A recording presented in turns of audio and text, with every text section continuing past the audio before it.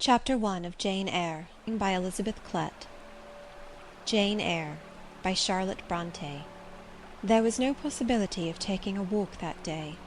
We had been wandering, indeed, in the leafless shrubbery an hour in the morning, but since dinner Mrs. Reed, when there was no company, dined early.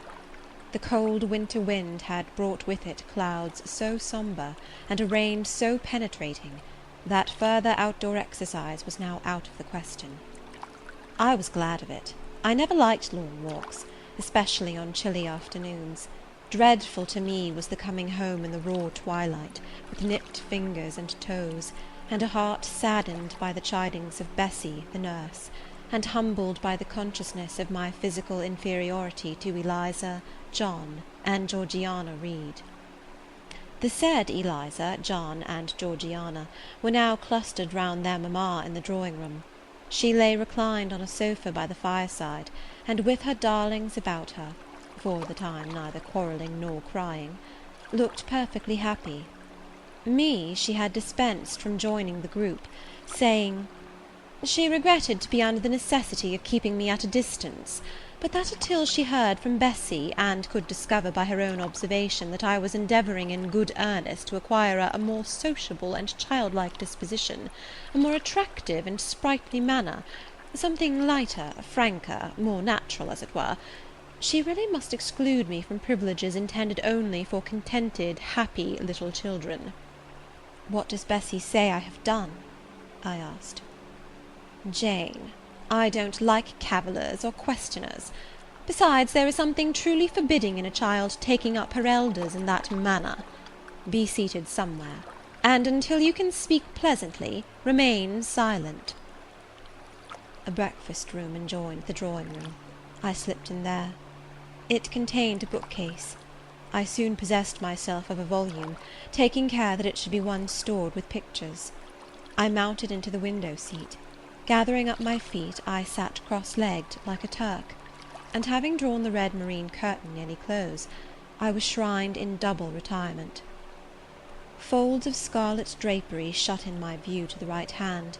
To the left were clear panes of glass, protecting but not separating me from the drear November day. At intervals, while turning over the leaves of my book, I studied the aspect of that winter afternoon. Afar, it offered a pale blank of mist and cloud, near a scene of wet lawn and storm-beat shrub, with ceaseless rains sweeping away wildly before a long and lamentable blast. I returned to my book, Bewick's History of British Birds. The letterpress thereof I cared little for, generally speaking, and yet there were certain introductory pages that, child as I was, I could not pass quite as a blank. They were those which treat of the haunts of sea-fowl, of the solitary rocks and promontories, by them only inhabited, of the coast of Norway, studded with isles from its southern extremity, the Lindness or Naze, to the North Cape, where the northern ocean in vast whirls boils round the naked melancholy isles of farthest Thule, and the Atlantic surge pours in among the stormy Hebrides. Nor could I pass unnoticed the suggestion of the bleak shores of Lapland, Siberia, Spitzbergen, Nova Zembla, Iceland, Greenland, with the vast sweep of the Arctic zone, and those forlorn regions of dreary space, that reservoir of frost and snow, where firm fields of ice, the accumulation of centuries of winters, glazed in alpine heights above heights, surround the pole, and concentrate the multiplied rigours of extreme cold. Of these death-white realms I formed an idea of my own, shadowy, like all the half-comprehended notions that float dim through children's brains, but strangely impressive. The words in these introductory pages connected themselves with the succeeding vignettes, and gave significance to the rocks standing at Boulogne in a sea of billow and spray, to the broken boat stranded on a desolate coast, to the cold and ghastly moon glancing through bars of cloud at a wreck just sinking. I cannot tell what sentiment haunted the quite solitary churchyard, with its inscribed headstone, its gate, its 2 trees, its low horizon, girdled by a broken wall and its newly risen crescent attesting the hour of eventide. The two ships becalmed on a torpid sea I believed to be marine phantoms. The fiend pinning down the thief's pack behind him I passed over quickly. It was an object of terror. So was the black horned thing, seated aloof on a rock, surveying a distant crowd surrounding a gallows.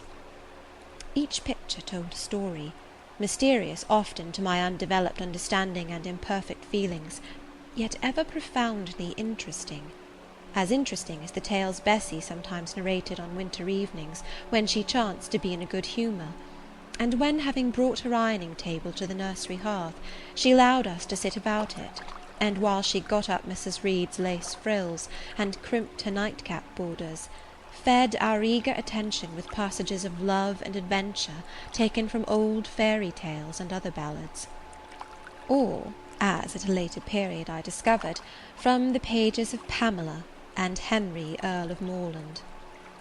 With Buick on my knee I was then happy at least in my way. I feared nothing but interruption, and that came too soon. The breakfast-room door opened. "Beau, Madam Mope!" cried the voice of John Reed. Then he paused. He found the room apparently empty. "Where the dickens is she?" he continued. "Lizzie, Georgie," calling to his sisters, "Joan is not here. Tell mamma she is run out into the rain, bad animal." It is well I drew the curtain, thought I, and I wished fervently he might not discover my hiding-place. Nor would John Reed have found it out himself. He was not quick either of vision or conception. But Eliza just put her head in at the door and said at once, "She is in the window-seat, to be sure, Jack." And I came out immediately, for I trembled at the idea of being dragged forth by the said Jack. "What do you want?" I asked with awkward diffidence. "Say, what do you want, Master Reed?" was the answer. "I want you to come here." And seating himself in an armchair, he intimated by a gesture that I was to approach and stand before him. John Reed was a schoolboy of 14 years old, 4 years older than I, for I was but 10, large and stout for his age, with a dingy and unwholesome skin, thick lineaments in a spacious visage, heavy limbs, and large extremities. He gorged himself habitually at table, which made him bilious, and gave him a dim and bleared eye and flabby cheeks. He ought now to have been at school, but his mamma had taken him home for a month or two, on account of his delicate health. Mr. Miles, the master, affirmed that he would do very well if he had fewer cakes and sweetmeats sent him from home, but the mother's heart turned from an opinion so harsh, and inclined rather to the more refined idea that John's sallowness was owing to over-application, and perhaps to pining after home. John had not much affection for his mother and sisters, and an antipathy to me. He bullied and punished me, not 2 or 3 times in the week, nor once or twice in the day, but continually. Every nerve I had feared him, and every morsel of flesh in my bones shrank when he came near. There were moments when I was bewildered by the terror he inspired, because I had no appeal whatever against either his menaces or his inflictions. The servants did not like to offend their young master by taking my part against him, and Mrs. Reed was blind and deaf on the subject. She never saw him strike or heard him abuse me, though he did both now and then in her very presence, more frequently, however, behind her back. Habitually obedient to John, I came up to his chair. He spent some 3 minutes in thrusting out his tongue at me as far as he could without damaging the roots. I knew he would soon strike, and while dreading the blow, I mused on the disgusting and ugly appearance of him who would presently deal it. I wonder if he read that notion in my face, for all at once, without speaking, he struck suddenly and strongly. I tottered, and on regaining my equilibrium retired back a step or 2 from his chair. "That is for your impudence in answering mamma a while since," said he, "and for your sneaking way of getting behind curtains, and for the look you had in your eyes 2 minutes since, you rat." Accustomed to John Reed's abuse, I never had an idea of replying to it. My care was how to endure the blow which would certainly follow the insult. "What were you doing behind the curtain?" he asked. "I was reading." "Show the book." I returned to the window and fetched it thence. "You have no business to take our books. You are a dependent, mamma says. You have no money. Your father left you none. You ought to beg, and not to live here with gentlemen's children like us, and eat the same meals we do, and wear clothes at our mamma's expense. Now I'll teach you to rummage my bookshelves, for they are mine. All the house belongs to me, or will do in a few years.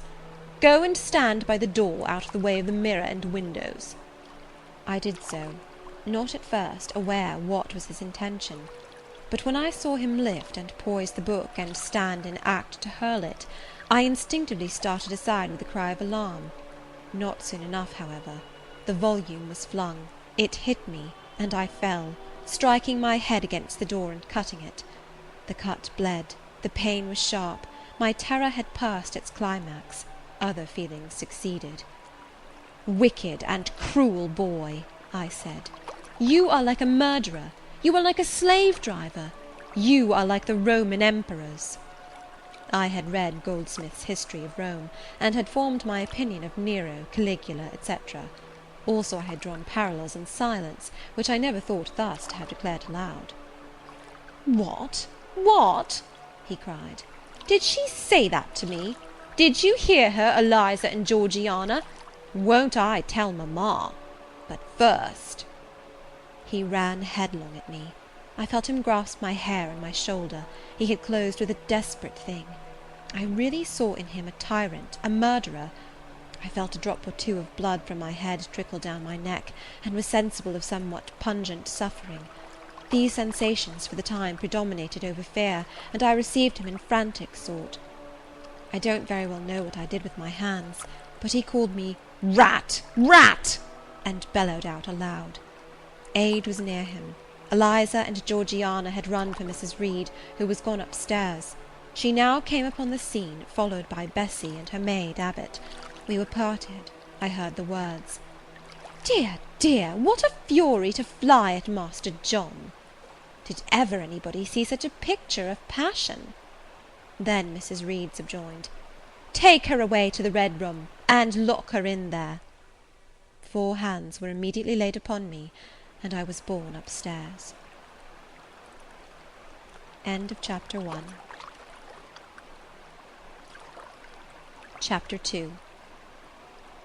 I resisted all the way, a new thing for me, and a circumstance which greatly strengthened the bad opinion Bessie and Miss Abbot were disposed to entertain of me. The fact is, I was a trifle beside myself, or rather out of myself, as the French would say. I was conscious that a moment's mutiny had already rendered me liable to strange penalties, and, like any other rebel slave, I felt resolved in my desperation to go all lengths. "Hold her arms, Miss Abbot, she's like a mad cat." "For shame, for shame!" cried the lady's maid. "What shocking conduct, Miss Eyre, to strike a young gentleman, your benefactress's son, your young master." "Master? How is he my master? Am I a servant?" "No, you are less than a servant, for you do nothing for your keep. There, sit down and think over your wickedness." They had got me by this time into the apartment indicated by Mrs. Reed, and had thrust me upon a stool. My impulse was to rise from it like a spring. Their 2 pair of hands arrested me instantly. "If you don't sit still, you must be tied down," said Bessie. "Miss Abbot, lend me your garters. She would break mine directly." Miss Abbot turned to divest a stout leg of the necessary ligature. This preparation for bonds, and the additional ignominy it inferred, took a little of the excitement out of me. "Don't take them off," I cried. "I will not stir." In guarantee whereof I attached myself to my seat by my hands. "Mind you don't," said Bessie, and when she had ascertained that I was really subsiding, she loosened her hold of me. Then she and Miss Abbot stood with folded arms, looking darkly and doubtfully on my face, as incredulous of my sanity. "She never did so before," at last said Bessie, turning to Abigail. but it was always in her," was the reply. "I've told Mrs. often my opinion about the child, and Mrs. agreed with me. She's an underhand little thing. I never saw a girl of her age with so much cover." Bessie answered not, but ere long addressing me, she said, "You ought to be aware, miss, that you are under obligations to Mrs. Reed. She keeps you. If she were to turn you off, you would have to go to the poor-house." I had nothing to say to these words. They were not new to me. My very first recollections of existence included hints of the same kind. This reproach of my dependence had become a vague sing-song in my ear, very painful and crushing, but only half intelligible. Miss Abbot joined in. "And you ought not to think yourself on an equality with the Mrs. Reed and Master Reed, because Mrs. kindly allows you to be brought up with them. They will have a great deal of money, and you will have none. It is your place to be humble, and to try to make yourself agreeable to them." "What we tell you is for your good," added Bessie in no harsh voice. "You should try to be useful and pleasant, then perhaps you would have a home here. But if you become passionate and rude, Mrs. will send you away, I am sure." "Besides," said Miss Abbot, "God will punish her. He might strike her dead in the midst of her tantrums, and then where would she go? Come, Bessie, we will leave her. I wouldn't have her heart for anything. Say your prayers, Miss Eyre, when you are by yourself, for if you don't repent, something bad might be permitted to come down the chimney and fetch you away." They went, shutting the door and locking it behind them. The Red Room was a square chamber, very seldom slept in, I might say never, indeed, unless when a chance influx of visitors at Gateshead Hall rendered it necessary to turn to account all the accommodation it contained. Yet it was one of the largest and stateliest chambers in the mansion. A bed supported on massive pillars of mahogany, hung with curtains of deep red damask, stood out like a tabernacle in the centre. The two large windows, with their blinds always drawn down, were half shrouded in festoons and falls of similar drapery. The carpet was red. The table at the foot of the bed was covered with a crimson cloth. The walls were a soft fawn colour with a blush of pink in it. The wardrobe, the toilet table, the chairs were of darkly polished old mahogany. Out of these deep surrounding shades rose high, and glared white, the piled-up mattresses and pillows of the bed, spread with a snowy Marseille counterpane. Scarcely less prominent was an ample cushioned easy-chair near the head of the bed, also white, with a footstool before it, and looking, as I thought, like a pale throne. This room was chill, because it seldom had a fire. It was silent, because remote from the nursery and kitchen. Solemn, because it was known to be so seldom entered. The housemaid alone came here on Saturdays, to wipe from the mirrors and the furniture a week's quiet dust, and Mrs. Reed herself, at far intervals, visited it to review the contents of a certain secret drawer in the wardrobe, where were stored divers parchments, her jewel casket, and a miniature of her deceased husband. And in those last words lies the secret of the Red Room, the spell which kept it so lonely in spite of its grandeur. Mr. Reed had been dead 9 years. It was in this chamber he breathed his last. Here he lay in state, hence his coffin was borne by the undertaker's men, and since that day a sense of dreary consecration had guarded it from frequent intrusion. My seat, to which Bessie and the bitter Miss Abbot had left me riveted, was a low ottoman near the marble chimney-piece. The bed rose before me. To my right hand there was the high dark wardrobe, with subdued broken reflections varying the gloss of its panels. To my left were muffled windows. A great looking-glass between them repeated the vacant majesty of the bed and room. I was not quite sure whether they had locked the door, and when I dared move I got up and went to see. Alas, yes, no jail was ever more secure. Returning, I had to cross before the looking-glass. My fascinated glance involuntarily explored the depth it revealed. All looked colder and darker in that visionary hollow than in reality. And the strange little figure there gazing at me, with a white face and arms specking the gloom, and glittering eyes of fear moving where all else was still, had the effect of a real spirit. I thought it like one of the tiny phantoms, half fairy, half imp, Bessie's evening stories represented as coming out of lone ferny dells and moors, and appearing before the eyes of belated travellers. I returned to my stool. Superstition was with me at that moment, but it was not yet her hour for complete victory. My blood was still warm, the mood of the revolted slave was still bracing me with its bitter vigour. I had to stem a rapid rush of retrospective thought before I quailed to the dismal present. All John Reed's violent tyrannies, all his sister's proud indifference, all his mother's aversion, all the servants' partiality, turned up in my disturbed mind like a dark deposit in a turbid well. Why was I always suffering, always browbeaten, always accused, for ever condemned? Why could I never please? Why was it useless to try to win anyone's favour? Eliza, who was headstrong and selfish, was respected.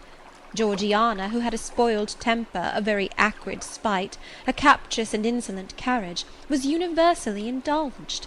Her beauty, her pink cheeks and golden curls, seemed to give delight to all who looked at her, and to purchase indemnity for every fault. John no one thwarted, much less punished, though he twisted the necks of the pigeons, killed the little pea-chicks, set the dogs at the sheep, stripped the hothouse vines of their fruit, and broke the buds off the choicest plants in the conservatory. He called his mother old girl, too, sometimes reviled her for her dark skin, similar to his own, bluntly disregarded her wishes, not unfrequently tore and spoiled her silk attire, and he was still her own darling. I dared commit no fault, I strove to fulfil every duty, and I was termed naughty and tiresome, sullen and sneaking, from morning to noon and from noon to night. My head still ached and bled with the blow and fall I had received. No one had reproved John for wantonly striking me, and because I had turned against him to avert farther irrational violence, I was loaded with general opprobrium. Unjust, unjust, said my reason, forced by the agonizing stimulus into precocious though transitory power, and resolve, equally wrought up, instigated some strange expedient to achieve escape from insupportable oppression, as running away, or if that could not be effected, never eating or drinking more, and letting myself die. What a consternation of soul was mine that dreary afternoon! How all my brain was in tumult, and all my heart in insurrection! Yet in what darkness, what dense ignorance was the mental battle fought! I could not answer the ceaseless inward question, why I thus suffered, now at the distance of, I will not say how many years. I see it clearly. I was a discord in Gateshead Hall. I was like nobody there. I had nothing in harmony with Mrs. Reed or her children, or her chosen vassalage. If they did not love me, in fact, as little did I love them. They were not bound to regard with affection a thing that could not sympathize with one amongst them, a heterogeneous thing, opposed to them in temperament, in capacity, in propensities, a useless thing, incapable of serving their interest or adding to their pleasure, a noxious thing, cherishing the germs of indignation at their treatment, of contempt of their judgment. I know that had I been a sanguine, brilliant, careless, exacting, handsome, romping child, though equally dependent and friendless, Mrs. Reed would have endured my presence more complacently. Her children would have entertained for me more of the cordiality of fellow-feeling. The servants would have been less prone to make me the scapegoat of the nursery. Daylight began to forsake the Red Room. It was past 4 o'clock, and the beclouded afternoon was tending to drear twilight. I heard the rain still beating continuously on the staircase window, and the wind howling in the grove behind the hall. I grew by degrees cold as a stone, and then my courage sank. My habitual mood of humiliation, self-doubt, forlorn depression, fell damp on the embers of my decaying ire. All said I was wicked, and perhaps I might be so. What thought had I been but just conceiving of starving myself to death? That certainly was a crime, and was I fit to die? Or was the vault under the chancel of Gateshead Church an inviting bourne? In such vault, I had been told, did Mr. Reed lie buried, and led by this thought to recall his idea, I dwelt on it with gathering dread. I could not remember him, but I knew that he was my own uncle, my mother's brother, that he had taken me when a parentless infant to his home, and that in his last moments he had required a promise of Mrs. Reed that she would rear and maintain me as one of her own children. Mrs. Reed probably considered she had kept this promise, and so she had, I dare say, as well as her nature would permit her. But how could she really like an interloper not of her race, and unconnected with her, after her husband's death, by any tie? It must have been most irksome to find herself bound by a hard-wrung pledge to stand in the stead of a parent to a strange child she could not love, and see an uncongenial alien permanently intruded on her own family group. A singular notion dawned upon me. I doubted not, never doubted, that if Mr. Reed had been alive he would have treated me kindly, and now, as I sat looking at the white bed and overshadowed walls, occasionally also turning a fascinated eye towards the dimly gleaming mirror, I began to recall what I had heard of dead men, troubled in their graves by the violation of their last wishes, revisiting the earth to punish the perjured and avenge the oppressed. And I thought Mr. Reed's spirit, harassed by the wrongs of his sister's child, might quit its abode, whether in the church vault or in the unknown world of the departed, and rise before me in this chamber. I wiped my tears and hushed my sobs, fearful lest any sign of violent grief might waken a preternatural voice to comfort me, or elicit from the gloom some haloed face, bending over me with strange pity. This idea, consolatory in theory, I felt would be terrible if realized. With all my might I endeavoured to stifle it, I endeavoured to be firm. Shaking my hair from my eyes, I lifted my head and tried to look boldly round the dark room. At this moment a light gleamed on the wall. Was it, I asked myself, a ray from the moon penetrating some aperture in the blind? No, moonlight was still, and this stirred. While I gazed, it glided up to the ceiling and quivered over my head. I can now conjecture readily that this streak of light was, in all likelihood, a gleam from a lantern carried by someone across the lawn. But then, prepared as my mind was for horror, shaken as my nerves were by agitation, I thought the swift darting beam was a herald of some coming vision from another world. My heart beat thick, my head grew hot, a sound filled my ears which I deemed the rushing of wings. Something seemed near me. I was oppressed, suffocated, endurance broke down. I rushed to the door and shook the lock in desperate effort. Steps came running along the outer passage. The key turned. Bessie and Abbot entered. "Miss Eyre, are you ill?" said Bessie. "What a dreadful noise! It went quite through me," exclaimed Abbot. "Take me out! Let me go into the nursery!" was my cry. "What for? Are you hurt? Have you seen something?" again demanded Bessie. "Oh, I saw a light, and I thought a ghost would come." I had now got hold of Bessie's hand, and she did not snatch it from me. "She has screamed out on purpose," declared Abbot in some disgust. "And what a scream! If she had been in great pain, one would have excused it, but she only wanted to bring us all here. I know her naughty tricks." "What is all this?" demanded another voice peremptorily, and Mrs. Reed came along the corridor, her cap flying wide, her gown rustling stormily. "Abbot and Bessie, I believe I gave orders that Jane Eyre should be left in the red room till I came to her myself." "Miss Jane screamed so loud, mum," pleaded Bessie. "Let her go," was the only answer. "Loose Bessie's hand, child. You cannot succeed in getting out by these means, be assured. I abhor artifice, particularly in children. It is my duty to show you that tricks will not answer. You will now stay here an hour longer, and it is only on condition of perfect submission and stillness that I shall liberate you then." "Oh, aunt, have pity! Forgive me! I cannot endure it! Let me be punished some other way! I shall be killed if—" "Silence! This violence is all most repulsive." And so, no doubt, she felt it. I was a precocious actress in her eyes. She sincerely looked on me as a compound of virulent passions, mean spirit, and dangerous duplicity. Bessie and Abbot having retreated, Mrs. Reed, impatient of my now frantic anguish and wild sobs, abruptly thrust me back and locked me in without further parley. I heard her sweeping away, and soon after she was gone, I suppose I had a species of fit. Unconsciousness closed the scene. End of chapter 2. Chapter 3. The next thing I remember is waking up with a feeling as if I had had a frightful nightmare, and seeing before me a terrible red glare crossed with thick black bars. I heard voices, too, speaking with a hollow sound, and as if muffled by a rush of wind or water.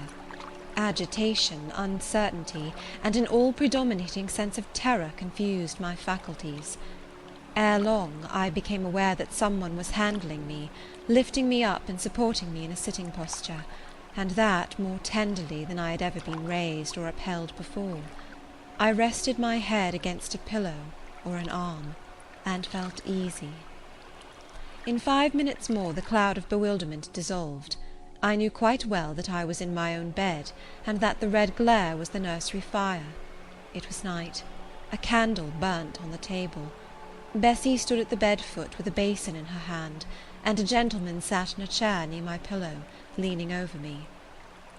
I felt an inexpressible relief, a soothing conviction of protection and security, when I knew that there was a stranger in the room, an individual not belonging to Gateshead, and not related to Mrs. Reed. Turning from Bessie, though her presence was far less obnoxious to me than that of Abbot, for instance, would have been, I scrutinized the face of the gentleman. I knew him. It was Mr. Lloyd, an apothecary, sometimes called in by Mrs. Reed when the servants were ailing. For herself and the children she employed a physician. "Well, who am I?" he asked. I pronounced his name, offering him at the same time my hand. He took it, smiling and saying, "We shall do very well by and by." Then he laid me down, and addressing Bessie, charged her to be very careful that I was not disturbed during the night. Having given some further directions, and intimates that he should call again the next day, he departed, to my grief. I felt so sheltered and befriended while he sat in the chair near my pillow, and as he closed the door after him, all the room darkened, and my heart again sank. Inexpressible sadness weighed it down. "Do you feel as if you should sleep, miss?" asked Bessie, rather softly. Scarcely dared I answer her, for I feared the next sentence might be rough. "I will try." "Would you like to drink, or could you eat anything?" "No, thank you, Bessie." "Then I think I shall go to bed, for it is past 12 o'clock, but you may call me if you want anything in the night." Wonderful civility this! It emboldened me to ask a question. "Bessie, what is the matter with me? Am I ill?" "You fell sick, I suppose, in the Red Room with the crying. You'll be better soon, no doubt." Bessie went into the housemaid's apartment, which was near. I heard her say, "Sarah, come and sleep with me in the nursery. I daren't for my life be alone with that poor child to-night. She might die. It's such a strange thing she should have that fit. I wonder if she saw anything. Missus was rather too hard." Sarah came back with her. They both went to bed. They were whispering together for half an hour before they fell asleep. I caught scraps of their conversation, from which I was able only too distinctly to infer the main subject discussed. Something passed her, all dressed in white, and vanished. A great black dog behind him. 3 loud raps on the chamber door. A light in the churchyard just over his grave, etc., etc. At last both slept. The fire and the candle went out.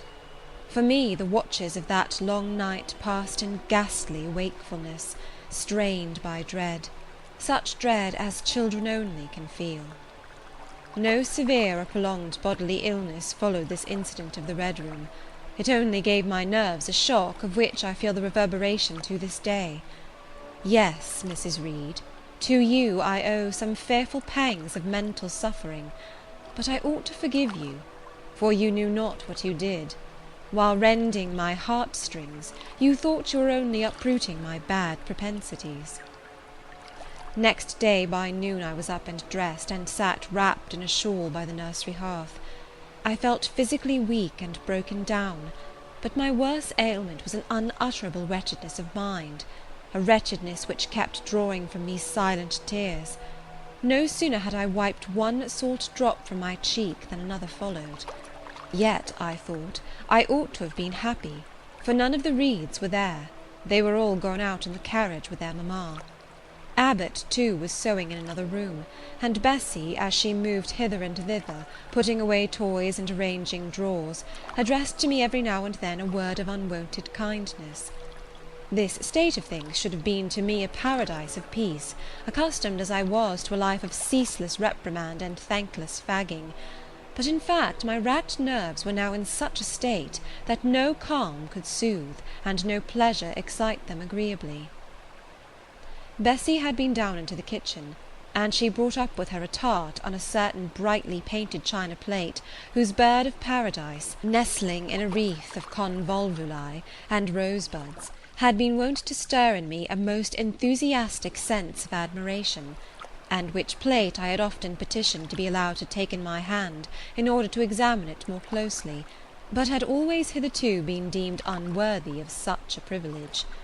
This precious vessel was now placed on my knee, and I was cordially invited to eat the circlet of delicate pastry upon it. Vain favour! Coming, like most other favours, long deferred, and often wished for, too late. I could not eat the tart, and the plumage of the bird, the tints of the flowers, seemed strangely faded. I put both plate and tart away. Bessy asked if I would have a book. The word book acted as a transient stimulus, and I begged her to fetch Gulliver's Travels from the library. This book I had again and again perused with delight. I considered it a narrative of facts, and discovered in it a vein of interest deeper than what I found in fairy tales.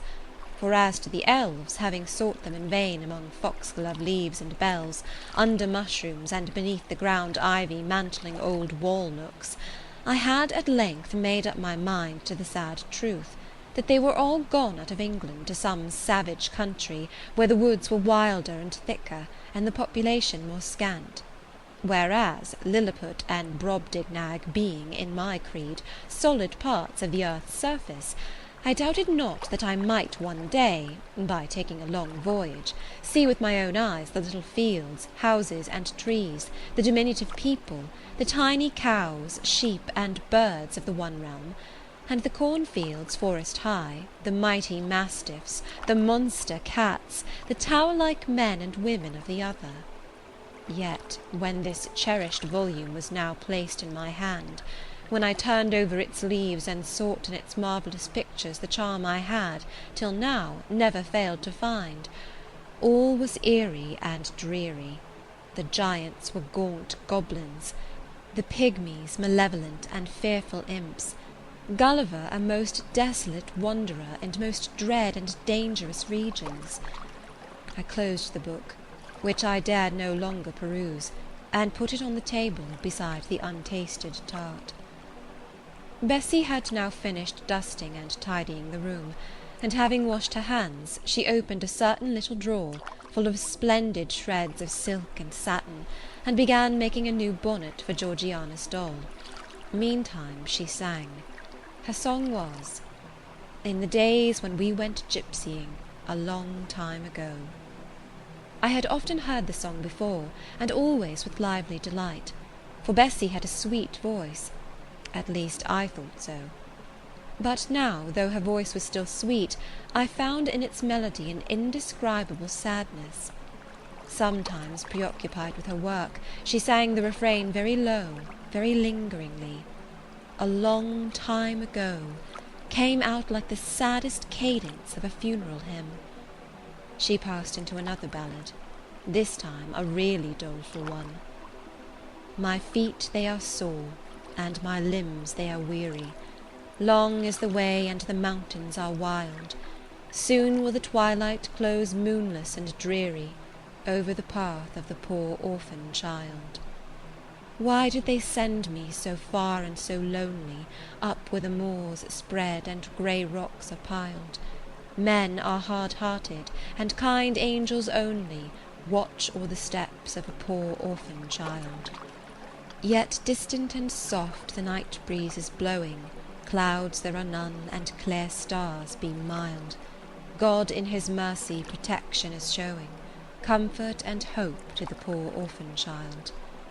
Even should I fall o'er the broken bridge passing, or stray in the marshes by false lights beguiled, still will my Father with promise and blessing take to his bosom the poor orphan child.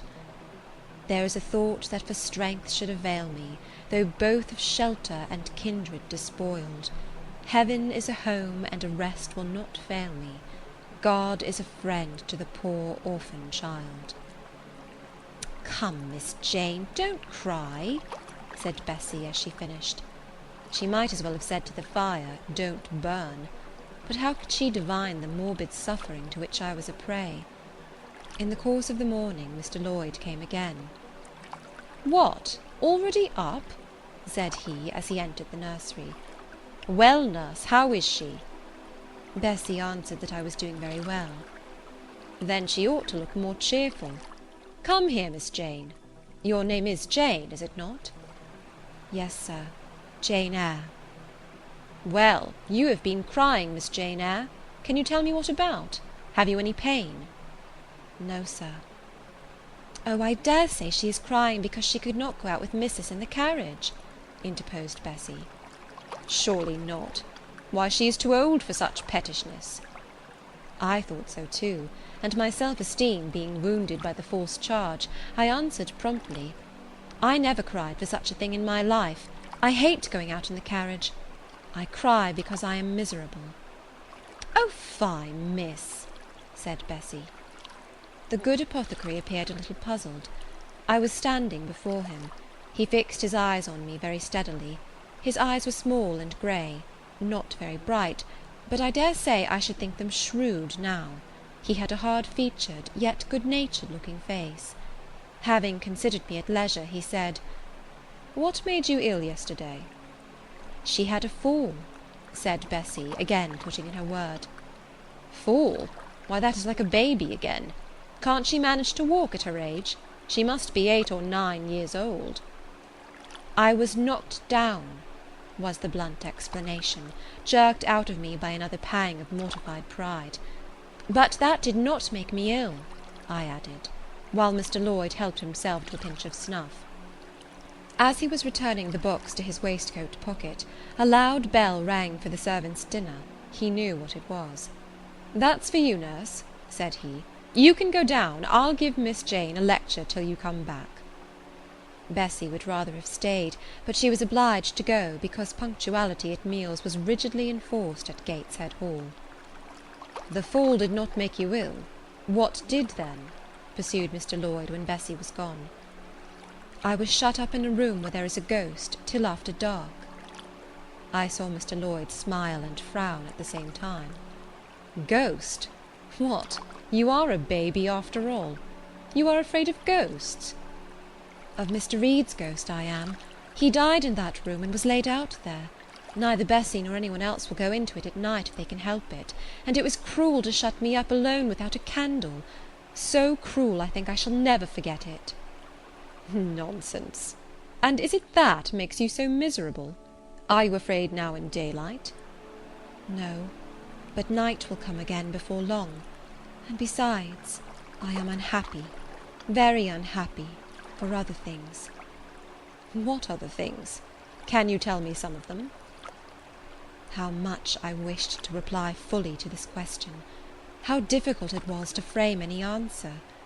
Children can feel, but they cannot analyse their feelings, and if the analysis is partially effected in thought, they know not how to express the result of the process in words.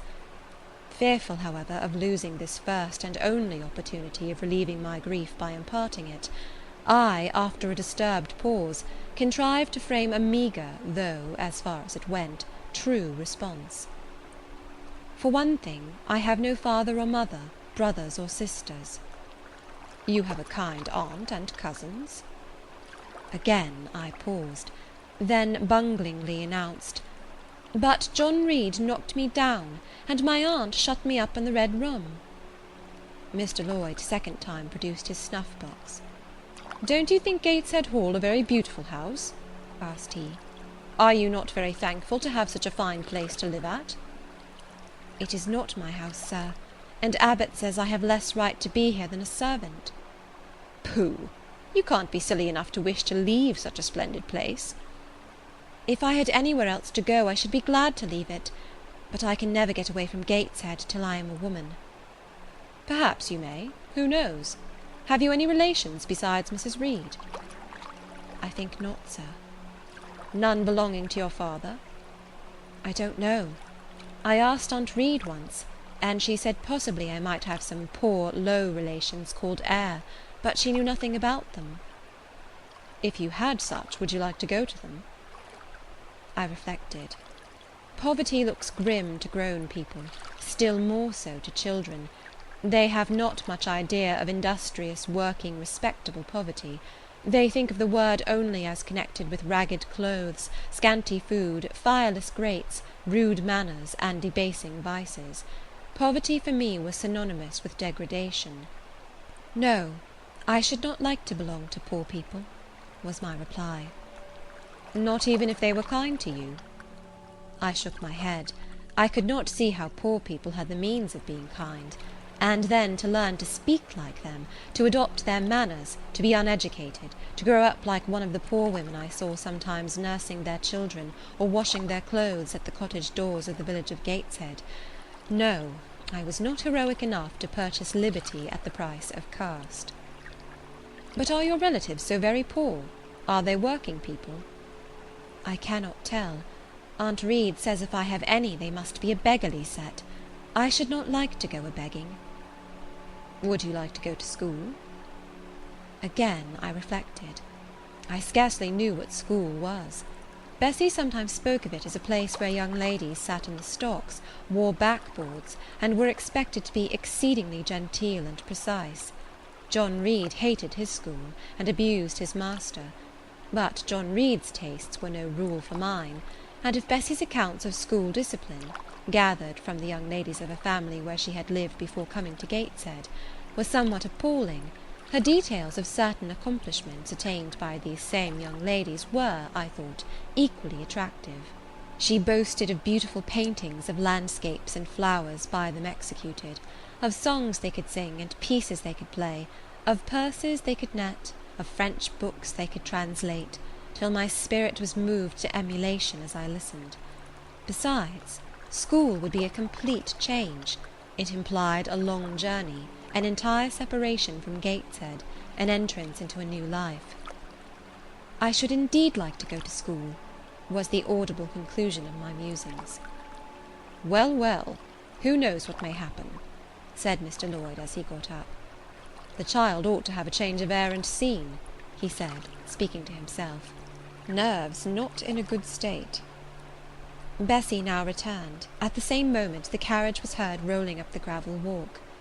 "Is that your mistress, nurse?" asked Mr. Lloyd. "I should like to speak to her before I go."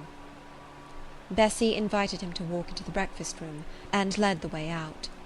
In the interview which followed between him and Mrs. Reed, I presume, from after occurrences, that the apothecary ventured to recommend my being sent to school, and the recommendation was no doubt readily enough adopted, for, as Abbot said in discussing the subject with Bessie, when both sat sewing in the nursery one night, after I was in bed, and, as they thought, asleep, Mrs. was, she dared say, glad enough to get rid of such a tiresome, ill-conditioned child, who always looked as if she were watching everybody, and scheming plots underhand.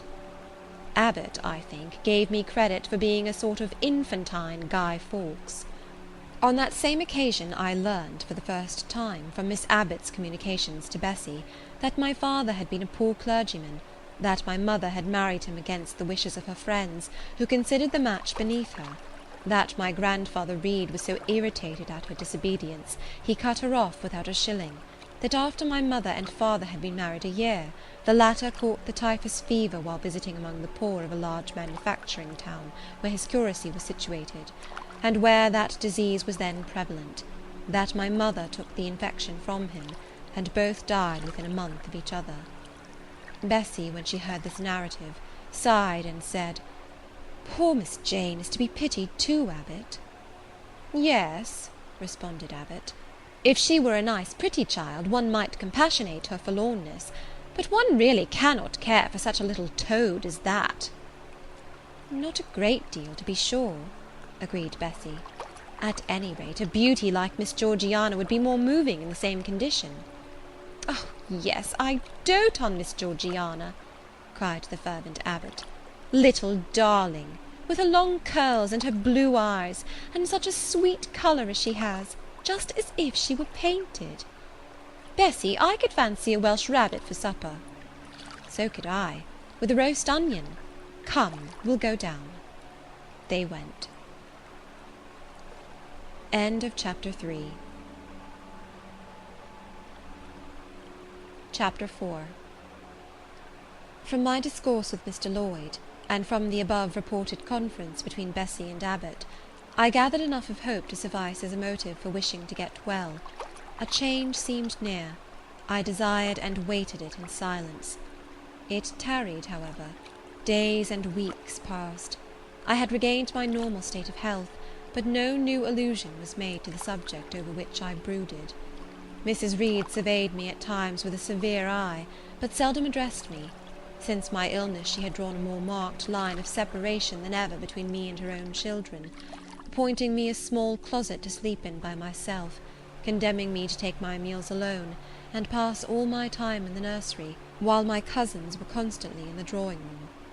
Not a hint, however, did she drop about sending me to school. Still I felt an instinctive certainty that she would not long endure me under the same roof with her, for her glance now more than ever, when turned on me, expressed an insuperable and rooted aversion. Eliza and Georgiana, evidently acting according to orders, spoke to me as little as possible.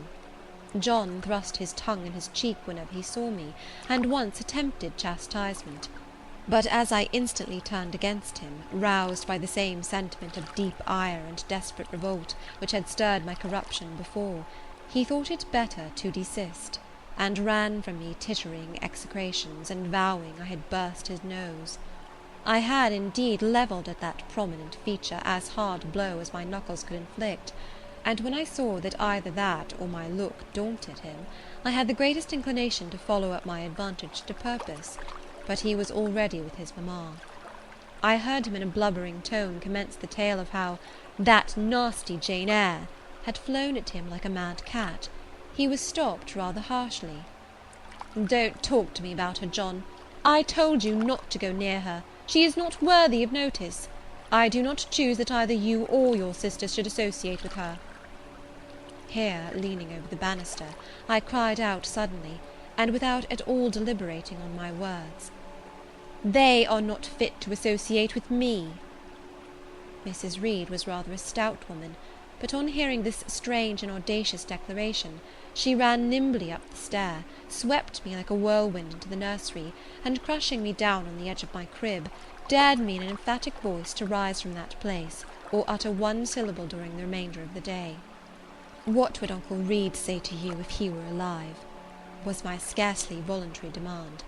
I say scarcely voluntary, for it seemed as if my tongue pronounced words without my will consenting to their utterance. Something spoke out of me over which I had no control. "What?" said Mrs. Reed under her breath. Her usually cold, composed grey eye became troubled with a look like fear. She took her hand from my arm, and gazed at me as if she really did not know whether I were child or fiend. I was now in for it. "My Uncle Reed is in heaven, and can see all you do and think, and so can papa and mamma. They know how you shut me up all day long, and how you wish me dead." Mrs. Reed soon rallied her spirits. She shook me most soundly, she boxed both my ears, and then left me without a word. Bessie supplied the hiatus by a homily of an hour's length, in which she proved beyond a doubt I was the most wicked and abandoned child ever reared under a roof. I half believed her, for I felt indeed only bad feelings surging in my breast. November, December, and half of January passed away. Christmas and the New Year had been celebrated at Gateshead with the usual festive cheer. Presents had been interchanged, dinners and evening parties given. From every enjoyment I was, of course, excluded.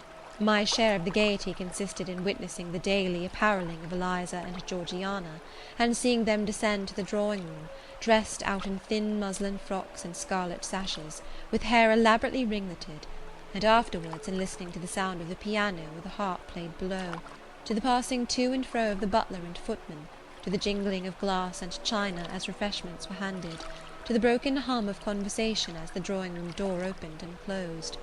When tired of this occupation, I would retire from the stair-head to the solitary and silent nursery. There, though somewhat sad, I was not miserable. To speak truth, I had not the least wish to go into company, for in company I was very rarely noticed, and if Bessy had but been kind and companionable, I should have deemed it a treat to spend the evenings quietly with her, instead of passing them under the formidable eyes of Mrs. Reed, in a room full of ladies and gentlemen. But Bessy, as soon as she had dressed her young ladies, used to take herself off to the lively regions of the kitchen and the housekeeper's room, generally bearing the candle along with her. I then sat with my doll on my knee till the fire got low, glancing round occasionally to make sure that nothing worse than myself haunted the shadowy room, and when the embers sank to a dull red, I undressed hastily, tugging at knots and strings as I best might, and sought shelter from cold and darkness in my crib. To this crib I always took my doll. Human beings must love something, and in the dearth of worthier objects of affection, I contrived to find a pleasure in loving and cherishing a faded graven image, shabby as a miniature scarecrow. It puzzles me now to remember with what absurd sincerity I doted on this little toy, half fancying it alive and capable of sensation. I could not sleep unless it was folded in my nightgown, and when it lay there safe and warm, I was comparatively happy, believing it to be happy likewise. Long did the hours seem while I waited the departure of the company, and listened for the sound of Bessy's step on the stairs. Sometimes she would come up in the interval to seek her thimble or her scissors, or perhaps to bring me something by way of supper, a bun or a cheesecake. Then she would sit on the bed while I ate it, and when I had finished, she would tuck the clothes round me, and twice she kissed me and said, "Good night, Miss Jane." When thus gentle, Bessy seemed to me the best, prettiest, kindest being in the world, and I wished most intensely that she would be always so pleasant and amiable, and never push me about, or scold, or task me unreasonably, as she was too often wont to do.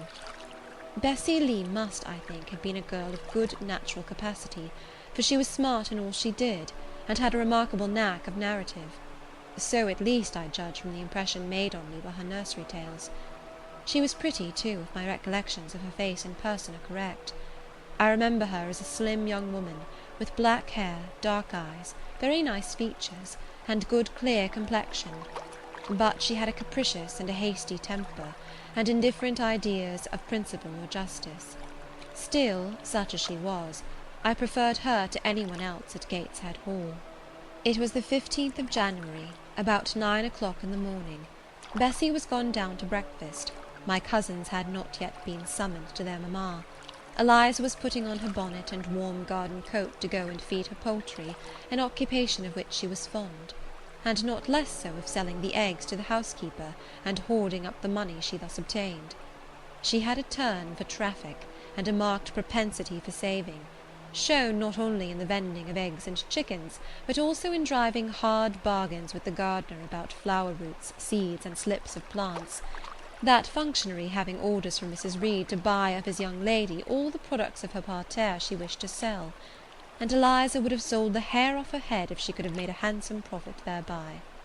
As to her money, she first secreted it in odd corners, wrapping it in a rag or an old curl paper, but some of these hoards having been discovered by the housemaid, Eliza, fearful of one day losing her valued treasure, consented to entrust it to her mother, at a usurious rate of interest, 50 or 60%, which interest she exacted every quarter, keeping her accounts in a little book with anxious accuracy. Georgiana sat on a high stool, dressing her hair at the glass, and interweaving her curls with artificial flowers and faded feathers, of which she had found a store in a drawer in the attic. I was making my bed, having received strict orders from Bessy to get it arranged before she returned. for Bessie now frequently employed me as a sort of under-nursery maid, to tidy the room, dust the chairs, etc. Having spread the quilt and folded my night-dress, I went to the window-seat to put in order some picture-books and doll's-house furniture scattered there.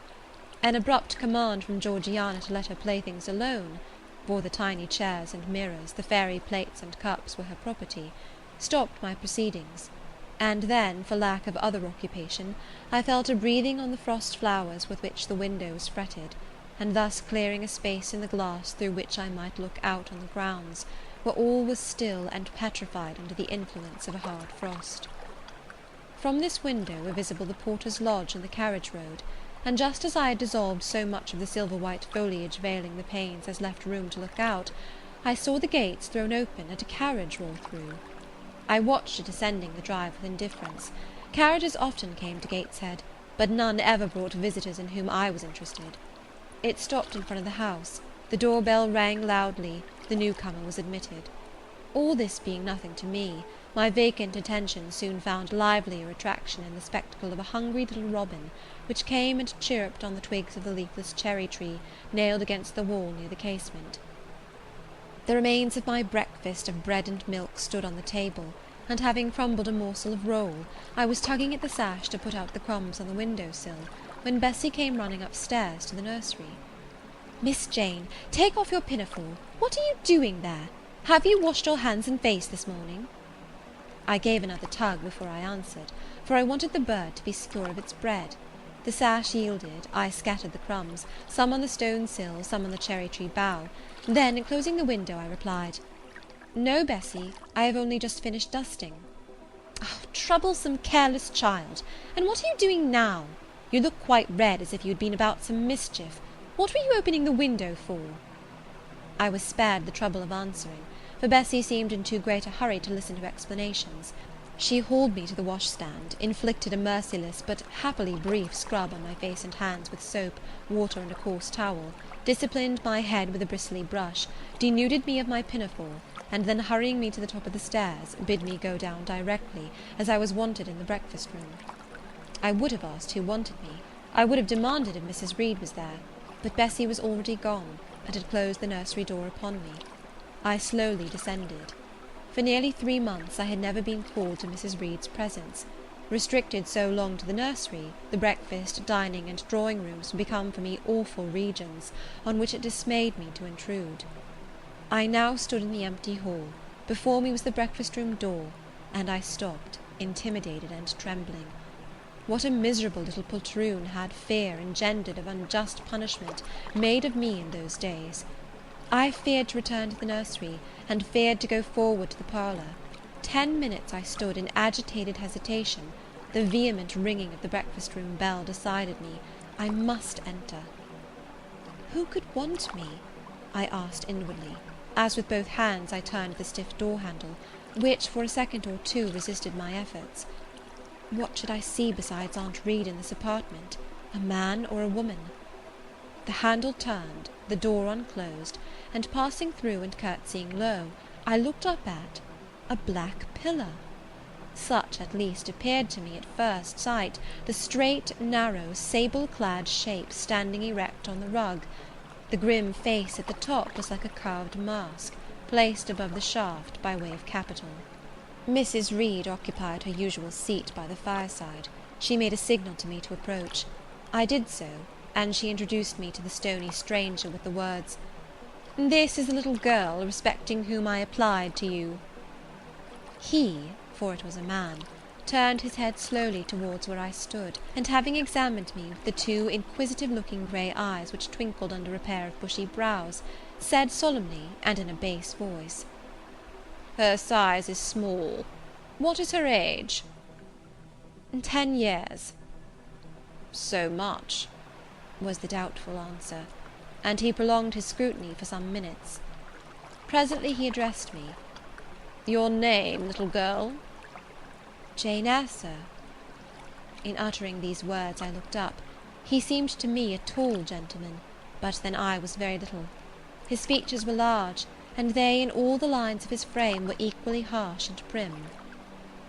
"Well, Jane Eyre, and are you a good child?" Impossible to reply to this in the affirmative. My little world held a contrary opinion. I was silent. Mrs. Reed answered for me by an expressive shake of the head, adding soon, "Perhaps the less said on that subject the better, Mr. Brocklehurst." "Sorry indeed to hear it. She and I must have some talk." And bending from the perpendicular, he installed his person in the armchair opposite Mrs. Reed's. "Come here," he said. I stepped across the rug. He placed me square and straight before him. What a face he had, now that it was almost on a level with mine! What a great nose, and what a mouth, and what large prominent teeth! "No sight so sad as that of a naughty child," he began, "especially a naughty little girl. Do you know where the wicked go after death?"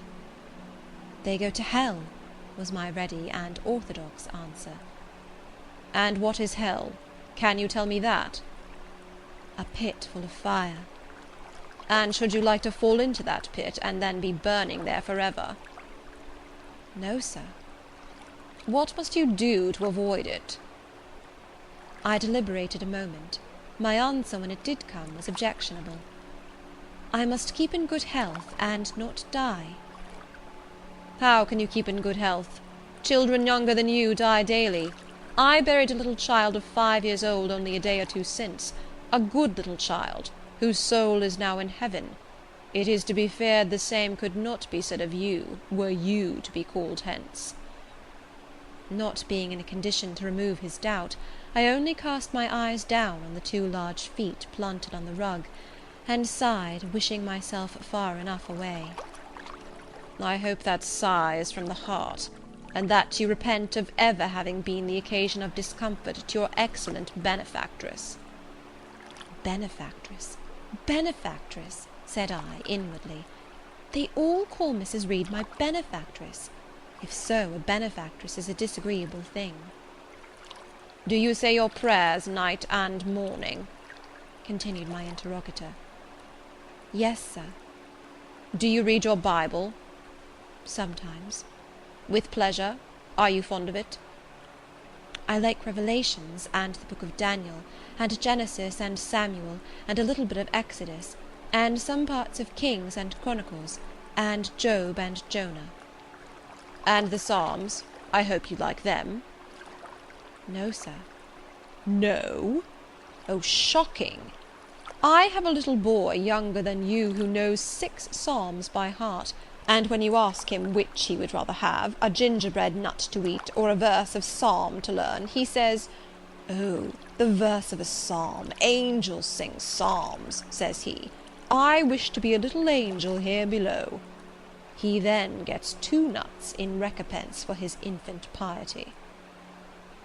"Psalms are not interesting," I remarked. "That proves you have a wicked heart, and you must pray to God to change it, to give you a new and clean one, to take away your heart of stone and give you a heart of flesh."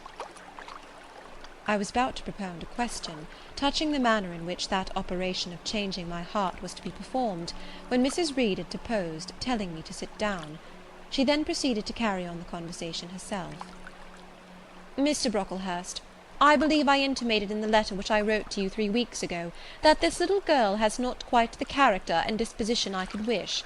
Should you admit her into Lowood School, I should be glad if the superintendent and teachers were requested to keep a strict eye on her, and above all to guard her against her worst fault, a tendency to deceit.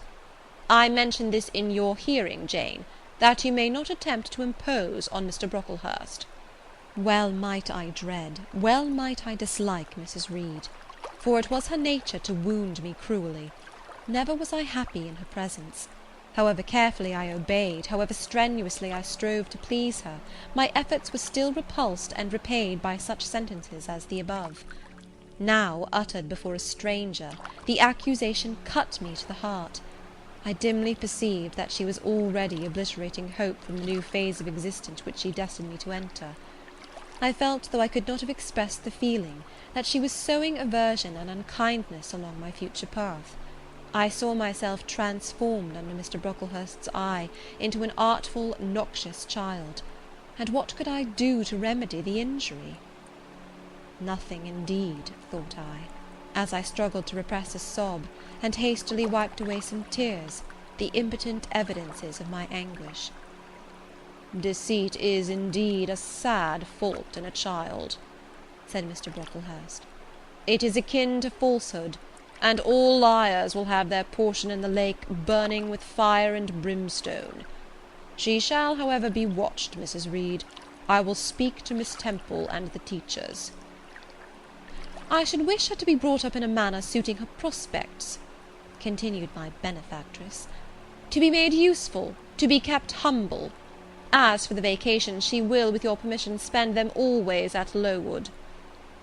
Your decisions are perfectly judicious, madam, returned Mr. Brocklehurst. Humility is a Christian grace, and one peculiarly appropriate to the pupils of Lowood. I therefore direct that especial care shall be bestowed on its cultivation amongst them. I have studied how best to mortify in them the worldly sentiment of pride, and only the other day I had a pleasing proof of my success. My second daughter, Augusta, went with her mamma to visit the school, and on her return she exclaimed, "Oh dear, papa, how quiet and plain all the girls at Lowood look, with their hair combed behind their ears, and their long pinafores, and the little holland pockets outside their frocks. They are almost like poor people's children. And," said she, "they looked at my dress and mamma's as if they had never seen a silk gown before." This is the state of things I quite approve, returned Mrs. Reed. Had I sought all England over, I could scarcely have found a system more exactly fitting a child like Jane Eyre. Consistency, my dear Mr. Brocklehurst. I advocate consistency in all things. Consistency, madam, is the first of Christian duties, and it has been observed in every arrangement connected with the establishment of Lowood. Plain fare, simple attire, unsophisticated accommodations, hardy and active habits. Such is the order of the day in the house and its inhabitants. Quite right, sir. I may then depend upon this child being received as a pupil at Lowood, and there being trained in conformity to her position and prospects. Madam, you may. She shall be placed in that nursery of chosen plants, and I trust she will show herself grateful for the inestimable privilege of her election. I will send to them as soon as possible, Mr. Brocklehurst, for I assure you I feel anxious to be relieved of a responsibility that was becoming too irksome. No doubt, madam. And now I wish you good morning. I shall return to Brocklehurst Hall in the course of a week or two. My good friend, the Archdeacon, will not permit me to leave him sooner. I shall send Miss Temple notice that she is to expect a new girl, so that there will be no difficulty about receiving her. Good-bye. Good-bye, Mr. Brocklehurst. Remember me to Mrs. and Miss Brocklehurst, and to Augusta and Theodore, and Master Broughton Brocklehurst. I will, madam. Little girl, here is a book entitled The Child's Guide. Read it with prayer, especially that part containing an account of the awfully sudden death of Martha G., a naughty child addicted to falsehood and deceit. With these words Mr. Brocklehurst put into my hand a thin pamphlet sewn in a cover, and having rung for his carriage, he departed. Mrs. Reed and I were left alone. Some minutes passed in silence. She was sewing. I was watching her. Mrs. Reed might be at that time some 6 or 7 and 30. She was a woman of robust frame, square-shouldered and strong-limbed, not tall, and though stout, not obese. She had a somewhat large face, the under-jaw being much developed and very solid. Her brow was low, her chin large and prominent, mouth and nose sufficiently regular. Under her light eyebrows glimmered an eye devoid of ruth. Her skin was dark and opaque, her hair nearly flaxen. Her constitution was sound as a bell. Illness never came near her. She was an exact, clever manager. Her household and tenantry were thoroughly under her control. Her children only at times defied her authority and laughed to scorn. She dressed well, and had a presence and port calculated to set off handsome attire. Sitting on a low stool a few yards from her armchair, I examined her figure. I perused her features. In my hand I held the tract containing the sudden death of the liar, to which narrative my attention had been pointed as to an appropriate warning. What had just passed? What Mrs. Reed had said concerning me to Mr. Brocklehurst, the whole tenor of their conversation, was recent, raw, and stinging in my mind. I had felt every word as acutely as I had heard it plainly, and a passion of resentment fermented now within me. Mrs. Reed looked up from her work, her eye settled on mine, her fingers at the same time suspended their nimble movements. "Go out of the room, return to the nursery," was her mandate.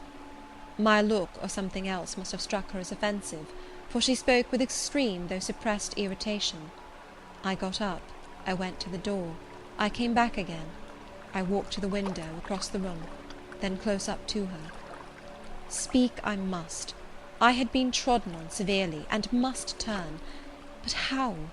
What strength had I to dart retaliation at my antagonist? I gathered my energies, and launched them in this blunt sentence. I am not deceitful. If I were, I should say I loved you. But I declare I do not love you. I dislike you the worst of anybody in the world except John Reed. And this book about the liar you may give to your girl, Georgiana, for it is she who tells lies, and not I. Mrs. Reed's hands still lay on her work, inactive. Her eye of ice continued to dwell freezingly on mine. "What more have you to say?" she asked, rather in the tone in which a person might address an opponent of adult age than such as ordinarily used to a child. That eye of hers, that voice, stirred every antipathy I had. Shaking from head to foot, thrilled with ungovernable excitement, I continued, "I am glad you are no relation of mine. I will never call you aunt again as long as I live.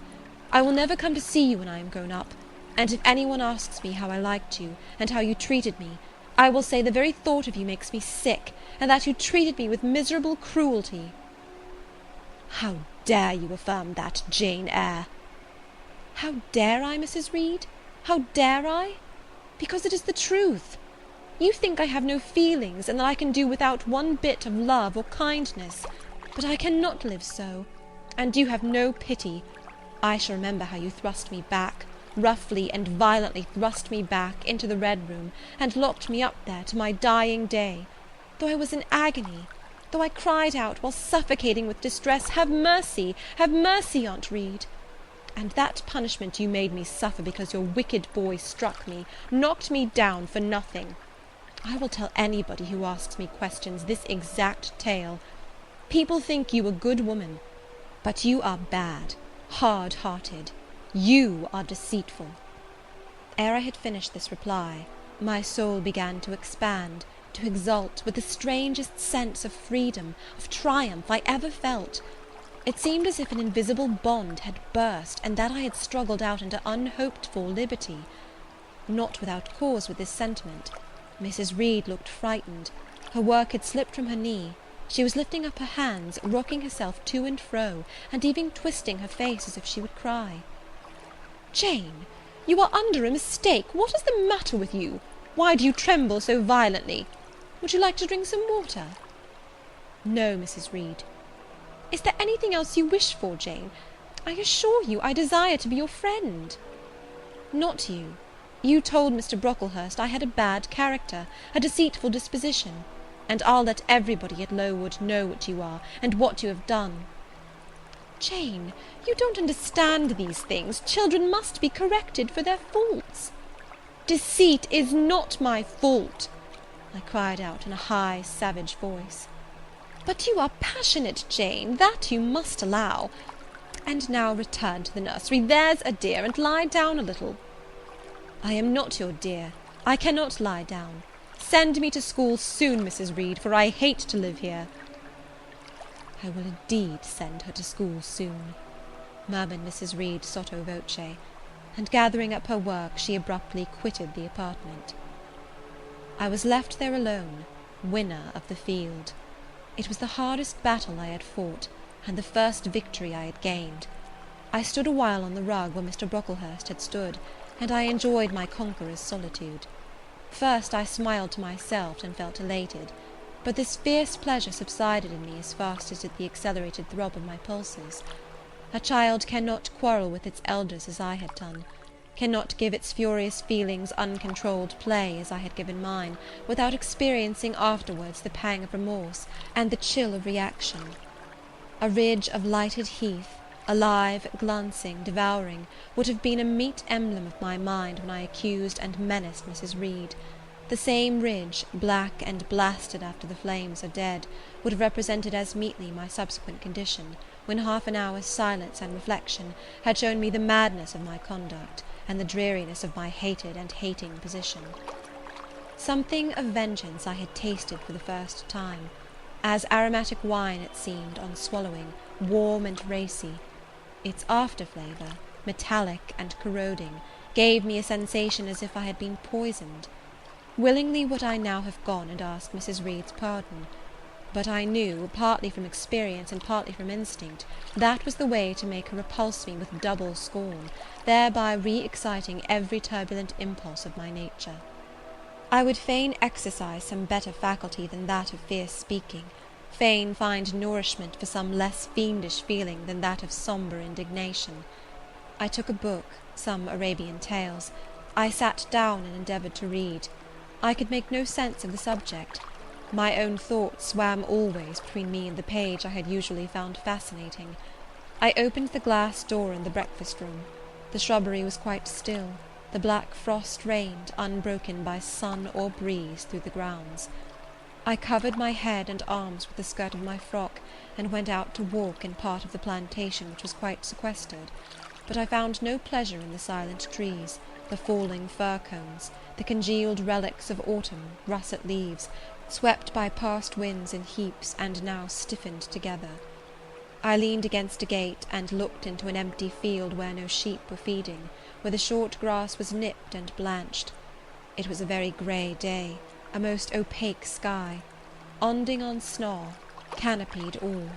Thence flakes fell in intervals, which settled on the hard path and on the hoary lea without melting. I stood, a wretched child enough, whispering to myself over and over again, "What shall I do? What shall I do?" All at once I heard a clear voice call, "Miss Jane, where are you? Come to lunch." It was Bessie, I knew well enough, but I did not stir. Her light step came tripping down the path. "You naughty little thing," she said, "why don't you come when you are called?" Bessie's presence, compared with the thoughts over which I had been brooding, seemed cheerful, even though, as usual, she was somewhat cross. The fact is, after my conflict with and victory over Mrs. Reed, I was not disposed to care much for the nursemaid's transitory anger, and I was disposed to bask in her youthful lightness of heart.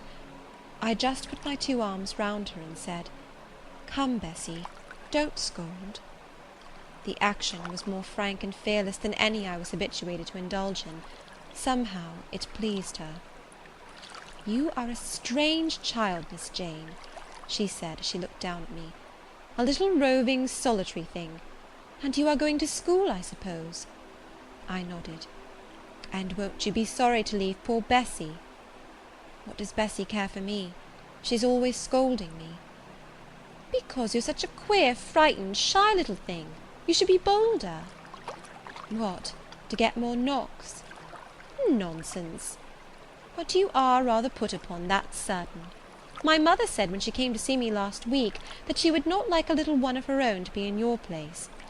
Now come in, and I've some good news for you." "I don't think you have, Bessie." "Child, what do you mean? What sorrowful eyes you fix on me? Well, but Missis and the young ladies and Master John are going out to tea this afternoon, and you shall have tea with me. I'll ask cook to bake you a little cake, and then you shall help me look over your drawers, for I am soon to pack your trunk. Missis intends you to leave Gateshead in a day or two, and you shall choose what toys you like to take with you." "Bessie, you must promise not to scold me any more till I go." "Well, I will. But mind you are a very good little girl, and don't be afraid of me. Don't start when I chance to speak rather sharply, it's so provoking." "I don't think I shall ever be afraid of you again, Bessie, because I have got used to you, and I shall soon have another set of people to dread." "If you dread them, they'll dislike you." "As you do, Bessie." "I don't dislike you, miss. I believe I am fonder of you than of all the others." "You don't show it." "You sharp little thing! You've got quite a new way of talking. What makes you so venturesome and hardy?" "Why, I shall soon be away from you, and besides—" I was going to say something about what had passed between me and Mrs. Reed, but on second thoughts I considered it better to remain silent on that head. "And so you're glad to leave me?" "Not at all, Bessy. Indeed, just now I'm rather sorry." "Just now, and rather! How coolly my little lady says it! I dare say now if I were to ask you for a kiss, you wouldn't give it me. You'd say you'd rather not." "I'll kiss you, and welcome. Bend your head down." Bessy stooped, we mutually embraced, and I followed her into the house quite comforted. That afternoon lapsed in peace and harmony, and in the evening Bessy told me some of her most enchanting stories, and sang me some of her sweetest songs. Even for me, life had its gleams of sunshine. End of Chapter 4. Chapter 5. 5 o'clock had hardly struck on the morning of the 19th of January, when Bessy brought a candle into my closet, and found me already up and nearly dressed. I had risen half an hour before her entrance, and had washed my face and put on my clothes by the light of a half-moon just setting, whose rays streamed through the narrow window near my crib. I was to leave Gateshead that day by a coach, which passed the lodge gates at 6 a.m. Bessy was the only person yet risen. She had lit a fire in the nursery, where she now proceeded to make my breakfast. Few children can eat when excited with the thoughts of a journey, nor could I. Bessy, having pressed me in vain to take a few spoonfuls of the boiled milk and bread she had prepared for me, wrapped up some biscuits in a paper, and put them into my bag. Then she helped me on with my pelisse and bonnet, and wrapping herself in a shawl, she and I left the nursery. As we passed Mrs. Reed's bedroom, she said, "Will you go in and bid Missus good-bye?"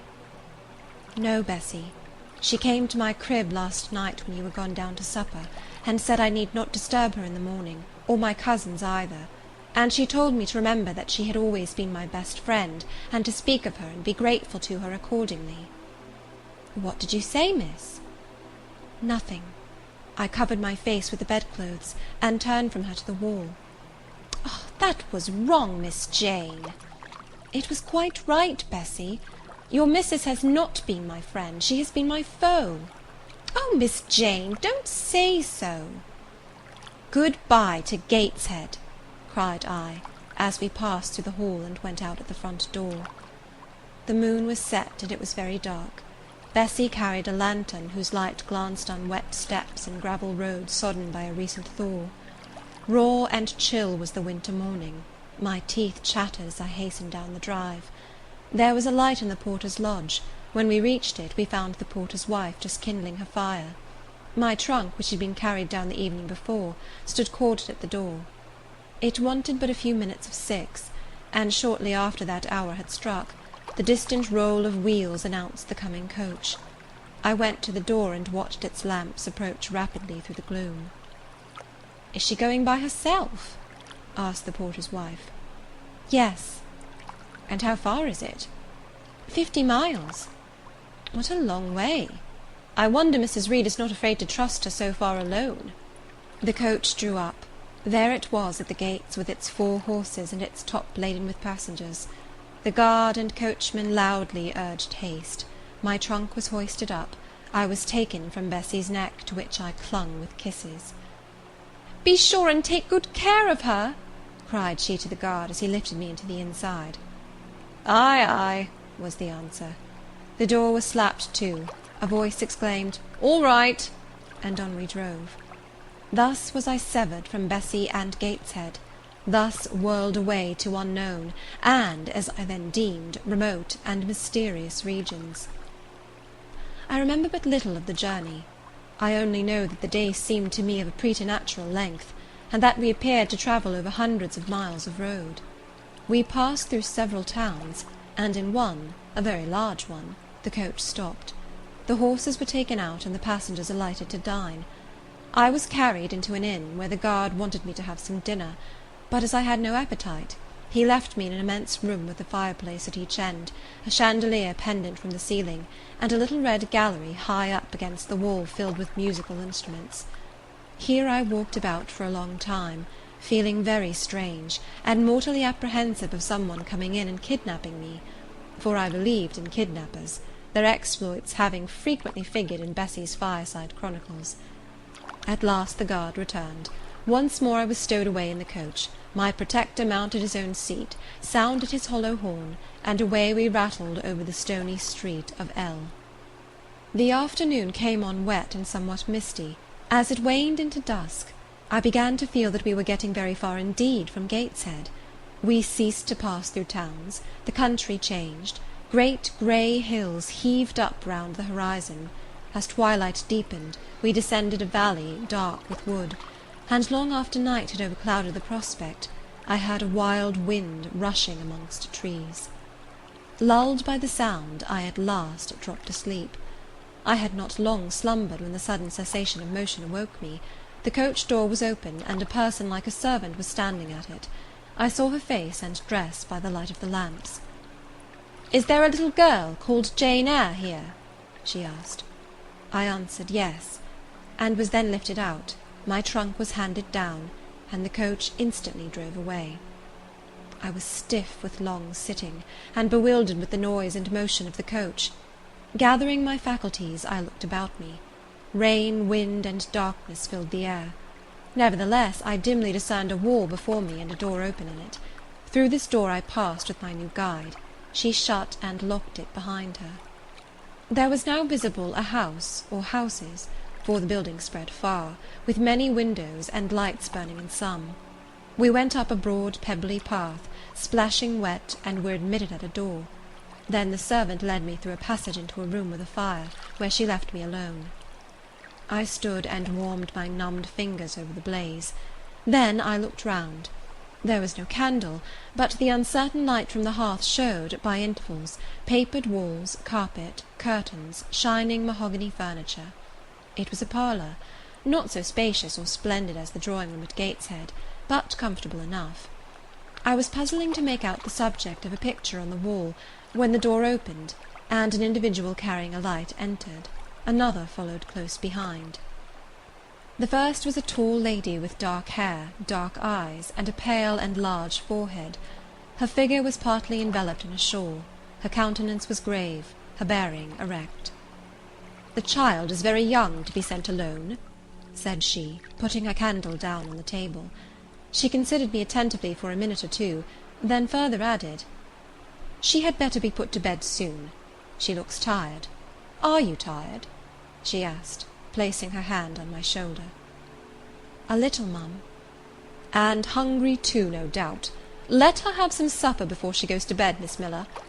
Is this the first time you have left your parents to come to school, my little girl?" I explained to her that I had no parents. She inquired how long they had been dead, then how old I was, what was my name, whether I could read, write, and sew a little. Then she touched my cheek gently with her forefinger, and saying, she hoped I should be a good child, dismissed me along with Miss Miller. The lady I had left might be about 29. The one who went with me appeared some years younger. The first impressed me by her voice, look, and air. Miss Miller was more ordinary, ruddy in complexion, though of a careworn countenance, hurried in gait and action, like one who had always a multiplicity of tasks on hand. She looked, indeed, what I afterwards found she really was, an under-teacher. Led by her, I passed from compartment to compartment, from passage to passage, of a large and irregular building, till, emerging from the total and somewhat dreary silence pervading that portion of the house we had traversed, we came upon the hum of many voices, and presently entered a wide long room, with great deal tables, 2 at each end, on each of which burnt a pair of candles, and seated all round on benches, a congregation of girls of every age, from 9 or 10 to 20. Seen by the dim light of the dips, their number to me appeared countless, though not in reality exceeding 80. They were uniformly dressed in brown stuff frocks of quaint fashion, and long holland pinafores. It was the hour of study. They were engaged in conning over their tomorrow's task, and the hum I had heard was the combined result of their whispered repetitions. Miss Miller signed to me to sit on a bench near the door, then walking up to the top of the long room, she cried out, "Monitors, collect the lesson books and put them away."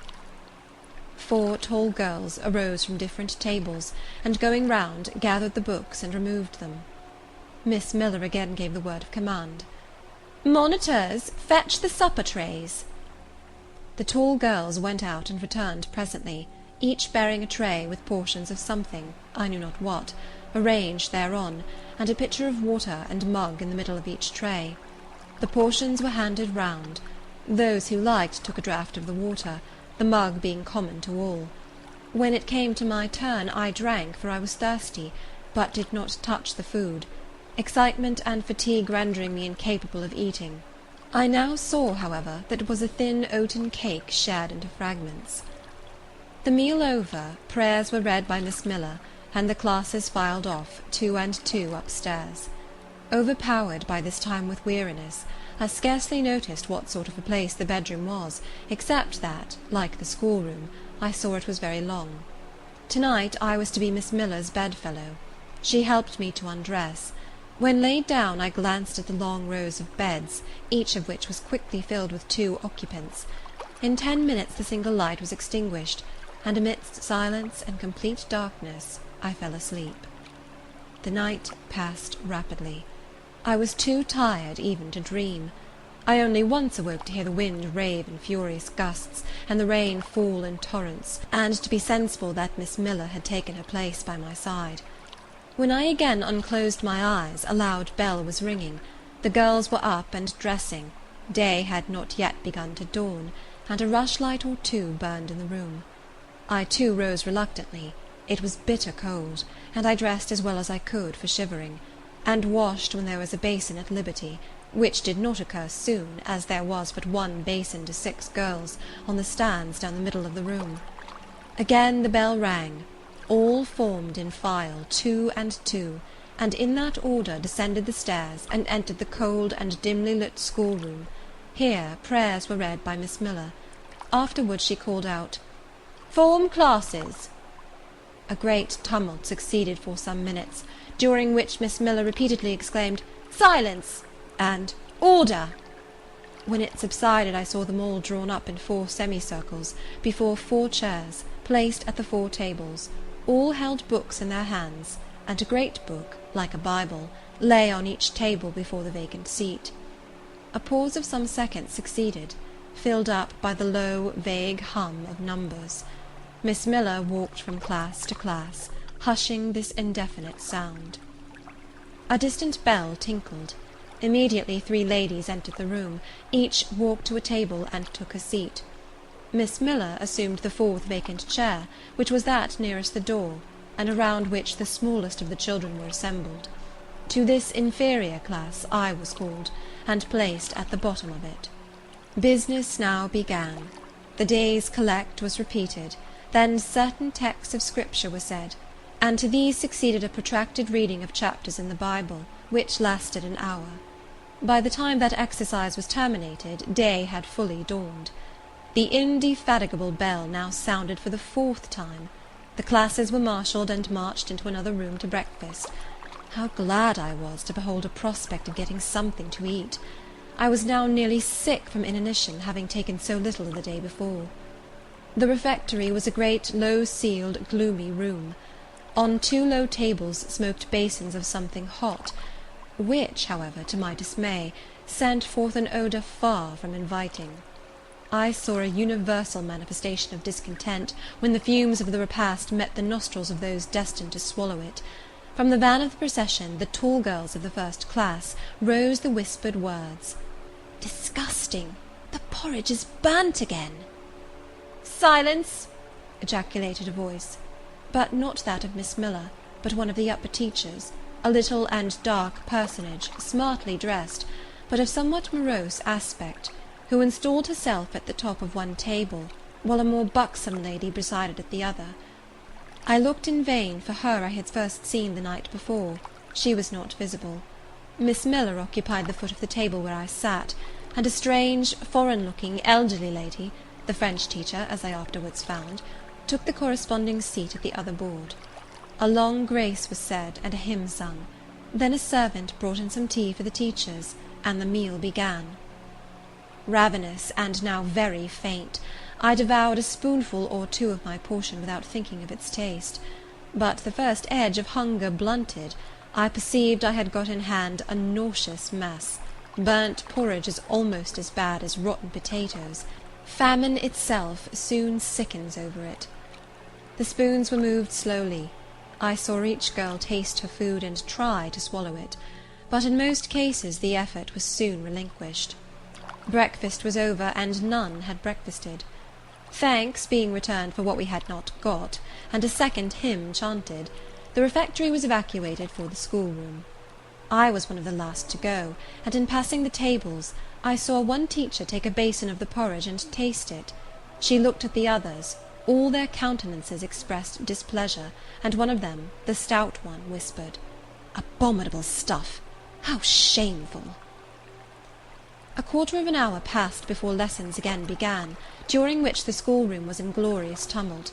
For that space of time it seemed to be permitted to talk loud and more freely, and they used their privilege.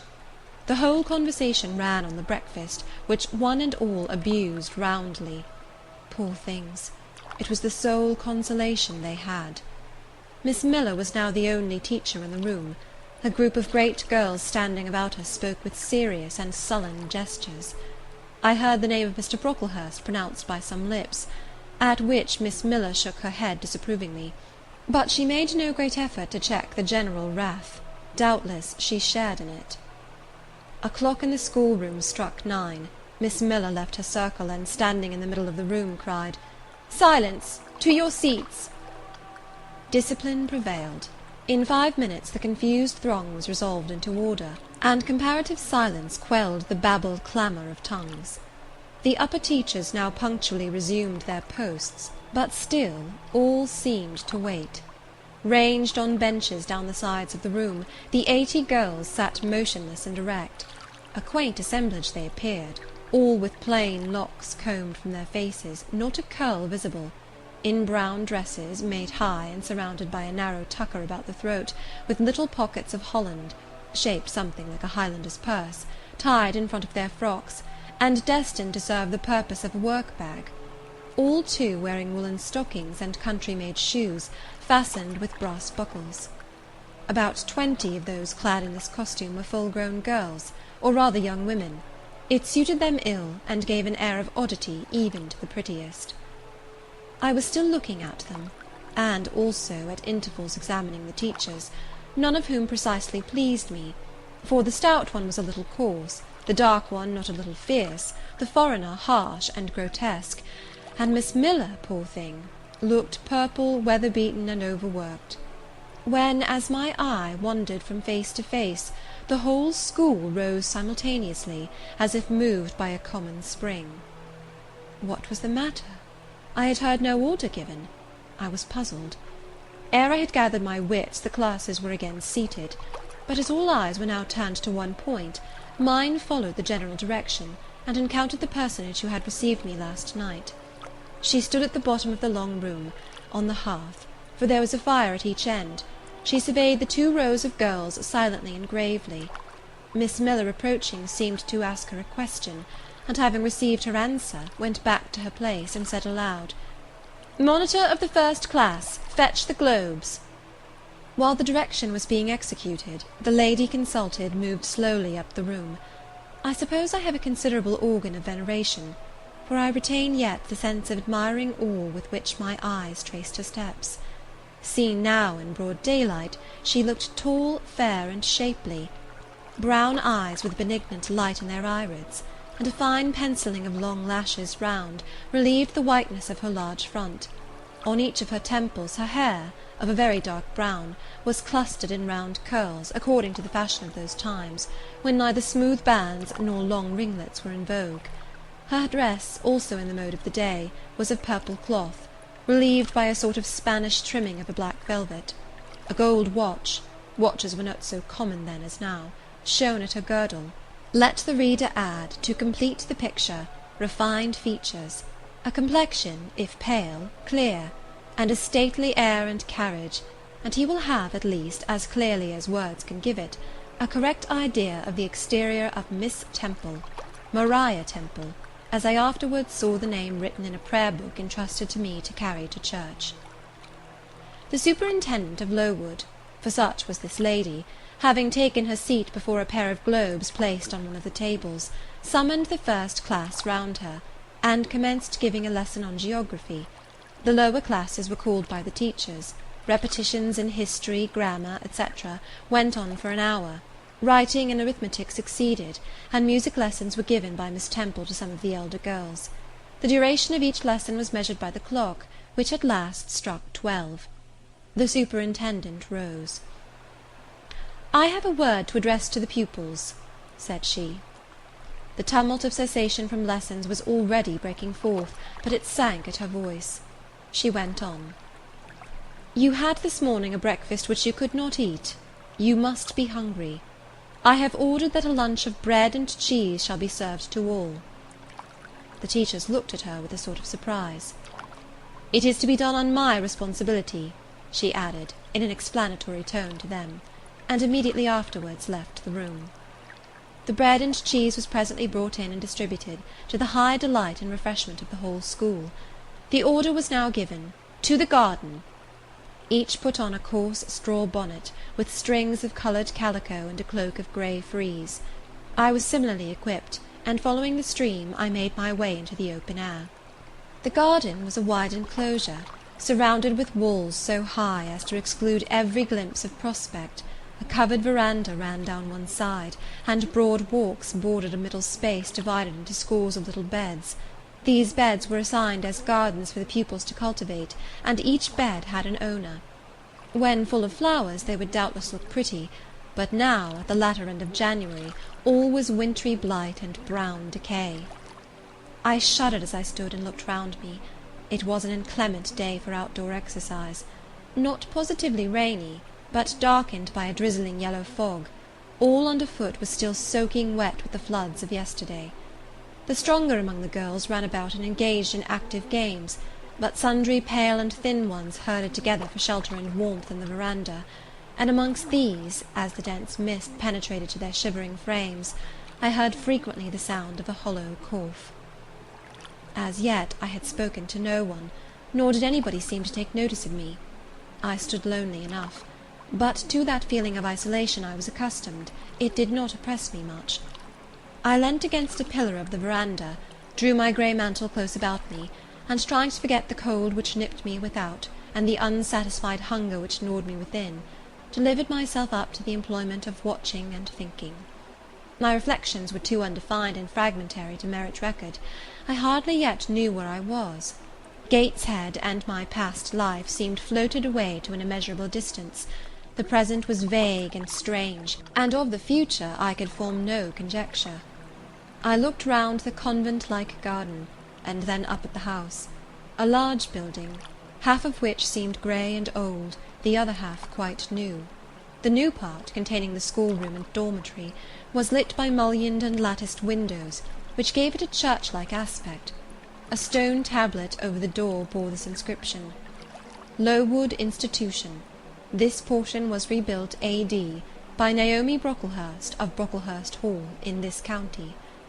Let your light so shine before men, that they may see your good works, and glorify your Father which is in heaven. St. Matthew, verse 16. I read these words over and over again. I felt that an explanation belonged to them, and was unable fully to penetrate their import. I was still pondering the significance of institution, and endeavouring to make out a connection between the first words and verse of Scripture, when the sound of a cough close behind me made me turn my head. I saw a girl sitting on a stone bench near. She was bent over a book, on the perusal of which she seemed intent. From where I stood I could see the title. It was Rasselas, a name that struck me as strange, and consequently attractive. In turning a leaf she happened to look up, and I said to her directly, "Is your book interesting?" I had already formed the intention of asking her to lend it to me some day. "I like it," she answered, after a pause of a second or two, during which she examined me. "What is it about?" I continued. I hardly know where I found the hardihood thus to open a conversation with a stranger. The step was contrary to my nature and habits, but I think her occupation touched a chord of sympathy somewhere, for I too liked reading, though of a frivolous and childish kind. I could not digest or comprehend the serious or substantial. "You may look at it," replied the girl, offering me the book. I did so. A brief examination convinced me that the contents were less taking than the title. Rasselas looked dull to my trifling taste. I saw nothing about fairies, nothing about genii, no bright variety seemed spread over the closely printed pages. I returned it to her. She received it quietly, and without saying anything she was about to relapse into her former studious mood. Again I ventured to disturb her. "Can you tell me what the writing on that stone over the door means? What is Lowood Institution?" "This house where you are come to live." "And why do they call it an institution? Is it in any way different from other schools?" "It is partly a charity school. You and I and all the rest of us are charity children. I suppose you are an orphan. Are not either your father or your mother dead?" "Both died before I can remember." "Well, all the girls here have lost either one or both parents, and this is called an institution for educating orphans." "Do we pay no money? Do they keep us for nothing?" "We pay, or our friends pay, £15 a year for each." "Then why do they call us charity children?" "Because £15 is not enough for board and teaching, and the deficiency is supplied by subscription." "Who subscribes?" "Different benevolent-minded ladies and gentlemen in this neighbourhood and in London." "Who is Naomi Brocklehurst?" "The lady who built the new part of this house, as that tablet records, and whose son overlooks and directs everything here." "Why?"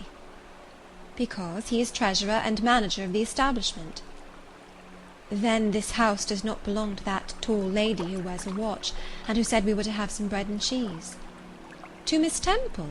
Oh, no, I wish it did. She has to answer to Mr. Brocklehurst for all she does. Mr. Brocklehurst buys all our food and all our clothes." "Does he live here?"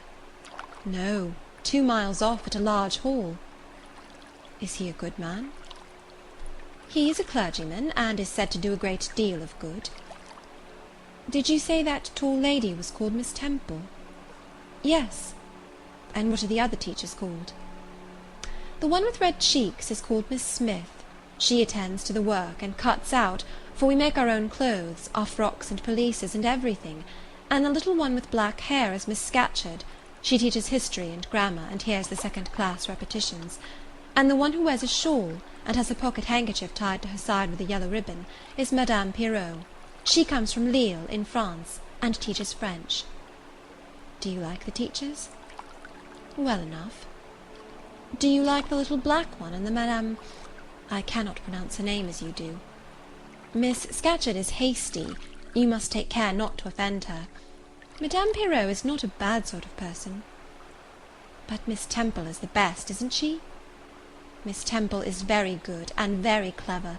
She is above the rest, because she knows far more than they do." "Have you been long here?" 2 years. "Are you an orphan?" "My mother is dead." "Are you happy here?" "You ask rather too many questions. I have given you enough answers for the present. Now I want to read." But at that moment the summons sounded for dinner. All re-entered the house. The odour which now filled the refectory was scarcely more appetizing than that which had regaled our nostrils at breakfast. The dinner was served in 2 huge tin-plated vessels, whence rose a strong steam redolent of rancid fat.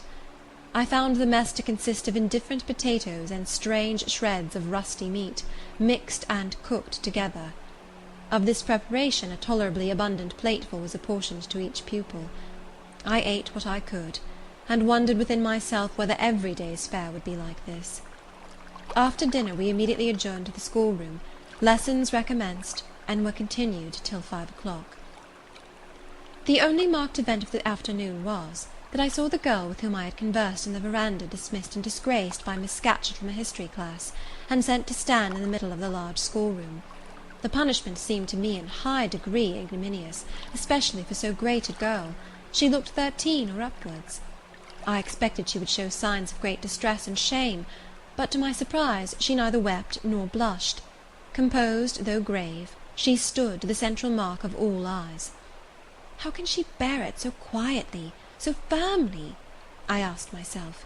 Were I in her place, it seems to me I should wish the earth to open and swallow me up. She looks as if she were thinking of something beyond her punishment, beyond her situation, of something not round her, nor before her.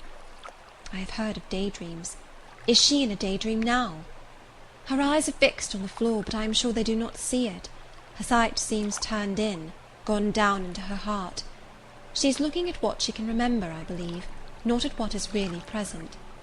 I wonder what sort of a girl she is, whether good or naughty.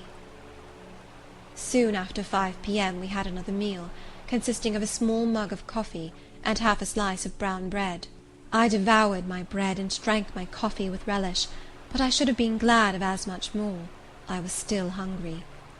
Half an hour's recreation succeeded, then study, then the glass of water and the piece of oatcake, prayers, and bed. Such was my first day at Lowood. End of Chapter 5. Chapter 6. The next day commenced as before, getting up and dressing by rushlight, but this morning we were obliged to dispense with the ceremony of washing. The water in the pitchers was frozen. A change had taken place in the weather the preceding evening, and a keen north-east wind, whistling through the crevices of our bedroom windows all night long, had made us shiver in our beds, and turned the contents of the ewers to ice. Before the long hour and a half of prayers and Bible reading was over, I felt ready to perish with cold. Breakfast time came at last, and this morning the porridge was not burnt. The quality was eatable, the quantity small. How small my portion seemed! I wished it had been doubled. In the course of the day I was enrolled a member of the 4th class, and regular tasks and occupations were assigned me. Hitherto I had only been a spectator of the proceedings at Lowood. I was now to become an actor therein. At first, being little accustomed to learn by heart, the lessons appeared to me both long and difficult. The frequent change from task to task, too, bewildered me, and I was glad when, about 3 o'clock in the afternoon, Miss Smith put into my hands a border of muslin 2 yards long, together with needle, thimble, etc., and sent me to sit in a quiet corner of the schoolroom, with directions to hem the same. At that hour most of the others were sewing likewise, but one class still stood round Miss Scatcherd's chair reading, and as all was quiet, the subject of their lessons could be heard, together with the manner in which each girl acquitted herself, and the animadversions or commendations of Miss Scatcherd on the performance. It was English history. Among the readers I observed my acquaintance of the veranda. At the commencement of the lesson, her place had been at the top of the class, but for some error of pronunciation, or some inattention to stops, she was suddenly sent to the very bottom. Even in that obscure position, Miss Scatcherd continued to make her an object of constant notice. She was continually addressing to her such phrases as the following: "Burns," such it seems was her name. The girls here were all called by their surnames, as boys are elsewhere. "Burns, you are standing on the side of your shoe. Turn your toes out immediately." "Burns, you poke your chin most unpleasantly. Draw it in." "Burns, I insist on your holding your head up. I will not have you before me in that attitude," etc., etc. A chapter having been read through twice, the books were closed and the girls examined. The lesson had comprised part of the reign of Charles I, and there were sundry questions about tonnage and poundage and ship money, which most of them appeared unable to answer. Still, every little difficulty was solved instantly when it reached Burns. Her memory seemed to have retained the substance of the whole lesson, and she was ready with answers on every point. I kept expecting that Miss Scatcherd would praise her attention, but instead of that she suddenly cried out, "You dirty, disagreeable girl! You have never cleaned your nails this morning." Burns made no answer. I wondered at her silence. Why, thought I, does she not explain that she could neither clean her nails nor wash her face, as the water was frozen? My attention was now called off by Miss Smith desiring me to hold a skein of thread while she was winding it. She talked to me from time to time, asking whether I had ever been at school before, whether I could mark, stitch, knit, etc. Till she dismissed me, I could not pursue my observations on Miss Scatcherd's movements. When I returned to my seat, that lady was just delivering an order of which I did not catch the import, but Burns immediately left the class, and going into the small inner room where the books were kept, returned in half a minute, carrying in her hand a bundle of twigs tied together at one end. This ominous tool she presented to Miss Scatcherd with a respectful courtesy. Then she quietly, and without being told, unloosed her pinafore, and the teacher instantly and sharply inflicted on her neck a dozen strokes with the bunch of twigs. Not a tear rose to Burns's eye, and while I paused from my sewing, because my fingers quivered at this spectacle with a sentiment of unavailing and impotent anger, not a feature of her pensive face altered its ordinary expression. "Hardened girl!" exclaimed Miss Scatcherd. "Nothing can correct you of your slatternly habits. Carry the rod away." Burns obeyed. I looked at her narrowly as she emerged from the book-closet. She was just putting back her handkerchief into her pocket, and the trace of a tear glistened on her thin cheek. The play hour in the evening I thought the pleasantest fraction of the day at Lowood. The bit of bread, the draught of coffee swallowed at 5 o'clock had revived vitality, if it had not satisfied hunger. The long restraint of the day was slackened. The schoolroom felt warmer than in the morning, its fires being allowed to burn a little more brightly, to supply, in some measure, the place of candles not yet introduced. The ruddy gloaming, the licensed uproar, the confusion of many voices gave one a welcome sense of liberty.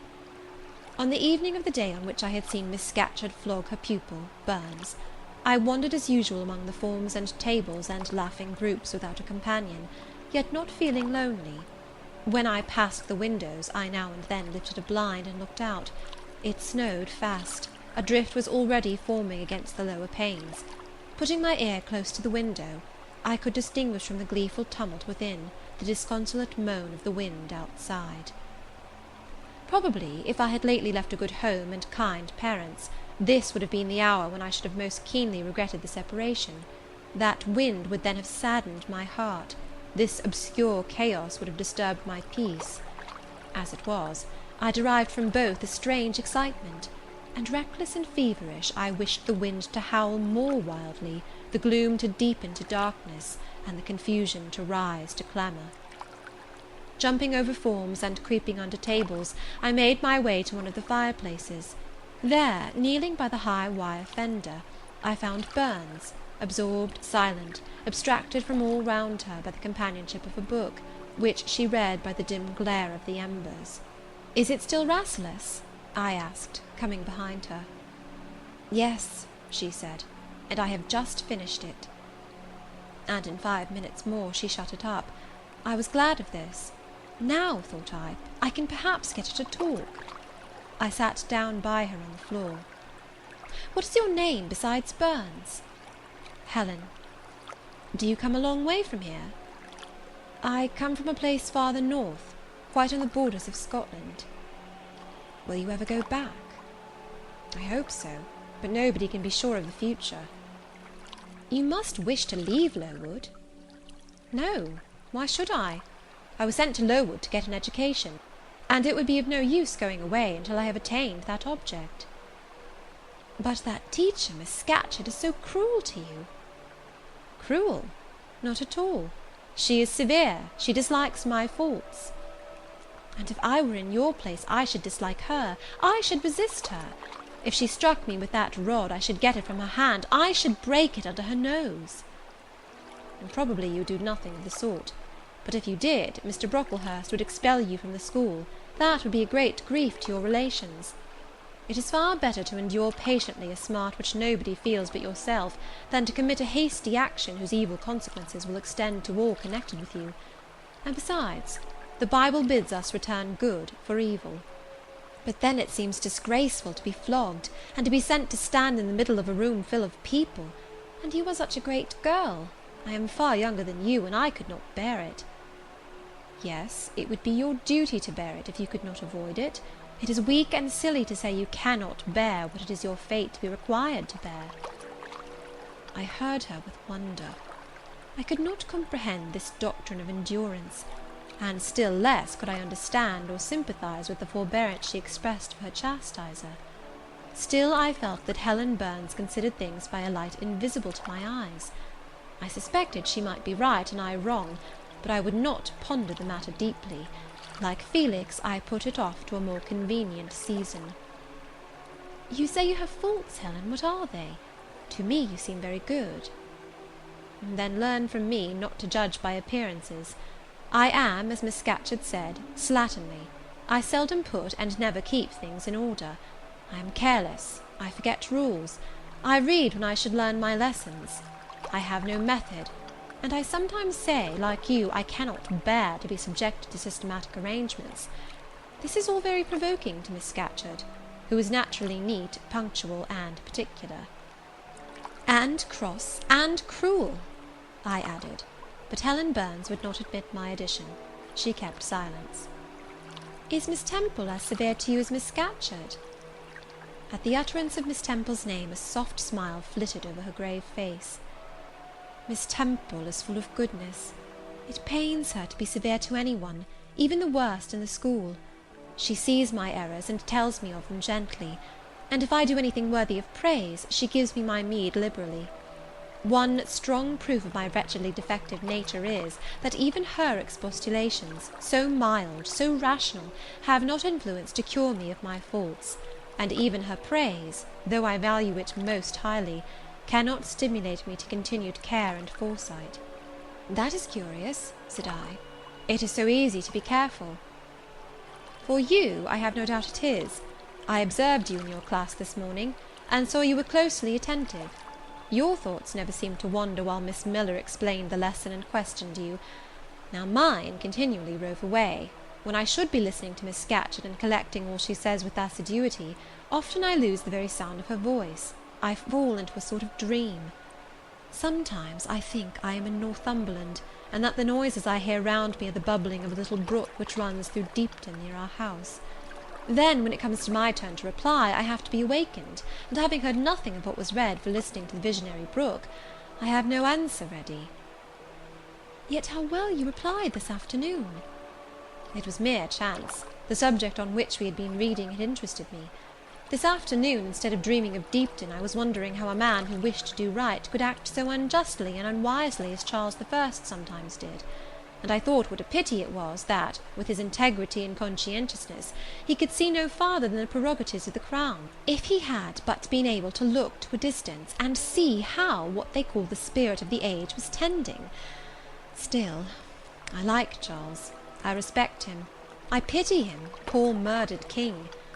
Yes, his enemies were the worst. They shed blood they had no right to shed. How dared they kill him?" Helen was talking to herself now. She had forgotten I could not very well understand her, that I was ignorant, or nearly so, of the subject she discussed. I recalled her to my level. "And when Miss Temple teaches you, do your thoughts wander then?" "No, certainly, not often. Because Miss Temple has generally something to say which is newer than my own reflections. Her language is singularly agreeable to me, and the information she communicates is often just what I wish to gain." "Well, then, with Miss Temple you are good." "Yes, in a passive way. I make no effort. I follow as inclination guides me. There is no merit in such goodness." "A great deal. You are good to those who are good to you. It is all I ever desired to be.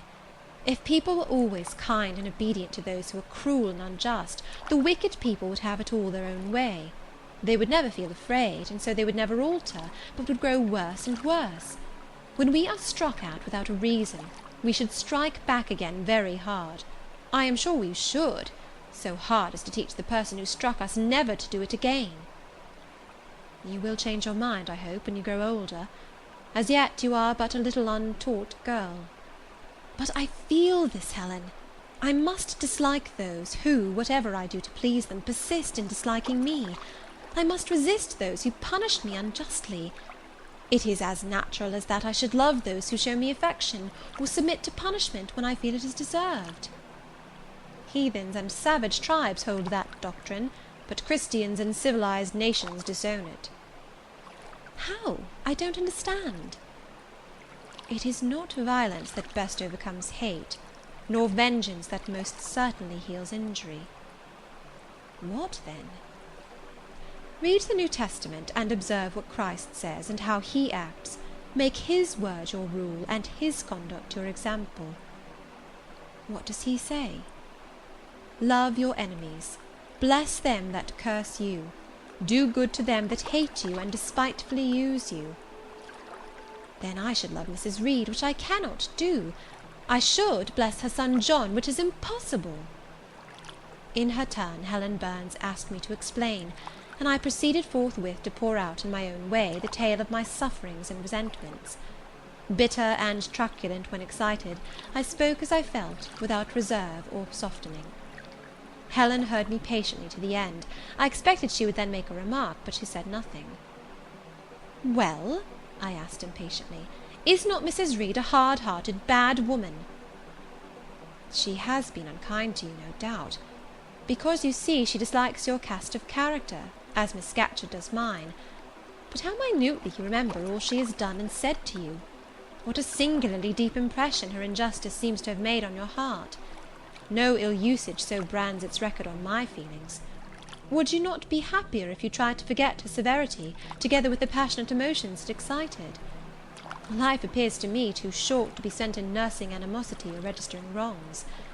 We are, and must be, one and all, burdened with faults in this world; but the time will soon come, when, I trust, we shall put them off in putting off our corruptible bodies, when debasement and sin will fall from us with this cumbrous frame of flesh, and only the spark of the spirit will remain, the impalpable principle of light and thought, pure as when it left the Creator to inspire the creature.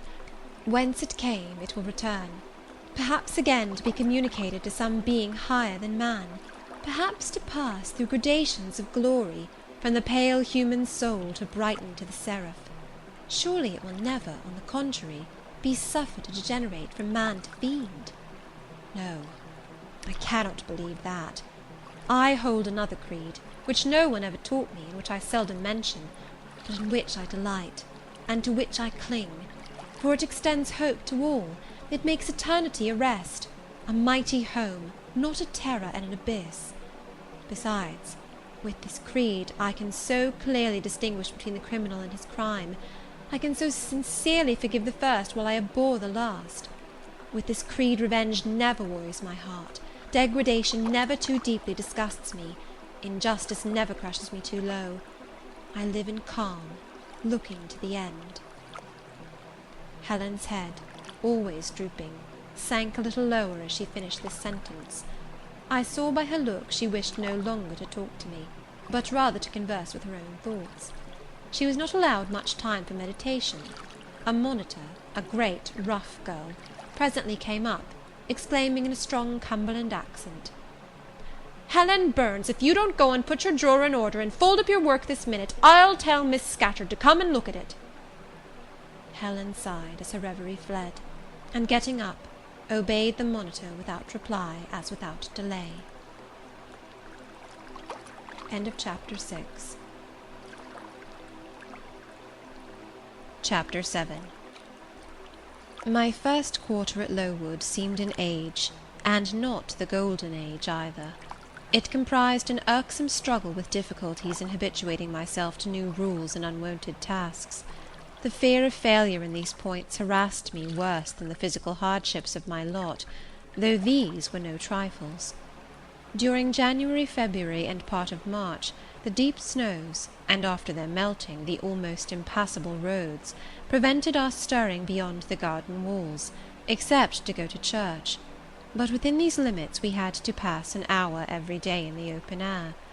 Our clothing was insufficient to protect us from the severe cold. We had no boots, the snow got into our shoes and melted there. Our ungloved hands became numbed and covered with chilblains, as were our feet. I remember well the distracting irritation I endured from this cause every evening, when my feet inflamed, and the torture of thrusting the swelled, raw, and stiff toes into my shoes in the morning. Then the scanty supply of food was distressing, With the keen appetites of growing children, we had scarcely sufficient to keep alive a delicate invalid. From this deficiency of nourishment resulted an abuse, which pressed hardly on the younger pupils. Whenever the famished great girls had an opportunity, they would coax or menace the little ones out of their portion. Many a time I have shared between two claimants the precious morsel of brown bread distributed at tea-time, and after relinquishing to a third half the contents of my mug of coffee, I have swallowed the remainder with an accompaniment of secret tears, forced from me by the exigency of hunger. Sundays were dreary days in that wintry season. We had to walk 2 miles to Brocklebridge Church, where our patron officiated.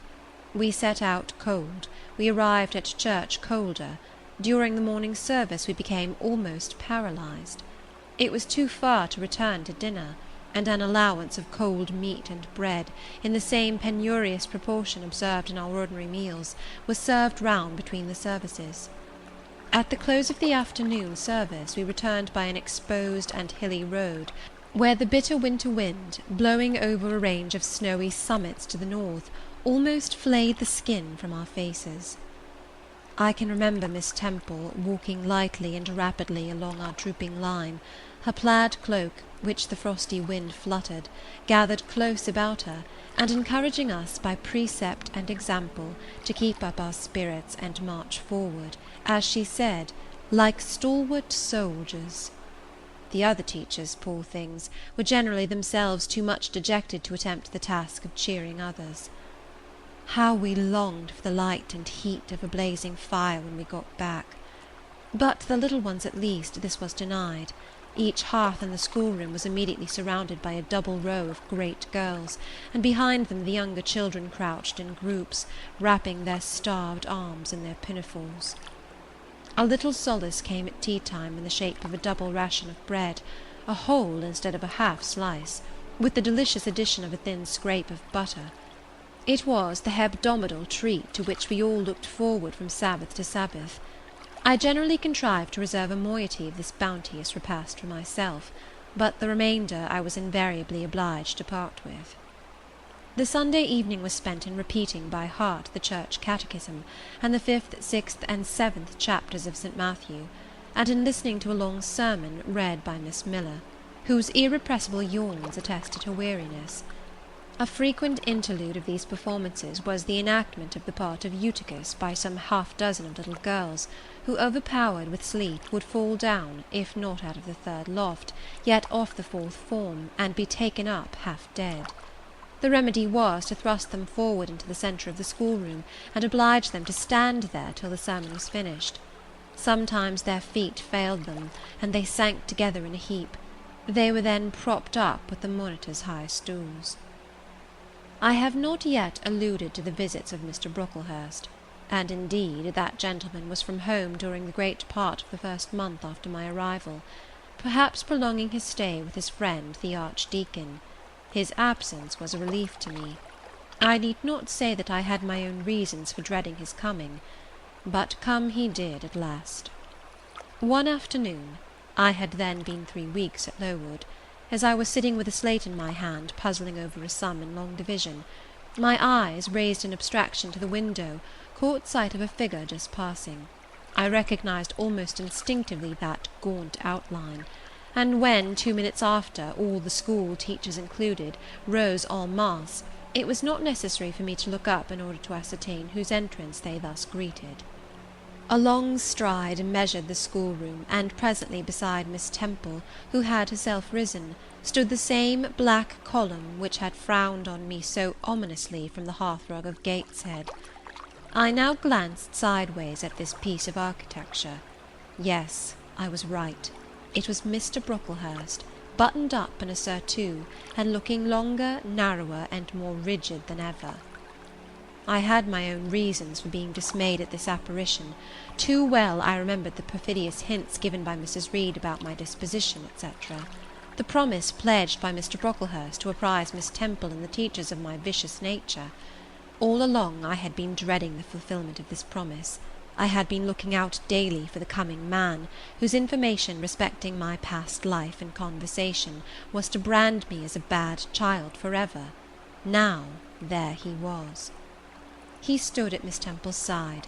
He was speaking low in her ear. I did not doubt he was making disclosures of my villainy, and I watched her eye with painful anxiety, expecting every moment to see its dark orb turn on me a glance of repugnance and contempt. I listened too, and as I happened to be seated quite at the top of the room, I caught most of what he said. Its import relieved me from immediate apprehension. "I suppose, Miss Temple, the thread I bought at Lowton will do. It struck me that it would be just of the quality for the calico chemises, and I sorted the needles to match. You may tell Miss Smith that I forgot to make a memorandum of the darning needles, but she shall have some papers sent in next week, and she is not on any account to give out more than one at a time to each pupil. If they have more, they are apt to be careless and lose them. And oh, ma'am, I wish the woollen stockings were better looked to. When I was here last, I went into the kitchen garden and examined the clothes drying on the line. There was a quantity of black hose in a very bad state of repair. From the size of the holes in them, I was sure they had not been well mended from time to time." He paused. "Your directions shall be attended to, sir," said Miss Temple. "And, ma'am," he continued, "the laundress tells me some of the girls have 2 clean tuckers in the week. It is too much. The rules limit them to 1. "I think I can explain that circumstance, sir. Agnes and Catherine Johnston were invited to take tea with some friends at Lowton last Thursday, and I gave them leave to put on clean tuckers for the occasion." Mr. Brocklehurst nodded. "Well, for once it may pass, but please not to let the circumstance occur too often. And there is another thing which surprised me. I find in settling accounts with the housekeeper that a lunch consisting of bread and cheese has twice been served out to the girls during the past fortnight. How is this? I looked over the regulations, and I find no such meal as lunch mentioned. Who introduced this innovation, and by what authority?" "I must be responsible for the circumstance, sir," replied Miss Temple. "The breakfast was so ill prepared that the pupils could not possibly eat it, and I dared not allow them to remain fasting till dinner-time." "Madam, allow me an instant. You are aware that my plan in bringing up these girls is not to accustom them to habits of luxury and indulgence, but to render them hardy, patient, self-denying. Should any little accidental disappointment of the appetite occur, such as the spoiling of a meal, the under or the over-dressing of a dish, the incident ought not to be neutralized by replacing with something more delicate the comfort lost, thus pampering the body and obviating the aim of this institution. It ought to be improved to the spiritual edification of the pupils by encouraging them to evince fortitude under temporary privation. A brief address on those occasions would not be mistimed, wherein a judicious instructor would take the opportunity of referring to the sufferings of the primitive Christians, to the torments of martyrs, to the exhortations of our blessed Lord himself, calling upon his disciples to take up their cross and follow him, to his warnings that man shall not live by bread alone, but by every word that proceedeth out of the mouth of God, to his divine consolations. If ye suffer hunger or thirst for my sake, happy are ye. Oh, madam, when you put bread and cheese instead of burnt porridge into these children's mouths, you may indeed feed their vile bodies, but you little think how you starve their immortal souls." Mr. Brocklehurst again paused, perhaps overcome by his feelings. Miss Temple had looked down when he first began to speak to her, but she now gazed straight before her, and her face, naturally pale as marble, appeared to be assuming also the coldness and fixity of that material, especially her mouth, closed as if it would have required a sculptor's chisel to open it, and her brow settled gradually into petrified severity. Meantime Mr. Brocklehurst, standing on the hearth with his hands behind his back, majestically surveyed the whole school. Suddenly his eye gave a blink, as if it had met something that either dazzled or shocked its pupil. Turning, he said in more rapid accents than he had hitherto used, Miss Temple, what is that girl with curled hair? Red hair, ma'am, curled all over?" and extending his cane, he pointed to the awful object, his hand shaking as he did so. "It is Julius Seven," replied Miss Temple very quietly. Julius Seven, ma'am? And why has she or any other curled hair? Why, in defiance of every precept and principle of this house, does she conform to the world so openly, here in an evangelical charitable establishment, as to wear her hair one mass of curls?"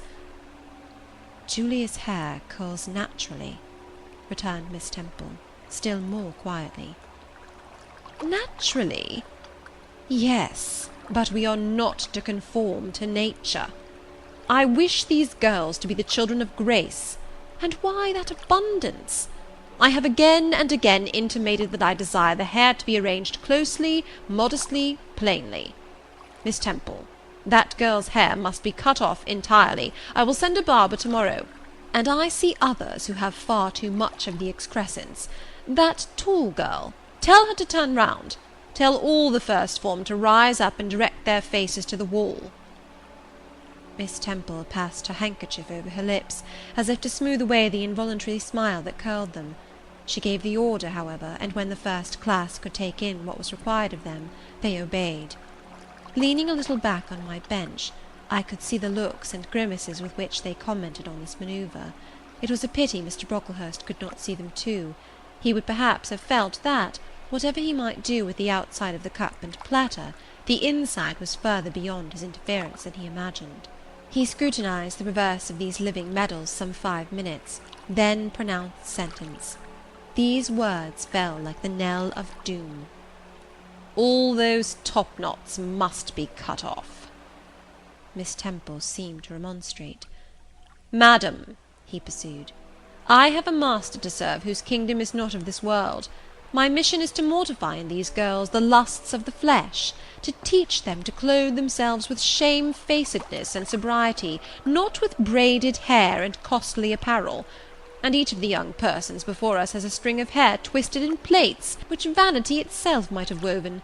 These, I repeat, must be cut off. Think of the time wasted of—" Mr. Brocklehurst was here interrupted.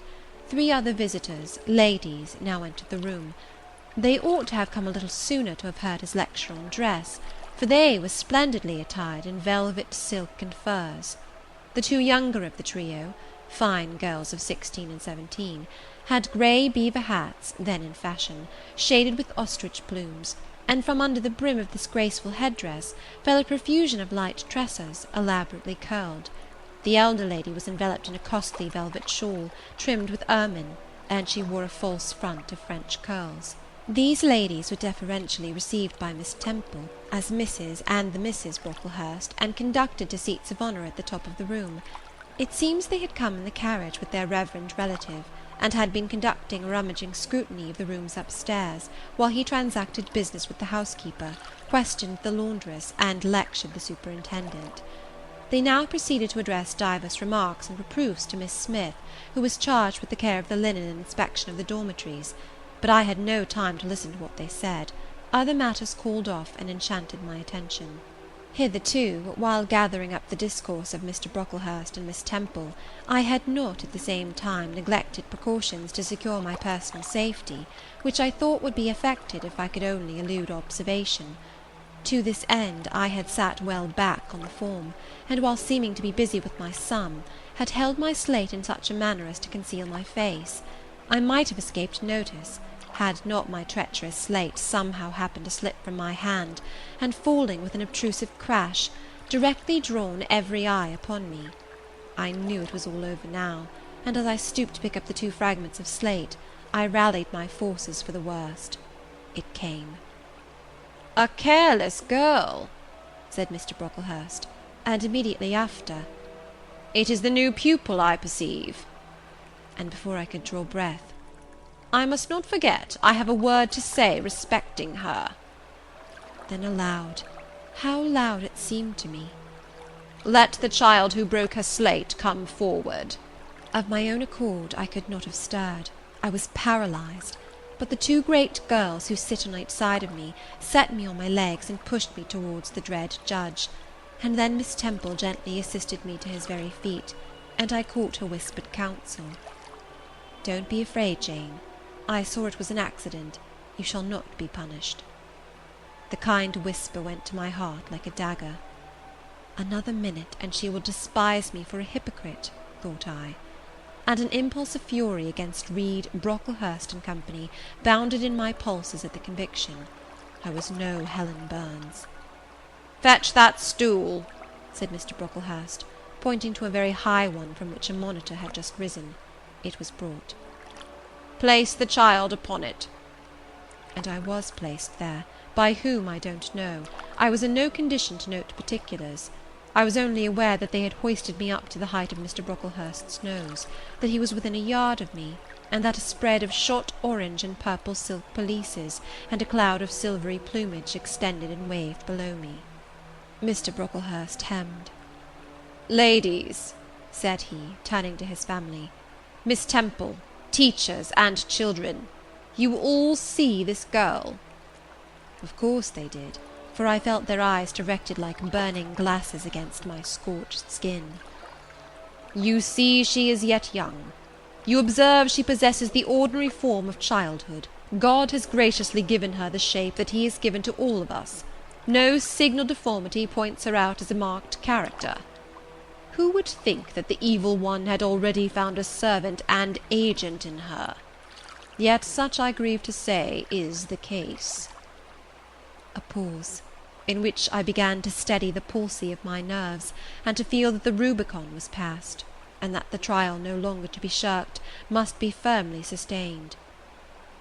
"My dear children," pursued the black marble clergyman with pathos, "this is a sad, a melancholy occasion, for it becomes my duty to warn you that this girl, who might be one of God's own lambs, is a little castaway, not a member of the true flock, but evidently an interloper and an alien. You must be on your guard against her. You must shun her example. If necessary, avoid her company, exclude her from your sports, and shut her out from your converse. Teachers, you must watch her. Keep your eyes on her movements, weigh well her words, scrutinize her actions, punish her body to save her soul, if indeed such salvation be possible, for, my tongue falters while I tell it, this girl, this child, the native of a Christian land, worse than many a little heathen who says its prayers to Brahma and kneels before Juggernaut, this girl is a liar." Now came a pause of 10 minutes, during which I, by this time in perfect possession of my wits, observed all the female Brocklehursts produce their pocket-handkerchiefs and apply them to their optics, while the elderly lady swayed herself to and fro, and the two younger ones whispered, "How shocking!" Mr. Brocklehurst resumed. "This I learned from her benefactress, from the pious and charitable lady who adopted her in her orphan state, reared her as her own daughter, and whose kindness, whose generosity the unhappy girl repaid by an ingratitude so bad, so dreadful, that at last her excellent patroness was obliged to separate her from her own young ones, fearful lest her vicious example should contaminate their purity. She has sent her here to be healed, even as the Jews of old sent their disease to the troubled pool of Bethesda. And teachers, superintendent, I beg of you not to allow the waters to stagnate round her." With this sublime conclusion, Mr. Brocklehurst adjusted the top button of his surtout, muttered something to his family, who rose, bowed to Miss Temple, and then all of the great people sailed in state from the room. Turning at the door, my judge said, "Let her stand half an hour longer on that stool, and let no one speak to her during the remainder of the day." There was I then, mounted aloft. I, who had said I could not bear the shame of standing on my natural feet in the middle of the room, was now exposed to general view on a pedestal of infamy. What my sensations were, no language can describe, but just as they all rose, stifling my breath and constricting my throat, a girl came up and passed me. In passing she lifted her eyes. What a strange light inspired them! What an extraordinary sensation that ray sent through me! How the new feeling bore me up! It was as if a martyr, a hero, had passed a slave or victim, and imparted strength in the transit. I mastered the rising hysteria, lifted up my head, and took a firm stand on the stool. Helen Burns asked some slight question about her work of Miss Smith, was chidden for the triviality of the inquiry, returned to her place, and smiled at me again as she went by. What a smile! I remember it now, and I know that it was the effluence of fine intellect, of true courage. It lit up her marked lineaments, her thin face, her sunken grey eye, like a reflection from the aspect of an angel. Yet at that moment Helen Burns wore on her arm the untidy badge. Scarcely an hour ago I had heard her condemned by Miss Scatcherd to a dinner of bread and water on the morrow, because she had blotted an exercise in copying it out. Such is the imperfect nature of man. Such spots are there on the disk of the clearest planet, and eyes like Miss Scatcherd's can only see those minute defects, and are blind to the full brightness of the orb. End of Chapter 7. Chapter 8. Ere the half-hour ended, 5 o'clock struck. School was dismissed, and all were gone into the refectory to tea. I now ventured to descend. It was deep dusk. I retired into a corner and sat down on the floor. The spell by which I had been so far supported began to dissolve. Reaction took place, and soon so overwhelming was the grief that seized me, I sank prostrate with my face to the ground. Now I wept. Helen Burns was not here. Nothing sustained me. Left to myself, I abandoned myself, and my tears watered the boards. I had meant to be so good, and to do so much at Lowood, to make so many friends, to earn respect and win affection. Already I had made visible progress. That very morning I had reached the head of my class. Miss Miller had praised me warmly, Miss Temple had smiled approbation. She had promised to teach me drawing, and to let me learn French, if I continued to make similar improvement 2 months longer. And then I was well received by my fellow pupils, treated as an equal by those of my own age, and not molested by any. Now, here I lay again, crushed and trodden on, and could I ever rise more? Never, I thought, and ardently I wished to die. While sobbing out this wish in broken accents, some one approached. I started up. Again Helen Burns was near me. The fading fires just showed her coming up the long vacant room. She brought my coffee and bread. "Come, eat something," she said.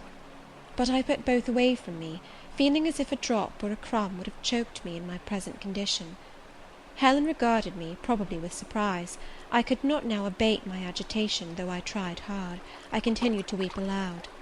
She sat down on the ground near me, embraced her knees with her arms, and rested her head upon them.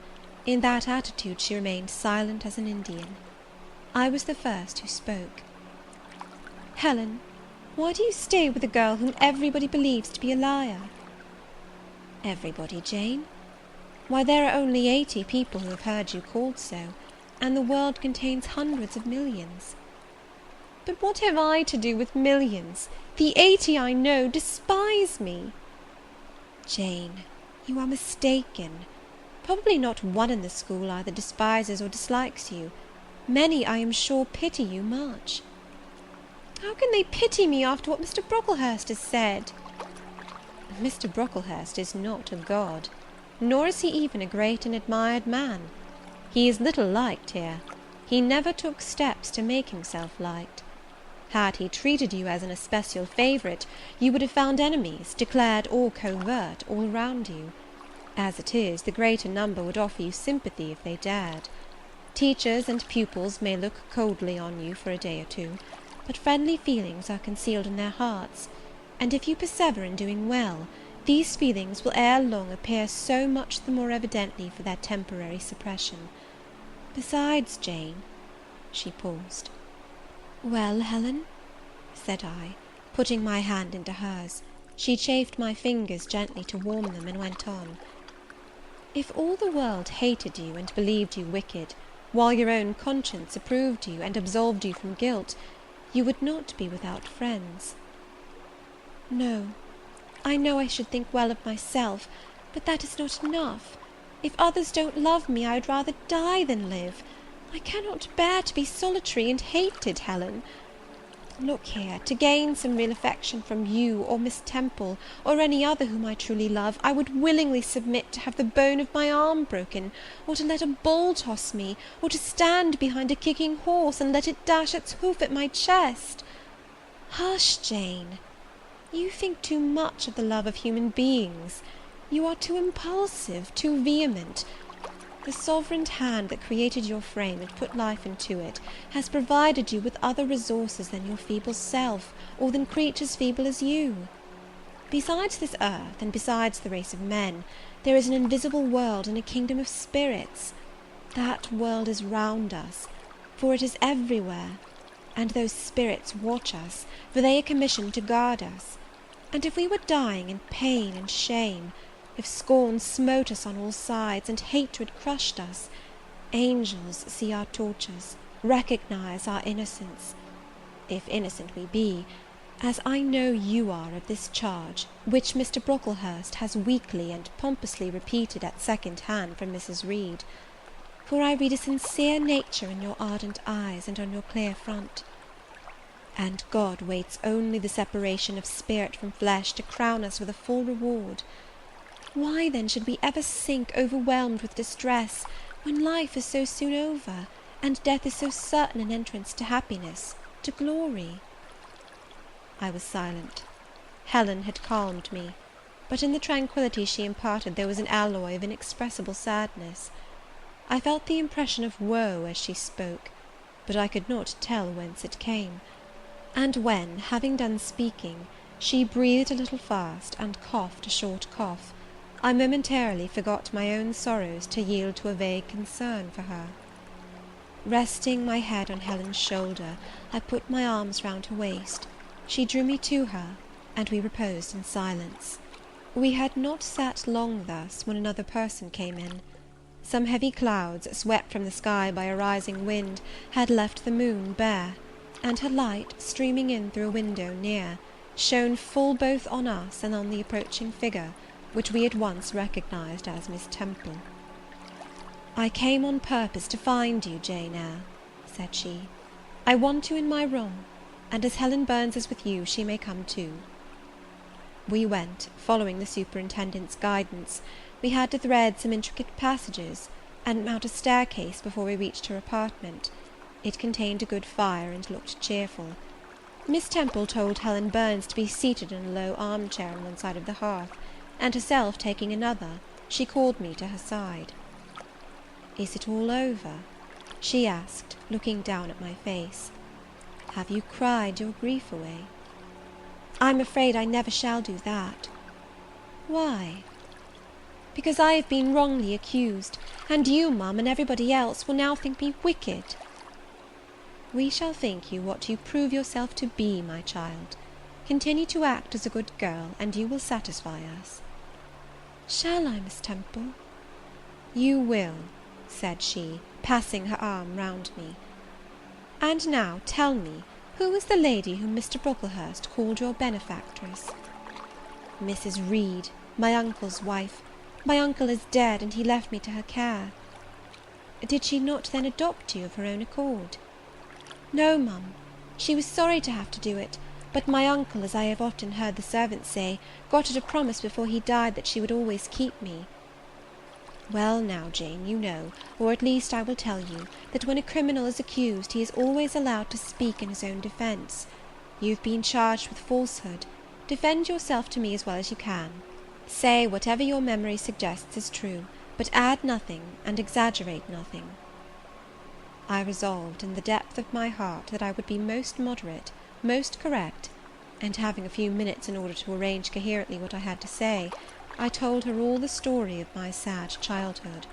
Exhausted by emotion, my language was more subdued than it generally was when it developed that sad theme, and mindful of Helen's warnings against the indulgence of resentment, I infused into the narrative far less of gall and wormwood than ordinary. Thus restrained and simplified, it sounded more credible. I felt as I went on that Miss Temple fully believed me. In the course of the tale I had mentioned Mr. Lloyd as having come to see me after the fit. I never forgot the, to me, frightful episode of the Red Room, in detailing which my excitement was sure in some degree to break bounds, for nothing could soften in my reflection the spasm of agony which clutched my heart when Mrs. Reed spurned my wild supplication for pardon, and locked me a second time in the dark and haunted chamber.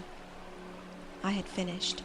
Miss Temple regarded me a few minutes in silence. She then said, "I know something of Mr. Lloyd. I shall write to him. If his reply agrees with your statement, you shall be publicly cleared from every imputation. To me, Jane, you are clear now." She kissed me, and still keeping me at her side, where I was well contented to stand, for I derived a child's pleasure from the contemplation of her face, her dress, her one or two ornaments, her white forehead, her clustered and shining curls, and beaming dark eyes, she proceeded to address Helen Burns. "How are you to-night, Helen? Have you coughed much to-day?" "Not quite so much, I think, ma'am." "And the pain in your chest?" "It is a little better." Miss Temple got up, took her hand, and examined her pulse. Then she returned to her own seat. As she resumed it, I heard her sigh low. She was pensive a few minutes, then rousing herself, she said cheerfully, "But you two are my visitors to-night. I must treat you as such." She rang her bell. "Barbara," she said to the servant who answered it, "I have not yet had tea. Bring the tray, and place cups for these two young ladies." And a tray was soon brought. How pretty, to my eyes, did the china cups and bright teapot look, placed on the little round table near the fire! How fragrant was the steam of the beverage, and the scent of the toast! Of which, however, I, to my dismay, for I was beginning to be hungry, discerned only a very small portion. Miss Temple discerned it too. "Barbara," said she, "can you not bring a little more bread and butter? There is not enough for 3. Barbara went out. She returned soon. "Madam, Mrs. Harden says she has sent up the usual quantity." Mrs. Harden, be it observed, was the housekeeper, a woman after Mr. Brocklehurst's own heart, made up of equal parts of whalebone and iron. "Oh, very well," returned Miss Temple.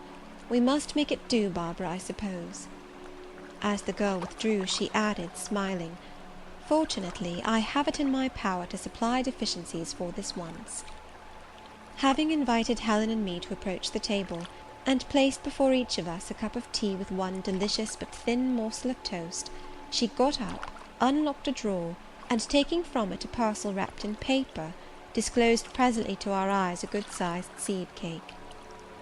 "I meant to give each of you some of this to take with you," said she, "but as there is so little toast, you must have it now." And she proceeded to cut slices with a generous hand. We feasted that evening as on nectar and ambrosia, and not the least delight of the entertainment was the smile of gratification with which our hostess regarded us, as we satisfied our famished appetites on the delicate fare she liberally supplied. Tea over, and the tray removed, she again summoned us to the fire. We sat one on each side of her, and now a conversation followed between her and Helen, which it was indeed a privilege to be admitted to hear. Miss Temple had always something of serenity in her air, of state in her mien, of refined propriety in her language, which precluded deviation into the ardent, the excited, the eager; something which chastened the pleasure of those who looked on her and listened to her, by a controlling sense of awe, and such was my feeling now. But as to Helen Burns, I was struck with wonder. The refreshing meal, the brilliant fire, the presence and kindness of her beloved instructress, or perhaps, more than all these, something in her own unique mind, had roused her powers within her. They woke, they kindled.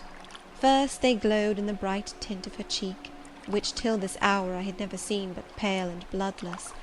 Then they shone in the liquid lustre of her eyes, which had suddenly acquired a beauty more singular than that of Miss Temple's, a beauty neither of fine colour, nor long eyelash, nor pencilled brow, but of meaning, of movement, of radiance. Then her soul sat on her lips, and language flowed, from what source I cannot tell. Has a girl of 14 a heart large enough, vigorous enough, to hold the swelling spring of pure, full, fervid eloquence? Such was the characteristic of Helen's discourse on that, to me, memorable evening. Her spirit seemed hastening to live within a very brief span as much as many live during a protracted existence. They conversed of things I had never heard of nations and times past, of countries far away, of secrets of nature discovered or guessed at. They spoke of books, how many they had read, what stores of knowledge they possessed. Then they seemed so familiar with French names and French authors, but my amazement reached its climax when Miss Temple asked Helen if she sometimes snatched a moment to recall the Latin her father had taught her, and, taking a book from a shelf, bade her read and construe a page of Virgil. And Helen obeyed, my organ of veneration expanding at every sounding line. She had scarcely finished ere the bell announced bedtime. No delay could be admitted. Miss Temple embraced us both, saying, as she drew us to her heart, "God bless you, my children." Helen she held a little longer than me. She let her go more reluctantly. It was Helen her eye followed to the door. It was for her she a second time breathed a sad sigh. For her she wiped a tear from her cheek. On reaching the bedroom, we heard the voice of Miss Scatcherd. She was examining drawers. She had just pulled out Helen Burns, and when we entered, Helen was greeted with a sharp reprimand, and told that to-morrow she should have 6 of untidily folded articles pinned to her shoulder. "My things were indeed in shameful disorder," murmured Helen to me in a low voice. "I intended to have arranged them, but I forgot." Next morning Miss Scatcherd wrote in conspicuous characters on a piece of pasteboard the word "slattern," and bound it like a phylactery around Helen's large, mild, intelligent, and benign-looking forehead. She wore it till evening, patient, unresentful, regarding it as deserved punishment. The moment Miss Scatcherd withdrew after afternoon school, I ran to Helen, tore it off, and thrust it into the fire. The fury of which she was incapable had been burning in my soul all day, and tears, hot and large, had continually been scalding my cheek, for the spectacle of her sad resignation gave me an intolerable pain at the heart. About a week subsequently to the incidents above narrated, Miss Temple, who had written to Mr. Lloyd, received his answer. It appeared that what he said went to corroborate my account. Miss Temple, having assembled the whole school, announced that inquiry had been made into the charges alleged against Jane Eyre, and that she was most happy to be able to pronounce her completely cleared from every imputation. The teachers then shook hands with me and kissed me, and a murmur of pleasure ran through the ranks of my companions. Thus relieved of a grievous load, I from that hour set to work afresh, resolved to pioneer my way through every difficulty. I toiled hard, and my success was proportionate to my efforts. My memory, not naturally tenacious, improved with practice. Exercise sharpened my wits. In a few weeks I was promoted to a higher class. In less than 2 months I was allowed to commence French and drawing. I learned the first 2 tenses of the verb être, and sketched my first cottage, whose walls, by the by, outrivalled in slope those of the Leaning Tower of Pisa, on the same day. That night, on going to bed, I forgot to prepare in imagination the Barmecide supper of hot roast potatoes, or white bread and new milk, with which I was wont to amuse my inward cravings.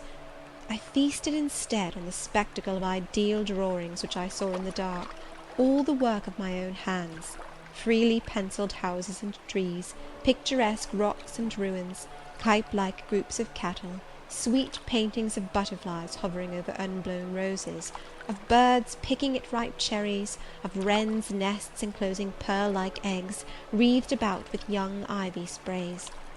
I examined, too, in thought, the possibility of my ever being able to translate currently a certain little French story which Madame Pirot had that day shown me, nor was that problem solved to my satisfaction ere I fell sweetly asleep.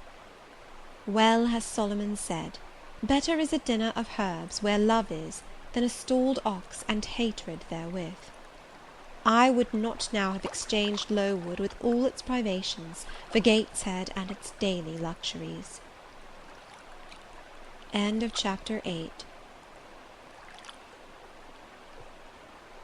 Chapter 9. But the privations, or rather the hardships of Lowood lessened. Spring drew on. She was indeed already come. The frosts of winter had ceased. Its snows were melted, its cutting winds ameliorated. My wretched feet, flayed and swollen to lameness by the sharp air of January, began to heal and subside under the gentler breathings of April. The nights and mornings no longer by their Canadian temperature froze the very blood in our veins. We could now endure the play hour passed in the garden. Sometimes on a sunny day it began even to be pleasant and genial, and a greenness grew over those brown beds, which, freshening daily, suggested the thought that hope traversed them at night, and left each morning brighter traces of her steps. Flowers peeped out amongst the leaves, snowdrops, crocuses, purple auriculas, and golden-eyed pansies. On Thursday afternoons, half-holidays, we now took walks, and found still sweeter flowers opening by the wayside, under the hedges. I discovered, too, that a great pleasure, an enjoyment which the horizon only bounded, lay all outside the high and spike-guarded walls of our garden. This pleasure consisted in prospect of noble summits girdling a great hill hollow, rich in verdure and shadow, in a bright beck, full of dark stones and sparkling eddies. How different had this scene looked when I viewed it laid out beneath the iron sky of winter, stiffened in frost, shrouded with snow! When mists as chill as death wandered to the impulse of east winds along those purple peaks, and rolled down Ing and Holm till they blended with the frozen fog of the beck. The beck itself was then a torrent, turbid and curbless. It tore asunder the wood, and sent a raving sound through the air, often thickened with wild rain or whirling sleet; and for the forest on its banks, that showed only ranks of skeletons. April advanced to May. A bright serene May it was. Days of blue sky, placid sunshine, and soft western or southern gales filled up its duration. And now vegetation matured with vigour. Lowood shook loose its tresses, it became all green, all flowery. Its great elm, ash, and oak skeletons were restored to majestic life. Woodland plants sprang up profusely in its recesses. Unnumbered varieties of moss filled its hollows, and it made a strange ground sunshine out of the wealth of its wild primrose plants. I have seen their pale gold gleam in overshadowed spots, like scatterings of the sweetest lustre. All this I enjoyed often and fully, free, unwatched, and almost alone. For this unwonted liberty and pleasure there was a cause, to which it now becomes my task to advert. Have I not described a pleasant site for a dwelling, when I speak of it as bosomed in hill and wood, and rising from the verge of a stream? Assuredly pleasant enough, but whether healthy or not is another question. That forest dell, where Lowood lay, was the cradle of fog, and fog-bred pestilence, which, quickening with the quickening spring, crept into the orphan asylum, breathed typhus through its crowded schoolroom and dormitory, and ere May arrived, transformed the seminary into a hospital. Semi-starvation and neglected colds had predisposed most of the pupils to receive infection. 45 out of the 80 girls lay ill at one time. Classes were broken up, rules relaxed. The few who continued well were allowed almost unlimited licence, because the medical attendant insisted on the necessity of frequent exercise to keep them in health, and had it been otherwise, no one had leisure to watch or restrain them. Miss Temple's whole attention was absorbed by the patients. She lived in the sick-room, never quitting it except to snatch a few hours' rest at night. The teachers were fully occupied with packing up and making other necessary preparations for the departure of those girls who were fortunate enough to have friends and relations able and willing to remove them from the seat of contagion. Many, already smitten, went home only to die. Some died at the school, and were buried quietly and quickly, the nature of the malady forbidding delay. while disease had thus become an inhabitant of Lowood, and death its frequent visitor; while there was gloom and fear within its walls; while its rooms and passages steamed with hospital smells, the drug and the pastille striving vainly to overcome the effluvia of mortality, that bright May shone unclouded over the bold hills and beautiful woodland out of doors. Its garden, too, glowed with flowers. Hollyhocks had sprung up tall as trees, lilies had opened, tulips and roses were in bloom, the borders of the little beds were gay with pink thrift and crimson double daisies, the sweetbriars gave out, morning and evening, their scent of spice and apples, and these fragrant treasures were all useless for most of the inmates of Lowood, except to furnish now and then a handful of herbs and blossoms to put in a coffin. But I, and the rest who continued well, enjoyed fully the beauties of the scene and season. They let us ramble in the wood, like gipsies, from morning till night. We did what we liked, went where we liked. We lived better too. Mr. Brocklehurst and his family never came near Lowood now. Household matters were not scrutinized into. The cross housekeeper was gone, driven away by the fear of infection. Her successor, who had been matron at the Lowton dispensary, unused to the ways of her new abode, provided with comparative liberality. Besides, there were fewer to feed. The sick could eat little. Our breakfast basins were better filled. When there was no time to prepare a regular dinner, which happened often, she would give us a large piece of cold pie, or a thick slice of bread and cheese, and this we carried away with us to the wood, where we each chose the spot we liked best, and dined sumptuously. My favourite seat was a smooth and broad stone, rising white and dry from the very middle of the beck, and only to be got at by wading through the water, a feat I accomplished barefoot. The stone was just broad enough to accommodate, comfortably, another girl and me, at that time my chosen comrade, one Mary Ann Wilson, a shrewd, observant personage, whose society I took pleasure in, partly because she was witty and original, and partly because she had a manner which set me at my ease. Some years older than I, she knew more of the world, and could tell me many things I liked to hear. With her my curiosity found gratification.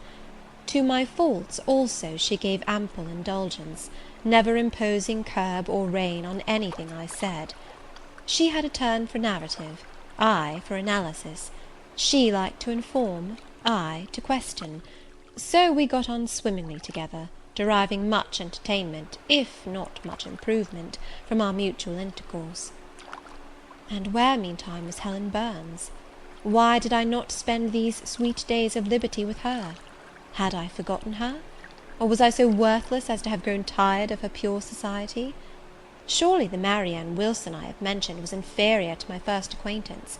She could only tell me amusing stories, and reciprocate any racy and pungent gossip I chose to indulge in; while, if I have spoken truth of Helen, she was qualified to give those who enjoyed the privilege of her converse a taste of far higher things. True, reader, and I knew and felt this. And though I am a defective being, with many faults and few redeeming points, yet I never tired of Helen Burns, nor ever ceased to cherish for her a sentiment of attachment, as strong, tender, and respectful as any that ever animated my heart. How could it be otherwise, when Helen, at all times and under all circumstances, evinced for me a quiet and faithful friendship, which ill humour never soured, nor irritation never troubled? But Helen was ill at present. For some weeks she had been removed from my sight, to I knew not what room upstairs. She was not, I was told, in the hospital portion of the house with the fever patients, for her complaint was consumption, not typhus, and by consumption I, in my ignorance, understood something mild, which time and care would be sure to alleviate. I was confirmed in this idea by the fact of her once or twice coming down stairs on very warm sunny afternoons, and being taken by Miss Temple into the garden; but on these occasions I was not allowed to go and speak to her. I only saw her from the schoolroom window, and then not distinctly, for she was much wrapped up, and sat at a distance under the verandah. One evening, in the beginning of June, I had stayed out very late with Marianne in the wood.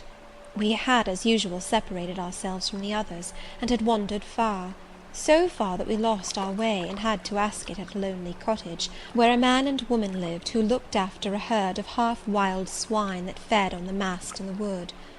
When we got back, it was after moonrise. A pony, which we knew to be the surgeon's, was standing at the garden door. Marianne remarked that she supposed some one must be very ill, as Mr. Bates had been sent for at that time of the evening. She went into the house. I stayed behind a few minutes to plant in my garden a handful of roots I had dug up in the forest, and which I feared would wither if I left them till the morning. This done, I lingered yet a little longer. The flowers smelt so sweet as the dew fell. It was such a pleasant evening, so serene, so warm. The still glowing west promised so fairly another fine day on the morrow. The moon rose with such majesty in the grave east. I was noting these things and enjoying them as a child might, when it entered my mind as it had never done before. How sad to be lying now on a sick bed, and to be in danger of dying! This world is pleasant. It would be dreary to be called from it, and to have to go who knows where. And then my mind made its first earnest effort to comprehend what had been infused into it concerning heaven and hell, and for the first time it recoiled, baffled, and for the first time, glancing behind, on each side, and before it, it saw all round an unfathomed gulf. It felt the one point where it stood, the present. All the rest was formless cloud and vacant depth, and it shuddered at the thought of tottering and plunging amid that chaos. While pondering this new idea, I heard the front door open. Mr. Bates came out, and with him was a nurse. After she had seen him mount his horse and depart, she was about to close the door, but I ran up to her. "How is Helen Burns?" "Very poorly," was the answer. "Is it her Mr. Bates has been to see?" "Yes." "And what does he say about her?" "He says she'll not be here long." This phrase, uttered in my hearing yesterday, would have only conveyed the notion that she was about to be removed to Northumberland, to her own home. I should not have suspected that it meant she was dying, but I knew instantly now. It opened clear on my comprehension that Helen Burns was numbering her last days in this world, and that she was going to be taken to the region of spirits, if such region there were. I experienced a shock of horror, then a strong thrill of grief, then a desire, a necessity to see her, and I asked in what room she lay. "She is in Miss Temple's room," said the nurse. "May I go up and speak to her?" "Oh, no, child, it is not likely; and now it is time for you to come in. You'll catch the fever if you stop out when the dew is falling." The nurse closed the front door. I went in by the side entrance which led to the schoolroom. I was just in time. It was 9 o'clock, and Miss Miller was calling the pupils to go to bed. It might be 2 hours later, probably near 11, when I, not having been able to fall asleep, and deeming from the perfect silence of the dormitory that my companions were all wrapped in profound repose, rose softly, put on my frock over my night-dress, and without shoes crept from the apartment, and set off in quest of Miss Temple's room. It was quite at the other end of the house, but I knew my way, and the light of the unclouded summer moon, entering here and there at passage windows, enabled me to find it without difficulty. An odour of camphor and burnt vinegar warned me when I came near the fever room, and I passed its door quickly, fearful lest the nurse who sat up all night should hear me. I dreaded being discovered and sent back, for I must see Helen, I must embrace her before she died, I must give her one last kiss, exchange with her one last word. Having descended a staircase, traversed a portion of the house below, and succeeded in opening and shutting without noise 2 doors, I reached another flight of steps. These I mounted, and then, just opposite to me, was Miss Temple's room. A light shone through the keyhole and from under the door. A profound stillness pervaded the vicinity. Coming near, I found the door slightly ajar, probably to admit some fresh air into the close abode of sickness. Indisposed to hesitate, and full of impatient impulses, soul and senses quivering with keen throes, I put it back and looked in. My eyes sought Helen, and feared to find death.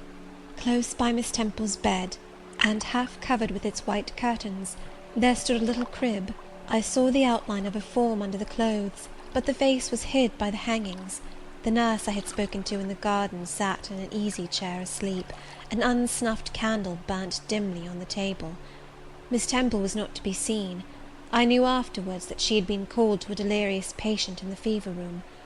I advanced, then paused by the crib's side. My hand was on the curtain, but I preferred speaking before I withdrew it. I still recoiled at the dread of seeing a corpse. "Helen," I whispered softly, "are you awake?" She stirred herself, put back the curtain, and I saw her face, pale, wasted, but quite composed.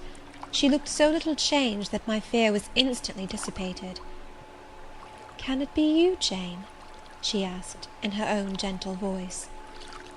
"Oh," I thought, "she is not going to die. They are mistaken. She could not speak and look so calmly if she were." I got under her crib and kissed her. Her forehead was cold, and her cheek both cold and thin, and so were her hand and wrist, but she smiled as of old. "Why are you come here, Jane? It is past 11 o'clock. I heard it strike some minutes since." "I came to see you, Helen. I heard you were very ill, and I could not sleep till I had spoken to you." "You came to bid me good-bye, then. You are just in time, probably." "Are you going somewhere, Helen? Are you going home?"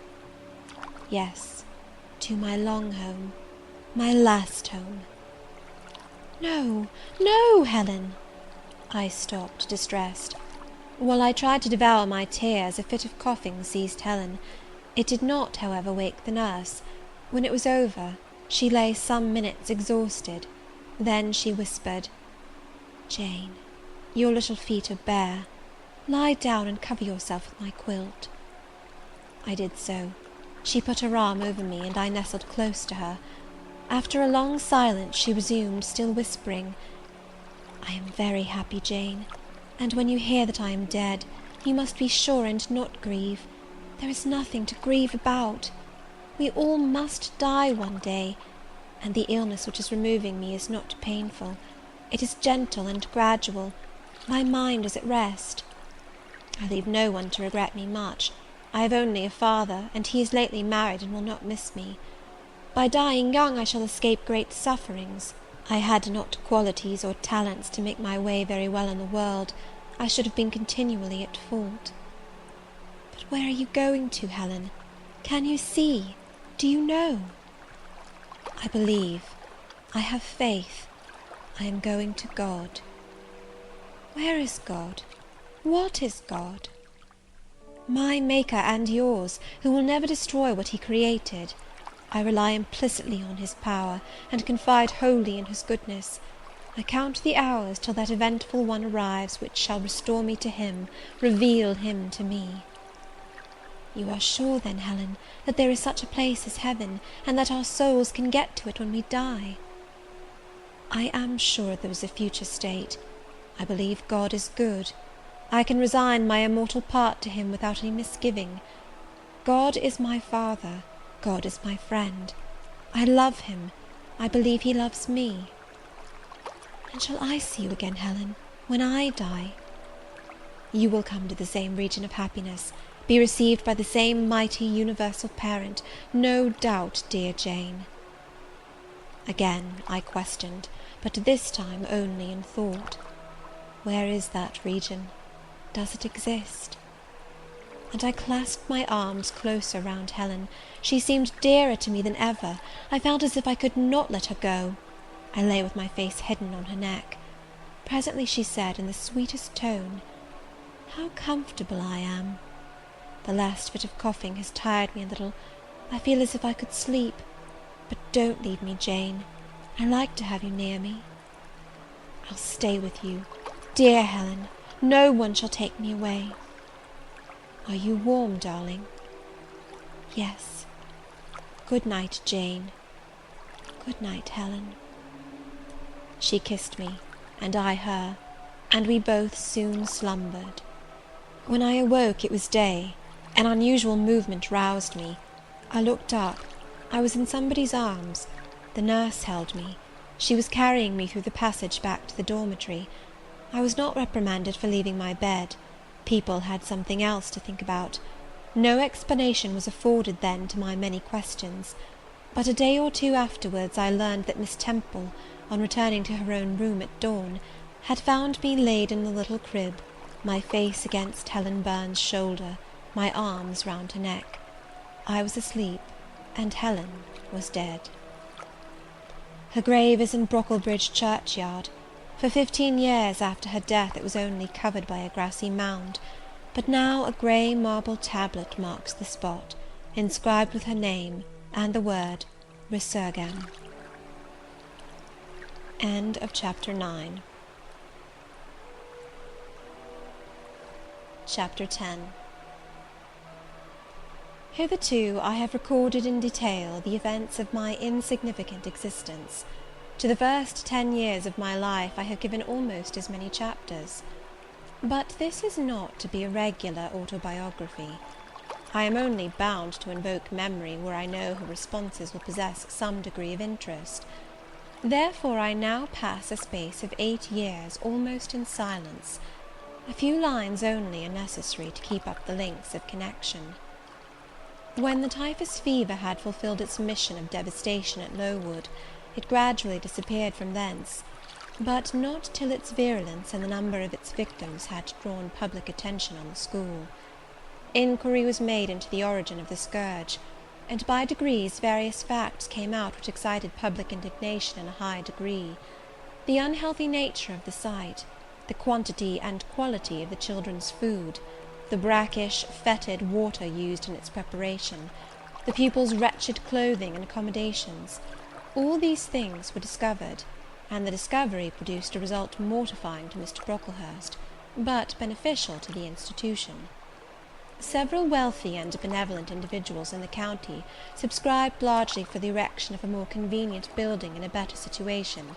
New regulations were made, improvements in diet and clothing introduced. The funds of the school were entrusted to the management of a committee.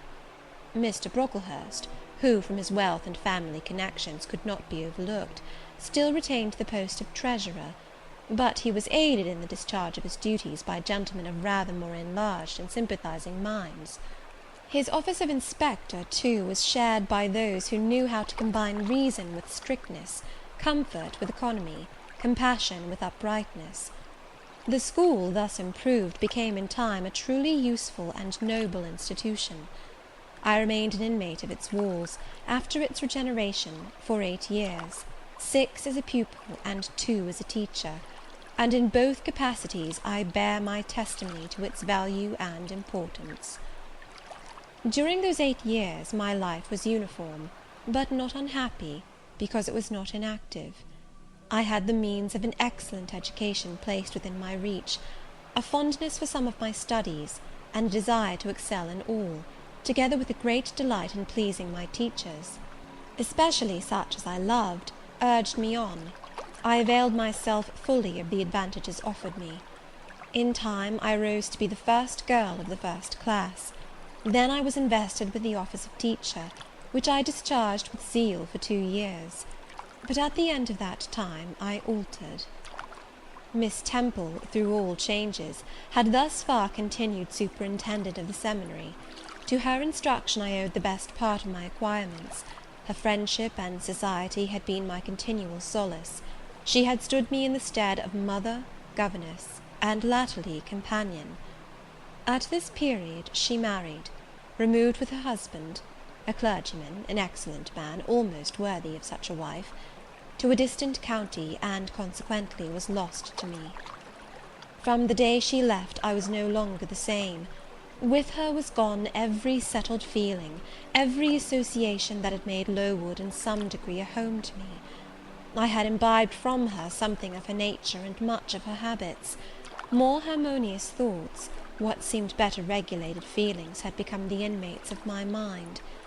I had given an allegiance to duty and order. I was quiet. I believed I was content. To the eyes of others, usually even to my own, I appeared a disciplined and subdued character. But destiny, in the shape of the Reverend Mr. Nasmyth, came between me and Miss Temple.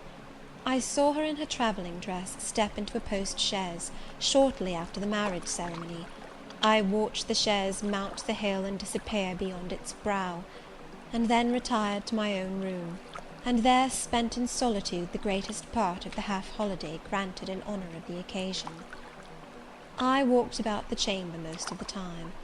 I imagined myself only to be regretting my loss, and thinking how to repair it; but when my reflections were concluded, and I looked up and found that the afternoon was gone, and evening far advanced, another discovery dawned on me, namely, that in the interval I had undergone a transforming process, that my mind had put off all it had borrowed of Miss Temple, or rather that she had taken with her the serene atmosphere I had been breathing in her vicinity, and that now I was left in my natural element, and beginning to feel the stirring of old emotions.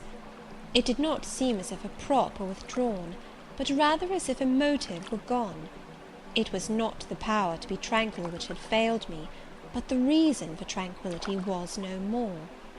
My world had for some years been in Lowood; my experience had been of its rules and systems.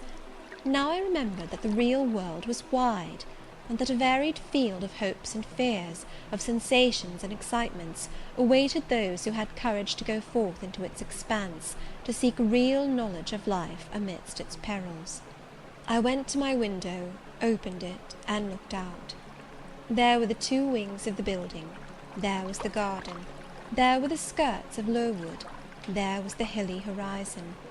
My eye passed all other objects to rest on those most remote, the blue peaks. It was those I longed to surmount. All within their boundary of rock and heath seemed prison ground, exile limits. I traced the white road winding round the base of one mountain, and vanishing in a gorge between two. How I longed to follow it farther!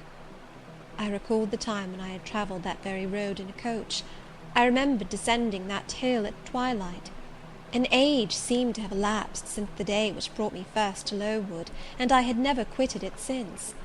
My vacations had been all spent at school. Mrs. Reed had never sent for me to Gateshead; neither she nor any of her family had ever been to visit me. I had had no communication by letter or message with the outer world.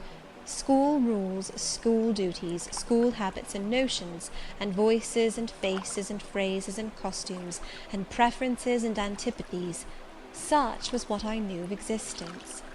And now I felt that it was not enough. I tired of the routine of 8 years in one afternoon. I desired liberty. For liberty I gasped, for liberty I uttered a prayer. It seemed scattered on the wind, then faintly blowing. I abandoned it and framed a humbler supplication, for change, stimulus. That petition, too, seemed swept off into vague space. Then, cried I, half desperate, grant me at least a new servitude. Here a bell ringing the hour of supper called me downstairs. I was not free to resume the interrupted chain of my reflections till bedtime. Even then, a teacher who occupied the same room with me kept me from the subject to which I longed to recur, by a prolonged effusion of small talk. How I wished sleep would silence her! It seemed as if, could I but go back to the idea which had last entered my mind as I stood by the window, some inventive suggestion would rise for my relief. Miss Gryce snored at last. She was a heavy Welshwoman. Until now her habitual nasal strains had never been regarded by me in any other light than as a nuisance. To-night I hailed the first deep notes with satisfaction. I was debarrassed of interruption. My half-effaced thought instantly revived. A new servitude, there is something in that, I soliloquized. Mentally, be it understood, I did not talk aloud. I know there is, because it does not sound too sweet. It is not like such words as liberty, excitement, enjoyment. Delightful sounds, truly, but no more than sounds for me, and so hollow and fleeting that it is mere waste of time to listen to them. But servitude, that must be matter of fact. Any one may serve. I have served here 8 years. Now all I want is to serve elsewhere. Can I not get so much of my own will? Is not the thing feasible? Yes, yes, the end is not so difficult, if I had only a brain active enough to ferret out the means of attaining it. I sat up in bed by way of arousing this said brain. It was a chilly night. I covered my shoulders with a shawl, and then I proceeded to think again with all my might. What do I want? A new place, in a new house, amongst new faces, under new circumstances. I want this because it is of no use wanting anything better. How do people do to get a new place? They apply to friends, I suppose. I have no friends. There are many others who have no friends, who must look about for themselves and be their own helpers. And what is their resource? I could not tell. Nothing answered me. I then ordered my brain to find a response, and quickly. It worked and worked faster. I felt the pulses throb in my head and temples, but for nearly an hour it worked in chaos, and no result came of its efforts. Feverish with vain labour, I got up and took a turn in the room, undrew the curtains, noted a star or two, shivered with cold, and again crept to bed. A kind fairy in my absence had surely dropped the required suggestion on my pillow, for as I lay down it came quietly and naturally to my mind. Those who want situations advertise. You must advertise in the ℵ𝕼𝕼 Herald. How? I know nothing about advertising. Replies rose smooth and prompt now. You must enclose the advertisement and the money to pay for it under a cover directed to the editor of the Herald. You must put it, the first opportunity you have, into the post at Lowton. Answers must be addressed to J.E. at the post office there. You can go and inquire in about a week after you send your letter, if any are come, and act accordingly. This scheme I went over twice, thrice. It was then digested in my mind. I had it in a clear, practical form. I felt satisfied, and fell asleep. With earliest day I was up. I had my advertisement written, enclosed, and directed before the bell rang to rouse the school. It ran thus: A young lady accustomed to tuition, had I not been a teacher 2 years, is desirous of meeting with a situation in a private family where the children are under 14. I thought that as I was barely 18 it would not do to undertake the guidance of pupils nearer my own age. She is qualified to teach the usual branches of a good English education, together with French, drawing, and music. In those days, reader, this now narrow catalogue of accomplishments would have been held tolerably comprehensive. Address, J.E., Post Office, Lowton, ℵ𝕼𝕼. This document remained locked in my drawer all day. After tea I asked leave of the new superintendent to go to Lowton, in order to perform some small commissions for myself and 1 or 2 of my fellow teachers. Permission was readily granted. I went. It was a walk of 2 miles, and the evening was wet, but the days were still long. I visited a shop or 2, slipped the letter into the post office, and came back through heavy rain, with streaming garments, but with a relieved heart. The succeeding week seemed long.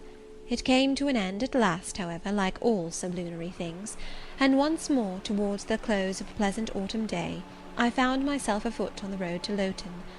A picturesque track it was, by the way, lying along the side of the beck and through the sweetest curves of the dale. But that day I thought more of the letters that might or might not be awaiting me at the little burgh whither I was bound, than of the charms of lea and water. My ostensible errand on this occasion was to get measured for a pair of shoes, so I discharged that business first, and when it was done, I stepped across the clean and quiet little street from the shoemaker's to the post office. It was kept by an old dame, who wore horn spectacles on her nose, and black mittens on her hands. "Are there any letters for J.E.?" I asked. She peered at me over her spectacles, and then she opened a drawer and fumbled among its contents for a long time, so long that my hopes began to falter. At last, having held a document before her glasses for nearly 5 minutes, she presented it across the counter, accompanying the act by another inquisitive and mistrustful glance. It was for J.E. "Is there only one?" I demanded.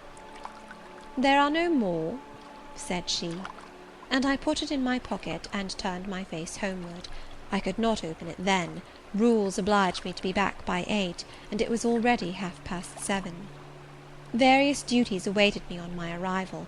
I had to sit with the girls during their hour of study, then it was my turn to read prayers, to see them to bed.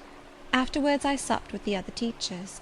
Even when we finally retired for the night, the inevitable Miss Gryce was still my companion. We had only a short end of a candle in our candlestick, and I dreaded lest she should talk till it was all burnt out. Fortunately, however, the heavy supper she had eaten produced a soporific effect. She was already snoring before I had finished undressing. There still remained an inch of candle. I now took out my letter. The seal was an initial F. I broke it. The contents were brief. If J.E., who advertised in the 𝕁𝔸ℕ𝔼 Herald of last Thursday, possesses the acquirements mentioned, and if she is in a position to give satisfactory references as to character and competency, a situation can be offered her where there is but one pupil, a little girl under 10 years of age, and where the salary is £30 per annum. J.E. is requested to send references, name, address, and all particulars to the direction Mrs. Fairfax, Thornfield, near Millcote, 𝕁𝔸ℕ𝔼. I examined the document long. The writing was old-fashioned, and rather uncertain, like that of an elderly lady. This circumstance was satisfactory. A private fear had haunted me, that in thus acting for myself and by my own guidance, I ran the risk of getting into some scrape, and above all things, I wished the result of my endeavours to be respectable, proper, en règle. I now felt that an elderly lady was no bad ingredient in the business I had on hand. Mrs. Fairfax. I saw her in a black gown and widow's cap, frigid perhaps, but not uncivil, a model of elderly English respectability. Thornfield. That doubtless was the name of her house, a neat, orderly spot, I was sure, though I failed in my efforts to conceive a correct plan of the premises. Millcote, 𝕁𝔸ℕ. I brushed up my recollections of the map of England. Yes, I saw it, both the shire and the town. 𝕁𝔸ℕ was 70 miles nearer London than the remote county where I now resided. That was a recommendation to me. I longed to go where there was life and movement. Millcote was a large manufacturing town on the banks of the 𝕼. A busy place enough, doubtless, so much the better. It would be a complete change at least. Not that my fancy was much captivated by the idea of long chimneys and clouds of smoke. But, I argued, Thornfield will probably be a good way from the town. Here the socket of the candle dropped, and the wick went out. Next day new steps were to be taken. My plans could no longer be confined to my own breast. I must impart them in order to achieve their success. Having sought and obtained an audience of the superintendent during the noontide recreation, I told her I had a prospect of getting a new situation, where the salary would be double what I now received, for at 𝕼𝕠𝕝 I only got £15 per annum, and requested she would break the matter for me to Mr. Brocklehurst, or some of the committee, and ascertain whether they would permit me to mention them as references. She obligingly consented to act as mediatrix in the matter. The next day she laid the affair before Mr. Brocklehurst, who said that Mrs. Reed must be written to, as she was my natural guardian. A note was accordingly addressed to the lady, who returned for answer that I might do as I pleased, she had long relinquished all interference in my affairs. This note went the round of the committee, and at last, after what appeared to me most tedious delay, formal leave was given me to better my condition if I could, and an assurance added, that as I had always conducted myself well, both as teacher and pupil at Lowood, a testimonial of character and capacity, signed by the inspectors of that institution, should forthwith be furnished me. This testimonial I accordingly received in about a month, forwarded a copy of it to Mrs. Fairfax, got that lady's reply, stating that she was satisfied, and fixing that day fortnight as the period for my assuming the post of governess in her house. I now busied myself in preparations. The fortnight passed rapidly. I had not a very large wardrobe, though it was adequate to my wants, and the last day sufficed to pack my trunk, the same I had brought with me 8 years ago from Gateshead. The box was corded, the card nailed on. In half an hour the carrier was to call for it to take it to Lowton, whither I myself was to repair at an early hour the next morning to meet the coach. I had brushed my black stuff travelling dress, prepared my bonnet, gloves, and muff, sought in all my drawers to see that no article was left behind, and now, having nothing more to do, I sat down and tried to rest. I could not. Though I had been on foot all day, I could not now repose an instant. I was much too excited. A phase of my life was closing to-night, a new one opening to-morrow. Impossible to slumber in the interval. I must watch feverishly while the change was being accomplished. "Miss," said a servant who met me in the lobby, where I was wandering like a troubled spirit, "a person below wishes to see you." The carrier, no doubt, I thought, and ran downstairs without inquiry. I was passing the back parlour or teacher's sitting room, the door of which was half open, to go to the kitchen, when some one ran out. "It's her, I'm sure! I could have told her anywhere!" cried the individual who stopped my progress and took my hand. I looked. I saw a woman attired like a well-dressed servant, matronly, yet still young, very good-looking, with black hair and eyes, and lively complexion. "Well, who is it?" she asked, in a voice and with a smile I half recognised. "You've not quite forgotten me, I think, Miss Jane." In another second I was embracing and kissing her rapturously. "Bessy! Bessy! Bessy!" That was all I said, whereat she half laughed, half cried, and we both went into the parlour. By the fire stood a little fellow of 3 years old, in plaid frock and trousers. "That is my little boy," said Bessy directly. "Then you are married, Bessy?" "Yes, nearly 5 years since, to Robert Levin, the coachman, and I've a little girl besides Bobby there, that I've christened Jane." "And you don't live at Gateshead?" "I live at the lodge. The old porter has left." "Well, and how do they all get on? Tell me everything about them, Bessy. But sit down first, and, Bobby, come and sit at my knee, will you?" But Bobby preferred sidling over to his mother. "You're not grown so very tall, Miss Jane, nor so very stout," continued Mrs. Levin. "I dare say they've not kept you too well at school. Miss Reed is the head and shoulders taller than you are, and Miss Georgiana would make 2 of you in breadth." "Georgiana is handsome, I suppose, Bessy?" "Very. She went up to London last winter with her mamma, and there everybody admired her, and a young lord fell in love with her, but his relations were against the match, and what do you think? He and Miss Georgiana made it up to run away, but they were found out and stopped. It was Miss Reed that found them out. I believe she was envious, and now she and her sister lead a cat and dog life together. They are always quarrelling." "Well, and what of John Reed?" "Oh, he is not doing so well as his mamma could wish. He went to college, and he got plucked, I think they call it, and then his uncles wanted him to be a barrister and study the law, but he is such a dissipated young man, they will never make much of him, I think." "What does he look like?" "He is very tall. Some people call him a fine-looking young man, but he has such thick lips." "And Mrs. Reed?"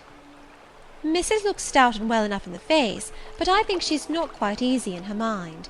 Mr. John's conduct does not please her. He spends a great deal of money." "Did she send you here, Bessy?" "No, indeed. But I have long wanted to see you, and when I heard that there had been a letter from you, and that you were going to another part of the country, I thought I'd just set off and get a look at you before you were quite out of my reach." "I am afraid you are disappointed in me, Bessy." I said this laughing. I perceived that Bessy's glance, though it expressed regard, did in no shape denote admiration. "No, Miss Jane, not exactly. You are genteel enough, you look like a lady, and it is as much as I ever expected of you. You were no beauty as a child." I smiled at Bessy's frank answer. I felt that it was correct, but I confess I was not quite indifferent to its import. At 18 most people wish to please, and the conviction that they have not an exterior likely to second that desire brings anything but gratification. "I dare say you are clever, though," continued Bessy, by way of solace. "What can you do? Can you play on the piano?" "A little." There was one in the room. Bessy went and opened it, and then asked me to sit down and give her a tune.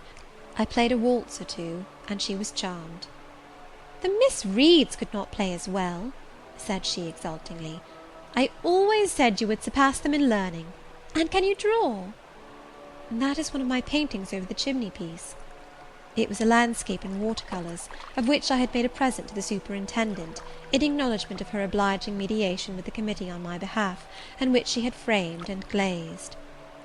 "Well, that is beautiful, Miss Jane. It is as fine a picture as any Miss Reed's drawing master could paint, let alone the young ladies themselves, who could not come near it. And have you learnt French?" "Yes, Bessy, I can both read it and speak it." "And you can work on muslin and canvas?" "I can." "Oh, you are quite a lady, Miss Jane. I knew you would be. You will get on whether your relations notice you or not. There was something I wanted to ask you. Have you ever heard anything from your father's kinsfolk, the Eyres?" "Never in my life." "Well, you know Missus always said they were poor and quite despicable. And they may be poor, but I believe they are as much gentry as the Reeds are. For one day, nearly 7 years ago, a Mr. Eyre came to Gateshead and wanted to see you. Missus said you were at school 50 miles off. He seemed so much disappointed, for he could not stay. He was going on a voyage to a foreign country, and the ship was to sail from London in a day or two. He looked quite a gentleman, and I believe he was your father's brother." "What foreign country was he going to, Bessy?" "An island thousands of miles off, where they make wine. The butler did tell me." "Madeira?" I suggested. "Yes, that is it, the very word." "So he went?" "Yes, he did not stay many minutes in the house. Missus was very high with him. She called him afterwards a sneaking tradesman. My Robert believes he was a wine merchant." "Very likely," I returned, "or perhaps clerk or agent to a wine merchant." Bessy and I conversed about old times an hour longer, and then she was obliged to leave me. I saw her again for a few minutes the next morning at Lowton, while I was waiting for the coach. We parted finally at the door of the Brocklehurst Arms there. Each went her separate way. She set off for the brow of Lowood Fell to meet the conveyance which was to take her back to Gateshead. I mounted the vehicle which was to bear me to new duties and a new life in the unknown environs of 𝕁𝔸ℕ𝔼. End of Chapter 10. Chapter 11. A new chapter in a novel is something like a new scene in a play, and when I draw up the curtain this time, reader, you must fancy you see a room in the George Inn at 𝕁𝔸ℕ𝔼, with such large figured papering on the walls as inn-rooms have, such a carpet, such furniture, such ornaments on the mantelpiece, such prints, including a portrait of George III, and another of the Prince of Wales, and a representation of the death of Wolfe. All this is visible to you by the light of an oil lamp hanging from the ceiling, and by that of an excellent fire, near which I sit in my cloak and bonnet. My muff and umbrella lie on the table, and I am warming away the numbness and chill contracted by 16 hours' exposure to the rawness of an October day. I left Lowton at 4 o'clock a.m., and the 𝕁𝔸ℕ town clock is now just striking 8. Reader, though I look comfortably accommodated, I am not very tranquil in my mind. I thought when the coach stopped here, there would be some one to meet me. I looked anxiously round as I descended the wooden steps the boots placed for my convenience, expecting to hear my name pronounced, and to see some description of carriage waiting to convey me to Thornfield. Nothing of the sort was visible, and when I asked a waiter if any one had been to inquire after a Miss Eyre, I was answered in the negative. So I had no resource but to request to be shown into a private room, and here I am waiting, while all sorts of doubts and fears are troubling my thoughts. It is a very strange sensation to inexperienced youth to feel itself quite alone in the world, cut adrift from every connection, uncertain whether the port to which it is bound can be reached, and prevented by many impediments from returning to that it has quitted. The charm of adventure sweetens that sensation, the glow of pride warms it, but then the throb of fear disturbs it, and fear with me became predominant when half an hour elapsed and I was still alone. I bethought myself to ring the bell. "Is there a place in this neighbourhood called Thornfield?" I asked of the waiter who answered the summons. "Thornfield? I don't know, mum. I'll inquire at the bar." He vanished, but reappeared instantly. "Is your name Eyre, miss?" "Yes." "Person here waiting for you." I jumped up, took my muff and umbrella, and hastened into the inn passage. A man was standing by the open door, and in the lamplit street I dimly saw a one-horse conveyance. "This will be your luggage, I suppose?" said the man rather abruptly when he saw me, pointing to my trunk in the passage. "Yes." He hoisted it on to the vehicle, which was a sort of car, and then I got in. Before he shut me up, I asked him how far it was to Thornfield. "A matter of 6 miles. "How long shall we be before we get there?" "Happen an hour and a half." He fastened the car door, climbed to his own seat outside, and set off. Our progress was leisurely, and gave me ample time to reflect. I was content to be at length so near the end of my journey, and as I leaned back in the comfortable, though not elegant conveyance, I meditated much at my ease. I suppose, thought I, judging from the plainness of the servant and carriage, Mrs. Fairfax is not a very dashing person. So much the better. I never lived amongst fine people but once, and I was very miserable with them. I wonder if she lives alone except this little girl. If so, and if she is in any degree amiable, I shall be surely able to get on with her. I will do my best. It is a pity that doing one's best does not always answer. At Lowood, indeed, I took that resolution, kept it, and succeeded in pleasing. But with Mrs. Reed, I remember my best was always spurned with scorn. I pray God Mrs. Fairfax may not turn out a second Mrs. Reed. But if she does, I am not bound to stay with her. Let the worst come to the worst, I can advertise again. How far are we now on our road, I wonder? I let down the window and looked out. Millcote was behind us. Judging by the number of its lights, it seemed a place of considerable magnitude, much larger than Lowton. We were now, as far as I could see, on a sort of common, but there were houses scattered all over the district. I felt we were in a different region to Lowood, more populous, less picturesque, more stirring, less romantic. The roads were heavy, the night misty. My conductor let his horse walk all the way, and the hour and a half extended, I verily believe, to 2 hours. At last he turned in his seat and said, "You're known so far for Thornfield now." Again I looked out. We were passing a church. I saw its low, broad tower against the sky, and its bell was tolling a quarter. I saw a narrow galaxy of lights, too, on a hillside, marking a village or hamlet. About 10 minutes after, the driver got down and opened a pair of gates. We passed through, and they clashed to behind us. We now slowly ascended a drive, and came upon the long front of a house. Candlelight gleamed from one curtained bow window, all the rest were dark. The car stopped at the front door. It was opened by a maidservant. I alighted and went in. "Will you walk this way, ma'am?" said the girl, and I followed her across a square hall with high doors all round. She ushered me into a room whose double illumination of fire and candle at first dazzled me, contrasting as it did with the darkness to which my eyes had been for 2 hours inured. When I could see, however, a cosy and agreeable picture presented itself to my view.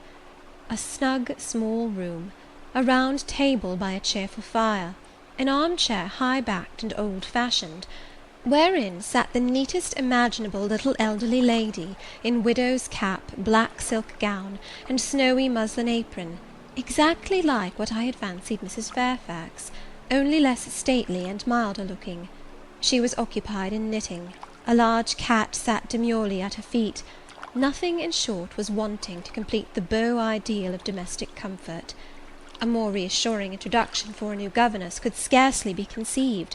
There was no grandeur to overwhelm, no stateliness to embarrass, and then, as I entered, the old lady got up and promptly and kindly came forward to meet me.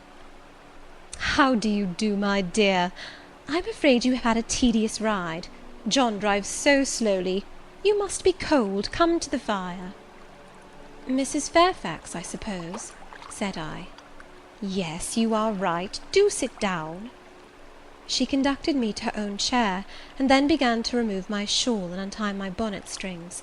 I begged she would not give herself so much trouble. "Oh, it is no trouble.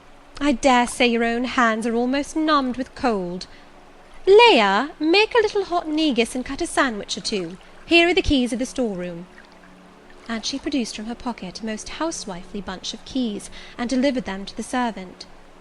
"Now then, draw nearer to the fire," she continued. "You've brought your luggage with you, haven't you, my dear?" "Yes, ma'am." "I'll see it carried into your room," she said, and bustled out.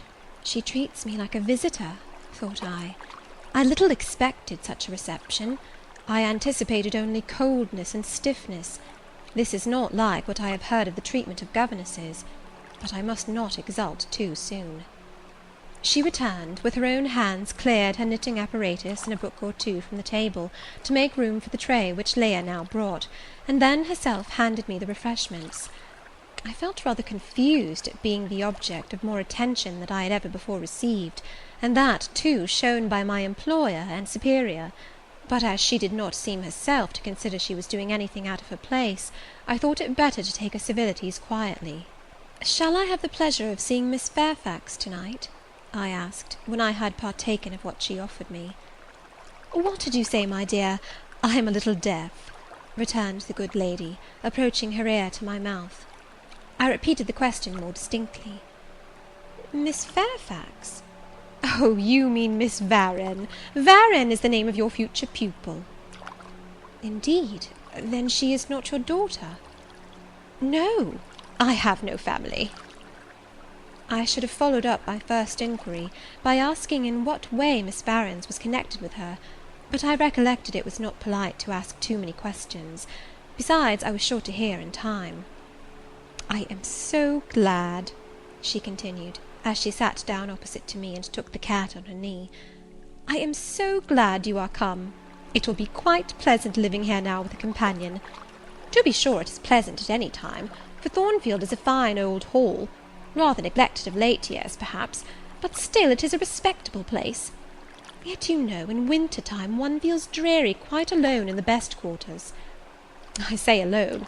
Leah is a nice girl, to be sure, and John and his wife are very decent people, but then you see they are only servants, and one can't converse with them on terms of equality. One must keep them at due distance, for fear of losing one's authority.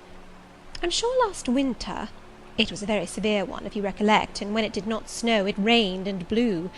Not a creature but the butcher and the postman came to the house from November till February, and I really got quite melancholy with sitting night after night alone.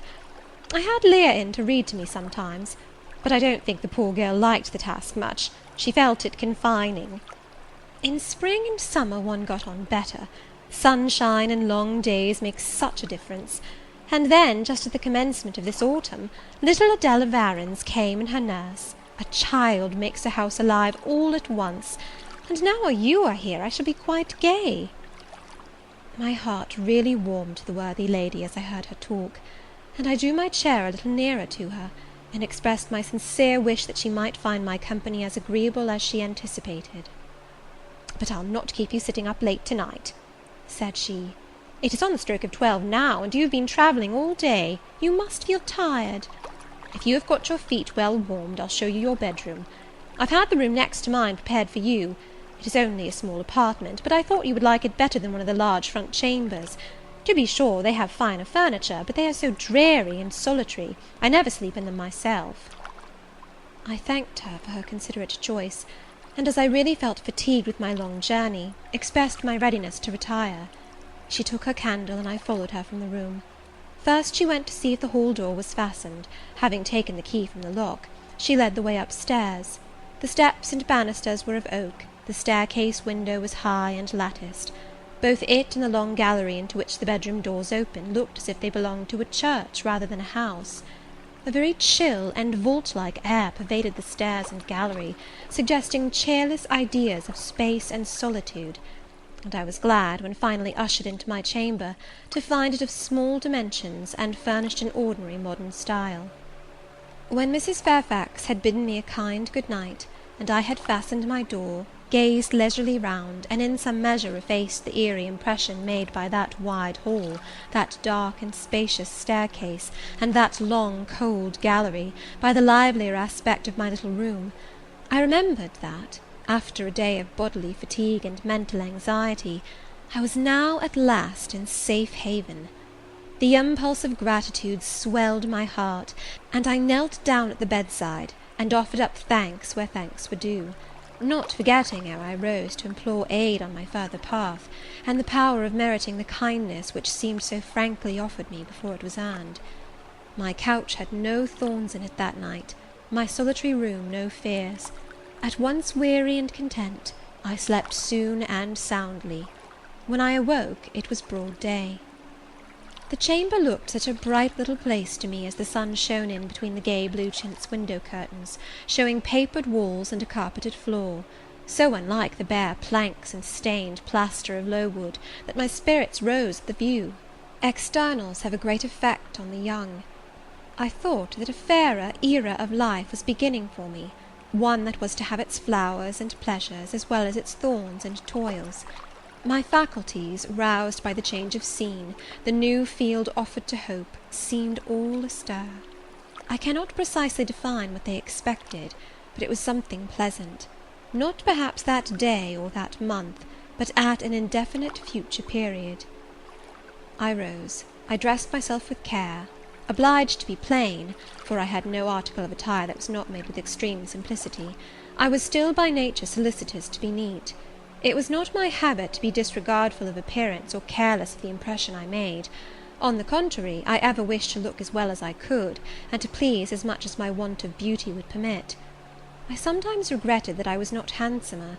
I sometimes wished to have rosy cheeks, a straight nose, and a small cherry mouth. I desired to be tall, stately, and finely developed in figure. I felt it a misfortune that I was so little, so pale, and had features so irregular and so marked. And why had I these aspirations and these regrets? It would be difficult to say. I could not then distinctly say it to myself, yet I had a reason, and a logical, natural reason too. However, when I had brushed my hair very smooth, and put on my black frock, which, Quaker-like as it was, at least had the merit of fitting to a nicety, and adjusted my clean white tucker, I thought that I should do respectably enough to appear before Mrs. Fairfax, and that my new pupil would not at least recoil from me with antipathy. Having opened my chamber window, and seen that I left all things straight and neat on the toilet table, I ventured forth. Traversing the long and matted gallery, I descended the slippery steps of oak. Then I gained the hall. I halted there a minute. I looked at some pictures on the walls. One, I remember, represented a grim man and a querist, and one a lady with powdered hair and a pearl necklace. At a bronze lamp pendant from the ceiling, at a great clock whose case was of oak curiously carved, an ebon black with time and rubbing. Everything appeared very stately and imposing to me, but then I was so little accustomed to grandeur. The hall door, which was half of glass, stood open. I stepped over the threshold. It was a fine autumn morning. The early sun shone serenely on embrowned groves and still green fields. Advancing on to the lawn, I looked up and surveyed the front of the mansion. It was 3 stories high, of proportions not vast, though considerable, a gentleman's manor-house, not a nobleman's seat. Battlements round the top gave it a picturesque look. Its grey front stood out well from the background of a rookery, whose cawing tenants were now on the wing. They flew over the lawn and grounds to alight in a great meadow, from which these were separated by a sunk fence, and where an array of mighty old thorn-trees, strong, knotty, and broad as oaks, at once explained the etymology of the mansion's designation. Farther off were hills, not so lofty as those round Lowood, nor so craggy, nor so like barriers of separation from the living world, but yet quiet and lonely hills enough, and seeming to embrace Thornfield with a seclusion I had not expected to find existent so near the stirring locality of 𝕁𝔸ℕ𝔼. A little hamlet, whose roofs were blent with trees, straggled up the side of one of these hills. The church of the district stood nearer Thornfield. Its old tower-top looked over a knoll between the house and gates.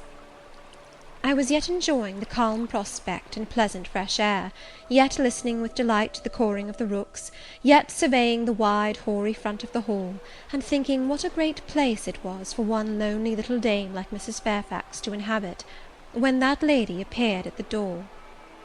"What, out already?" said she. "I see you are an early riser."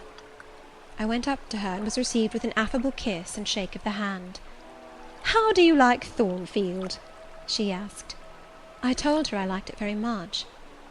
"Yes," she said, "it is a pretty place, but I fear it will be getting out of order unless Mr. Rochester should take it into his head to come and reside here permanently, or at least visit it rather oftener. Great houses and fine grounds require the presence of the proprietor." "Mr. Rochester?" I exclaimed. "Who is he?" "The owner of Thornfield," she responded quietly. "Did you not know he was called Rochester?" Of course I did not. I had never heard of him before, but the old lady seemed to regard his existence as a universally understood fact, with which everybody must be acquainted by instinct. "I thought," I continued, "Thornfield belonged to you." "To me! Bless you, child, what an idea! To me! I am only the housekeeper, the manager. To be sure, I am distantly related to the Rochesters by the mother's side, or at least my husband was. He was a clergyman, incumbent of Hay, that little village yonder on the hill, and that church near the gates was his. The present Mr. Rochester's mother was a Fairfax, and second cousin to my husband. But I never presume on the connection. In fact, it is nothing to me. I consider myself quite in the light of an ordinary housekeeper. My employer is always civil, and I expect nothing more." "And the little girl, my pupil?" "She is Mr. Rochester's ward. He commissioned me to find a governess for her. He intended to have her brought up in 𝕁𝔸ℕ𝔼, I believe. Here she comes, with her bonne, as she calls her nurse." The enigma then was explained. This affable and kind little widow was no great dame, but a dependent like myself. I did not like her the worse for that. On the contrary, I felt better pleased than ever. The equality between her and me was real, not the mere result of condescension on her part. So much the better. My position was all the freer. As I was meditating on this discovery, a little girl, followed by her attendant, came running up the lawn. I looked to my pupil, who did not at first appear to notice me. She was quite a child, perhaps 7 or 8 years old, slightly built, with a pale, small-featured face, and a redundancy of hair falling in curls to her waist. "Good morning, Miss Adela," said Mrs. Fairfax. "Come and speak to the lady who is to teach you, and to make you a clever woman some day." She approached. "C'est là ma gouvernante," said she, pointing to me, and addressing her nurse, who answered, "Mais oui, certainement." "Are they foreigners?" I inquired, amazed at hearing the French language. "The nurse is a foreigner, and Adela was born on the continent, and I believe never left it until within 6 months ago. When she first came here she could speak no English. Now she can make shift to talk it a little. I don't understand her, she mixes it so with French, but you will make out her meaning very well, I dare say." Fortunately, I had had the advantage of being taught French by a French lady, and as I had always made a point of conversing with Madame Pirot as often as I could, and had, besides, during the last 7 years, learnt a portion of French by heart daily, applying myself to take pains with my accent, and imitating as closely as possible the pronunciation of my teacher, I had acquired a certain degree of readiness and correctness in the language, and was not likely to be much at a loss with Mademoiselle Adela. She came and shook hands with me when she heard that I was her governess, and as I led her into breakfast, I addressed some phrases to her in her own tongue. She replied briefly at first, but after we were seated at the table, and she had examined me some 10 minutes with her large hazel eyes, she suddenly commenced chattering fluently. "Ah," cried she in French, "you speak my language as well as Mr. Rochester does. I can talk to you as I can to him, and so can Sophie. She will be glad. Nobody here understands her. Madame Fairfax is all English. Sophie is my nurse. She came with me over the sea in a great ship with a chimney that smoked. How it did smoke! And I was sick, and so was Sophie, and so was Mr. Rochester. Mr. Rochester lay down on a sofa in a pretty room called the salon, and Sophie and I had little beds in another place. I nearly fell out of mine, it was like a shelf, and Mademoiselle, what is your name?" "Eyre, Jane Eyre." "Eyre? Bah, I cannot say it. Well, Our ship stopped in the morning, before it was quite daylight, at a great city, a huge city, with very dark houses, and all smoky, not at all like the pretty clean town I came from. And Mr. Rochester carried me in his arms over a plank to the land, and Sophy came after, and we all got into a coach, which took us to a beautiful large house, larger than this, and finer, called an hotel. We stayed there nearly a week. I and Sophie used to walk every day in a great green place full of trees, called the park, and there were many children there besides me, and a pond with beautiful birds in it that I fed with crumbs." "Can you understand her when she runs on so fast?" asked Mrs. Fairfax. I understood her very well, for I had been accustomed to the fluent tongue of Madame Pirot. "I wish," continued the good lady, "you would ask her a question or two about her parents. I wonder if she remembers them." "Adèle," I inquired, "with whom did you live when you were in that pretty clean town you spoke of?" "I lived long ago with mamma, but she is gone to the Holy Virgin. Mamma used to teach me to dance and sing and to say verses. A great many gentlemen and ladies came to see mamma, and I used to dance before them, or to sit on their knees and sing to them. I liked it. Shall I let you hear me sing now?" She had finished her breakfast, so I permitted her to give a specimen of her accomplishments. Descending from her chair, she came and placed herself on my knee. Then, folding her little hands demurely before her, shaking back her curls and lifting her eyes to the ceiling, she commenced singing a song from some opera.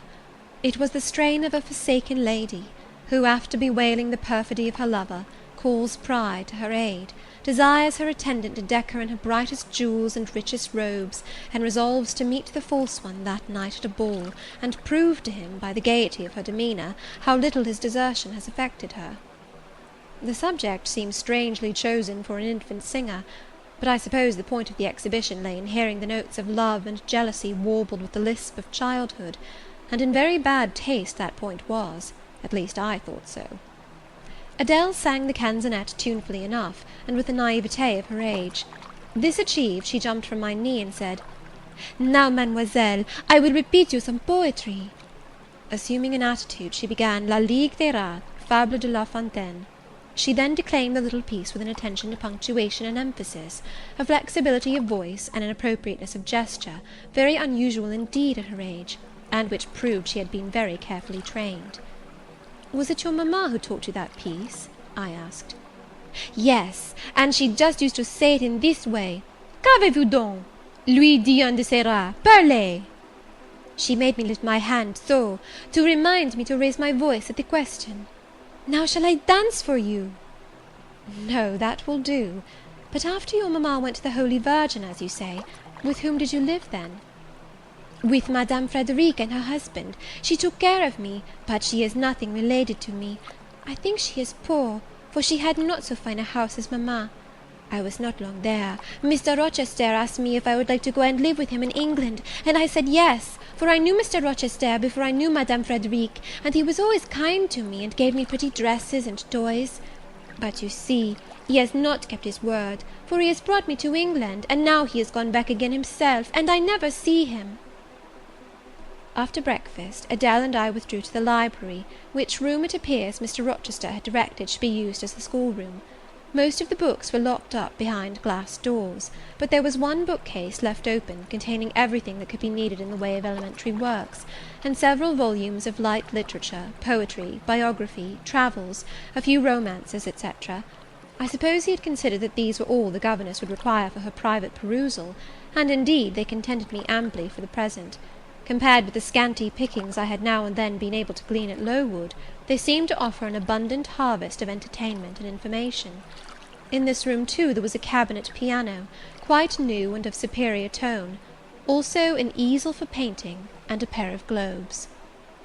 I found my pupil sufficiently docile, though disinclined to apply. She had not been used to regular occupation of any kind. I felt it would be injudicious to confine her too much at first. So, when I had talked to her a great deal, and got her to learn a little, and when the morning had advanced to noon, I allowed her to return to her nurse. I then proposed to occupy myself till dinner time in drawing some little sketches for her use. As I was going upstairs to fetch my portfolio and pencils, Mrs. Fairfax called to me. "Your morning school hours are over now, I suppose?" said she. She was in a room the folding doors of which stood open. I went in when she addressed me.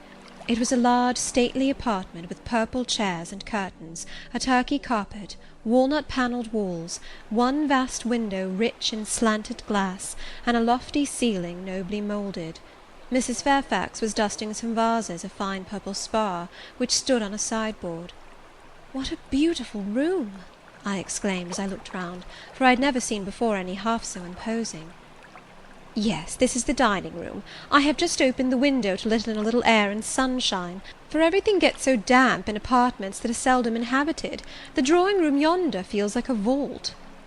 She pointed to a wide arch corresponding to the window, and hung like it with Tyrian-dyed curtain, now looped up. Mounting to it by two broad steps, and looking through, I thought I caught a glimpse of a fairy place, so bright to my novice eyes appeared the view beyond. Yet it was merely a very pretty drawing-room, and within it a boudoir, both spread with white carpets, on which seemed laid brilliant garlands of flowers, both sealed with snowy mouldings of white grapes and vine leaves, beneath which glowed in rich contrast crimson couches and ottomans, while the ornaments on the pale Parian mantelpiece were of sparkling Bohemian glass, ruby red, and between the windows large mirrors repeated the general blending of snow and fire. "In what order you keep these rooms, Mrs. Fairfax," said I. "No dust, no canvas coverings. Except that the air feels chilly, one would think they were inhabited daily." "Why, Miss Eyre, though Mr. Rochester's visits here are rare, they are always sudden and unexpected; and as I observed that it put him out to find everything swathed up, and to have a bustle of arrangement on his arrival, I thought it best to keep the rooms in readiness." "Is Mr. Rochester an exacting, fastidious sort of man?" "Not particularly so, but he has a gentleman's tastes and habits, and he expects to have things managed in conformity to them." "Do you like him? Is he generally liked?" "Oh, yes. The family have always been respected here. Almost all the land in this neighbourhood, as far as you can see, has belonged to the Rochesters, time out of mind." "Well, but leaving his land out of the question, do you like him? Is he liked for himself?" "I have no cause to do otherwise than like him, and I believe he is considered a just and liberal landlord by his tenants. But he has never lived much amongst them." "But he has no peculiarities. What, in short, is his character?" "Oh, his character is unimpeachable, I suppose. He is rather peculiar, perhaps. He has travelled a great deal, and seen a great deal of the world, I should think. I dare say he is clever, but I never had much conversation with him." "In what way is he peculiar?" "I don't know. It is not easy to describe. Nothing striking. But you feel it when he speaks to you.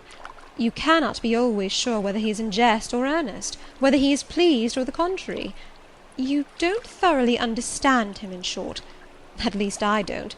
But it is of no consequence. He is a very good master." This was all the account I got from Mrs. Fairfax of her employer and mine. There are people who seem to have no notion of sketching a character, or observing and describing salient points, either in persons or things. The good lady evidently belonged to this class. My queries puzzled, but did not draw her out. Mr. Rochester was Mr. Rochester in her eyes, a gentleman, a landed proprietor, nothing more. She inquired and searched no further, and evidently wondered at my wish to gain a more definite notion of his identity. When we left the dining-room, she proposed to show me over the rest of the house, and I followed her upstairs and downstairs, admiring as I went, for all was well arranged and handsome. The large front chambers I thought especially grand, and some of the third-story rooms, though dark and low, were interesting from their air of antiquity. The furniture once appropriated to the lower apartments had from time to time been removed here, as fashion changed, and the imperfect light entering by their narrow casement showed bedsteads of 100 years old, chests in oak or walnut, looking, with their strange carvings of palm branches and cherubs' heads, like types of the Hebrew ark. Rows of venerable chairs, high-backed and narrow, stools still more antiquated, on whose cushioned tops were yet apparent traces of half-effaced embroideries, wrought by fingers that for 2 generations had been coffin-dust. All these relics gave to the third story of Thornfield Hall the aspect of a home of the past, a shrine of memory. I liked the hush, the gloom, the quaintness of these retreats in the day, but I by no means coveted a night's repose on one of those wide and heavy beds, shut in, some of them with doors of oak, shaded others with wrought old English hangings crusted with thick work, portraying effigies of strange flowers, and stranger birds, and strangest human beings, all which would have looked strange indeed by the pallid gleam of moonlight. "Do the servants sleep in these rooms?" I asked. "No, they occupy a range of smaller apartments to the back. No one ever sleeps here. One would almost say that, if there were a ghost at Thornfield Hall, this would be its haunt." "So I think. You have no ghost, then?" "None that I ever heard of," returned Mrs. Fairfax, smiling. "Nor any traditions of one? No legends or ghost stories?" "I believe not. And yet it is said the Rochesters have been rather a violent than a quiet race in their time. Perhaps, though, that's the reason they rest tranquilly in their graves now." "Yes, after life's fitful fever they sleep well," I muttered. "Where are you going now, Mrs. Fairfax?"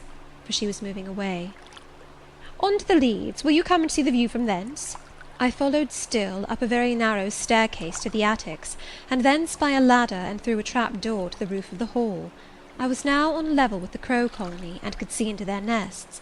Leaning over the battlements and looking far down, I surveyed the grounds laid out like a map, the bright and velvet lawn closely girdling the grey base of the mansion, the field, wide as a park, dotted with its ancient timber, the wood, dun and sere, divided by a path visibly overgrown, greener with moss than the trees or with foliage, the church at the gates, the road, the tranquil hills, all reposing in the autumn day's sun, the horizon bounded by a propitious sky, azure marbled with pearly white. No feature in the scene was extraordinary, but all was pleasing. When I turned from it and repassed the trap door, I could scarcely see my way down the ladder.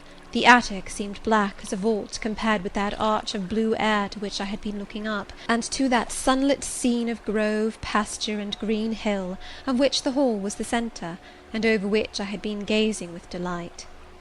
Mrs. Fairfax stayed behind a moment to fasten the trap door. I, by drift of groping, found the outlet from the attic, and proceeded to descend the narrow garret staircase. I lingered in the long passage to which this led, separating the front and back rooms of the third story, narrow, low, and dim, with only one little window at the far end, and looking, with its 2 rows of small black doors all shut, like a corridor in some Bluebeard's castle.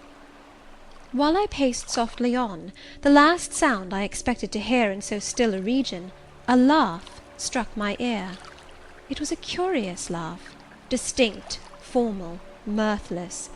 I stopped. The sound ceased, only for an instant. It began again, louder, for at first, though distinct, it was very low. It passed off in a clamorous peal that seemed to wake an echo in every lonely chamber, though it originated but in one, and I could have pointed out the door from which the accents issued.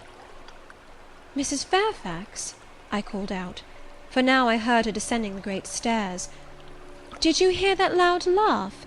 Who is it?" "Some of the servants, very likely," she answered. "Perhaps Grace Poole." "Did you hear it?" I again inquired. "Yes, plainly. I often hear her. She sews in one of these rooms. Sometimes Leah is with her. They are frequently noisy together." The laugh was repeated in its low syllabic tone, and terminated in an odd murmur. "Grace!"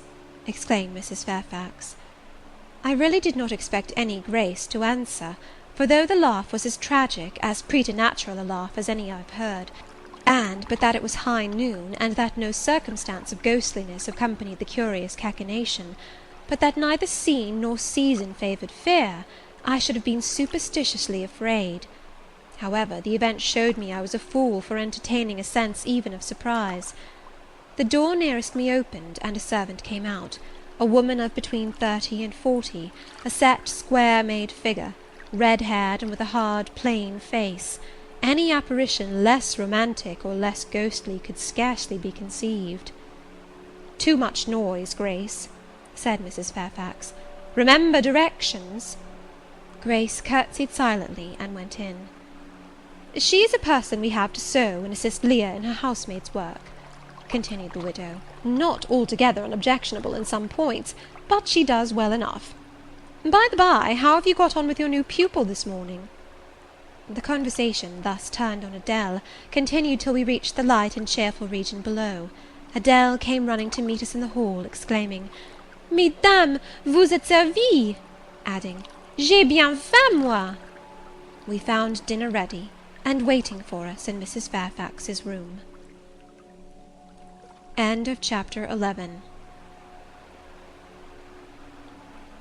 Chapter 12. The promise of a smooth career, which my first calm introduction to Thornfield Hall seemed to pledge, was not belied on a longer acquaintance with the place and its inmates. Mrs. Fairfax turned out to be what she appeared, a placid-tempered, kind-natured woman, of competent education and average intelligence. My pupil was a lively child, who had been spoilt and indulged, and therefore was sometimes wayward; but as she was committed entirely to my care, and no injudicious interference from any quarter ever thwarted my plans for her improvement, she soon forgot her little freaks, and became obedient and teachable. She had no great talents, no marked traits of character, no peculiar development of feeling or taste which raised her 1 inch above the ordinary level of childhood, but neither had she any deficiency or vice which sunk her below it. She made reasonable progress, entertained for me a vivacious, though perhaps not very profound, affection, and by her simplicity, gay prattle, and efforts to please, inspired me, in return, with a degree of attachment sufficient to make us both content in each other's society. This, par parenthèse, will be thought cool language by persons who entertain solemn doctrines about the angelic nature of children, and the duty of those charged with their education to conceive for them an idolatrous devotion. But I am not writing to flatter parental egotism, to echo cant, or prop up humbug. I am merely telling the truth. I felt a conscientious solicitude for Adèle's welfare and progress, and a quiet liking for her little self, just as I cherished towards Mrs. Fairfax a thankfulness for her kindness, and a pleasure in her society proportionate to the tranquil regard she had for me, and the moderation of her mind and character. Anybody may blame me who likes, when I add further, that now and then, when I took a walk by myself in the grounds, when I went down to the gates and looked through them along the road, or when, while Adèle played with her nurse, and Mrs. Fairfax made jellies in the store-room, I climbed the 3 staircases, raised the trap-door of the attic, and having reached the leads, looked out afar over sequestered field and hill and long dim sky-line, that then I longed for a power of vision which might overpass that limit, which might reach the busy world, towns, regions full of life I had heard of but never seen; that then I desired more of practical experience than I possessed, more of intercourse with my kind, of acquaintance with variety of character, than was here within my reach. I valued what was good in Mrs. Fairfax, and what was good in Adèle, but I believed in the existence of other and more vivid kinds of goodness, and what I believed in I wished to behold. Who blames me? Many, no doubt, and I shall be called discontented. I could not help it. The restlessness was in my nature. It agitated me to pain sometimes. Then my sole relief was to walk along the corridor of the 3rd story, backwards and forwards, safe in the silence and solitude of the spot, and allow my mind's eye to dwell on whatever bright visions rose before it, and certainly they were many and glowing; to let my heart be heaved by the exultant movement, which, while it swelled it in trouble, expanded it with life; and best of all, to open my inward ear to a tale that was never ended, a tale my imagination created, and narrated continuously, quickened with all of incident, life, fire, feeling, that I desired and had not in my actual existence. It is in vain to say human beings ought to be satisfied with tranquillity. They must have action, and they will make it if they cannot find it. Millions are condemned to a stiller doom than mine, and millions are in silent revolt against their lot. Nobody knows how many rebellions, besides political rebellions, ferment in the masses of life which people earth. Women are supposed to be very calm generally, but women feel just as men feel. They need exercise for their faculties, and a field for their efforts, as much as their brothers do.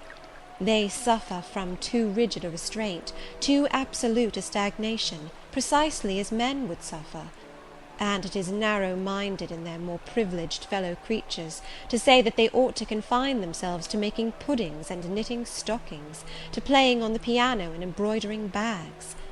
It is thoughtless to condemn them, or laugh at them, if they seek to do more or learn more than custom has pronounced necessary for their sex. When thus alone, I not unfrequently heard Grace Poole's laugh, the same peal, the same low, slow ha, ha, which, when first heard, had thrilled me. I heard, too, her eccentric murmurs, stranger than her laugh. There were days when she was quite silent, but there were others when I could not account for the sounds she made. Sometimes I saw her. She would come out of her room with a basin, or a plate, or a tray in her hand, go down to the kitchen, and shortly return, generally, oh, romantic reader, forgive me for telling the plain truth, bearing a pot of porter. Her appearance always acted as a damper to the curiosity raised by her oral oddities. Hard-featured and staid, she had no point to which interest could attach. I made some attempts to draw her into conversation, but she seemed a person of few words. A monosyllabic reply usually cut short every effort of that sort. The other members of the household, viz., John and his wife, Leah the housemaid, and Sophie the French nurse, were decent people, but in no respect remarkable. With Sophie I used to talk French, and sometimes I asked her questions about her native country, but she was not of a descriptive or narrative turn, and generally gave such vapid and confused answers as were calculated rather to check than encourage inquiry. October, November, December passed away.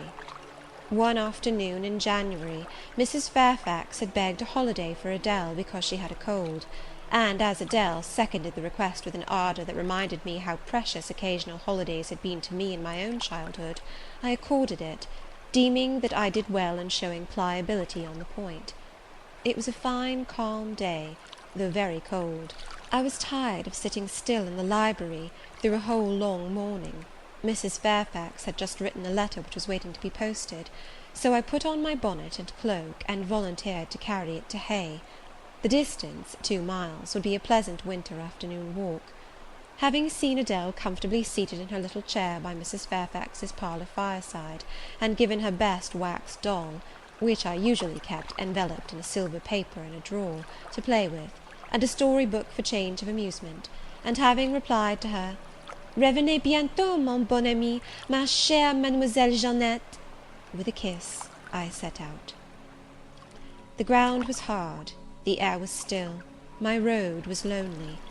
I walked fast till I got warm, and then I walked slowly to enjoy and analyse the species of pleasure brooding for me in the hour and situation. It was 3 o'clock. The church bell tolled as I passed under the belfry. The charm of the hour lay in its approaching dimness, in the low gliding and pale beaming sun. I was a mile from Thornfield, in a lane noted for wild roses in summer, for nuts and blackberries in autumn, and even now possessing a few coral treasures and hips and haws, but whose best winter delight lay in its utter solitude and leafless repose. If a breath of air stirred, it made no sound here, for there was not a holly, not an evergreen to rustle, and the stripped hawthorn and hazel bushes were as still as the white, worn stones which causewayed the middle of the path. Far and wide on each side there were only fields, where no cattle now browsed, and the little brown birds, which stirred occasionally in the hedge, looked like single russet leaves that had forgotten to drop. This lane inclined uphill all the way to Hay. Having reached the middle, I sat down on a stile which led thence into a field. Gathering my mantle about me, and sheltering my hands in my muff, I did not feel the cold, though it froze keenly, as was attested by a sheet of ice covering the causeway, where a little brooklet, now congealed, had overflowed after a rapid thaw some days since. From my seat I could look down on Thornfield. The grey and battlemented hall was the principal object in the vale below me. Its woods and dark rookery rose against the west. I lingered till the sun went down amongst the trees, and sank crimson and clear behind them. I then turned eastward. On the hill-top above me sat the rising moon.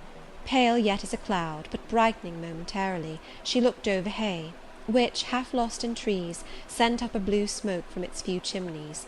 It was yet a mile distant, but in the absolute hush I could hear plainly its thin murmurs of life. My ear, too, felt the flow of currents.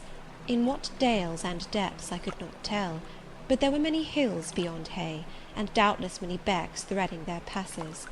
That evening calm betrayed alike the tinkle of the nearest streams, the sough of the most remote. A rude noise broke on these fine ripplings and whisperings, at once so far away and so clear. A positive tramp, tramp, a metallic clatter, which effaced the soft wave wanderings, as, in a picture, the solid mass of a crag, or the rough boles of a great oak, drawn in dark and strong on the foreground, efface the aerial distance of azure hill, sunny horizon, and blended clouds, where tint melts into tint. The din was on the causeway. A horse was coming. The windings of the lane yet hid it, but it approached. I was just leaving the stile, yet, as the path was narrow, I sat still to let it go by. In those days I was young, and all sorts of fancies, bright and dark, tenanted my mind. The memories of nursery stories were there amongst other rubbish, and when they recurred, maturing youth added to them a vigour and vividness beyond what childhood could give. As this horse approached, and as I watched for it to appear through the dusk, I remembered certain of Bessy's tales, wherein figured a north of England spirit called a 𝕬𝕬𝕝𝕬𝕬, which, in the form of a horse, mule, or large dog, haunted solitary ways, and sometimes came upon belated travellers, as this horse was now coming upon me. It was very near, but not yet in sight, when, in addition to the tramp, tramp, I heard a rush under the hedge, and close down by the hazel stems glided a great dog, whose black and white colour made him a distinct object against the trees. It was exactly one form of Bessy's 𝕬𝕬𝕬𝕬, a lion-like creature, with long hair and a huge head. It passed me, however, quietly enough, not staying to look up, with strange pretercanine eyes, in my face, as I half expected it would. The horse followed, a tall steed, and on its back a rider. The man, the human being, broke the spell at once. Nothing ever rode the 𝕬𝕬𝕬𝕬. It was always alone, and goblins, to my notions, though they might tenant the dumb carcasses of beasts, could scarce covet shelter in the commonplace human form. No 𝕬𝕬𝕬𝕬 was this, only a traveller taking the short cut to Millcote. He passed, and I went on. A few steps, and I turned. A sliding sound, and an exclamation of "What the deuce is to do now?" and a clattering tumble arrested my attention. Man and horse were down. They had slipped on the sheet of ice which glazed the causeway.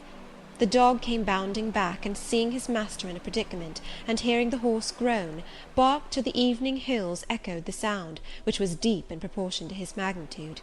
He snuffed round the prostrate group, and then he ran up to me. It was all he could do. There was no other help at hand to summon. I obeyed him, and walked down to the traveller, by this time struggling himself free of his steed. His efforts were so vigorous, I thought he could not be much hurt, but I asked him the question. "Are you injured, sir?" I think he was swearing, but I am not certain. However, he was pronouncing some formula which prevented him from replying to me directly. "Can I do anything?" I asked again. "You must just stand on one side," he answered as he rose, first to his knees, and then to his feet. I did, whereupon began a heaving, stamping, clattering process, accompanied by a barking and baying which removed me effectually some yards distance, but I would not be driven quite away till I saw the event. This was finally fortunate. The horse was re-established, and the dog was silenced with a "Down, Pilot!" The traveller, now stooping, felt his foot and leg, as if trying whether they were sound. Apparently something ailed them, for he halted to the stile whence I had just risen, and sat down. I was in the mood for being useful, or at least officious, I think, for I now drew near him again. "If you are hurt, and want help, sir, I can fetch some one either from Thornfield Hall or from Hay." "Thank you, I shall do. I have no broken bones, only a sprain." And again he stood up and tried his foot, but the result extorted an involuntary "Ugh!" Something of daylight still lingered, and the moon was waxing bright. I could see him plainly. His figure was enveloped in a riding cloak, fur-collared and steel-clasped. Its details were not apparent, but I traced the general points of middle height and considerable breadth of chest. He had a dark face, with stern features and a heavy brow. His eyes and gathered eyebrows looked ireful and thwarted just now. He was past youth, but had not reached middle age. Perhaps he might be 35. I felt no fear of him, and but little shyness. Had he been a handsome, heroic-looking young gentleman, I should not have dared to stand thus questioning him against his will, and offering my services unasked. I had hardly ever seen a handsome youth, never in my life spoken to one. I had a theoretical reverence and homage for beauty, elegance, gallantry, fascination; but had I met those qualities incarnate in masculine shape, I should have known instinctively that they neither had nor could have sympathy with anything in me, and should have shunned them as one would fire, lightning, or anything else that is bright but antipathetic. If even the stranger had smiled and been good-humoured to me when I addressed him, if he had put off my offer with assistance gaily and with thanks, I should have gone on my way and not felt any vocation to renew inquiries; but the frown, the roughness of the traveller set me at my ease. I retained my station when he waved me to go, and announced, "I cannot think of leaving you, Sir, at so late an hour, in this solitary lane, till I see you are fit to mount your horse." He looked at me when I said this. He had hardly turned his eyes in my direction before. "I should think you ought to be at home yourself," said he, "if you have a home in this neighbourhood. Where do you come from?" "From just below, and I am not at all afraid of being out late when it is moonlight. I will run over to Hay for you with pleasure, if you wish it. Indeed, I am going there to post a letter." "You live just below? Do you mean at that house with the battlements?"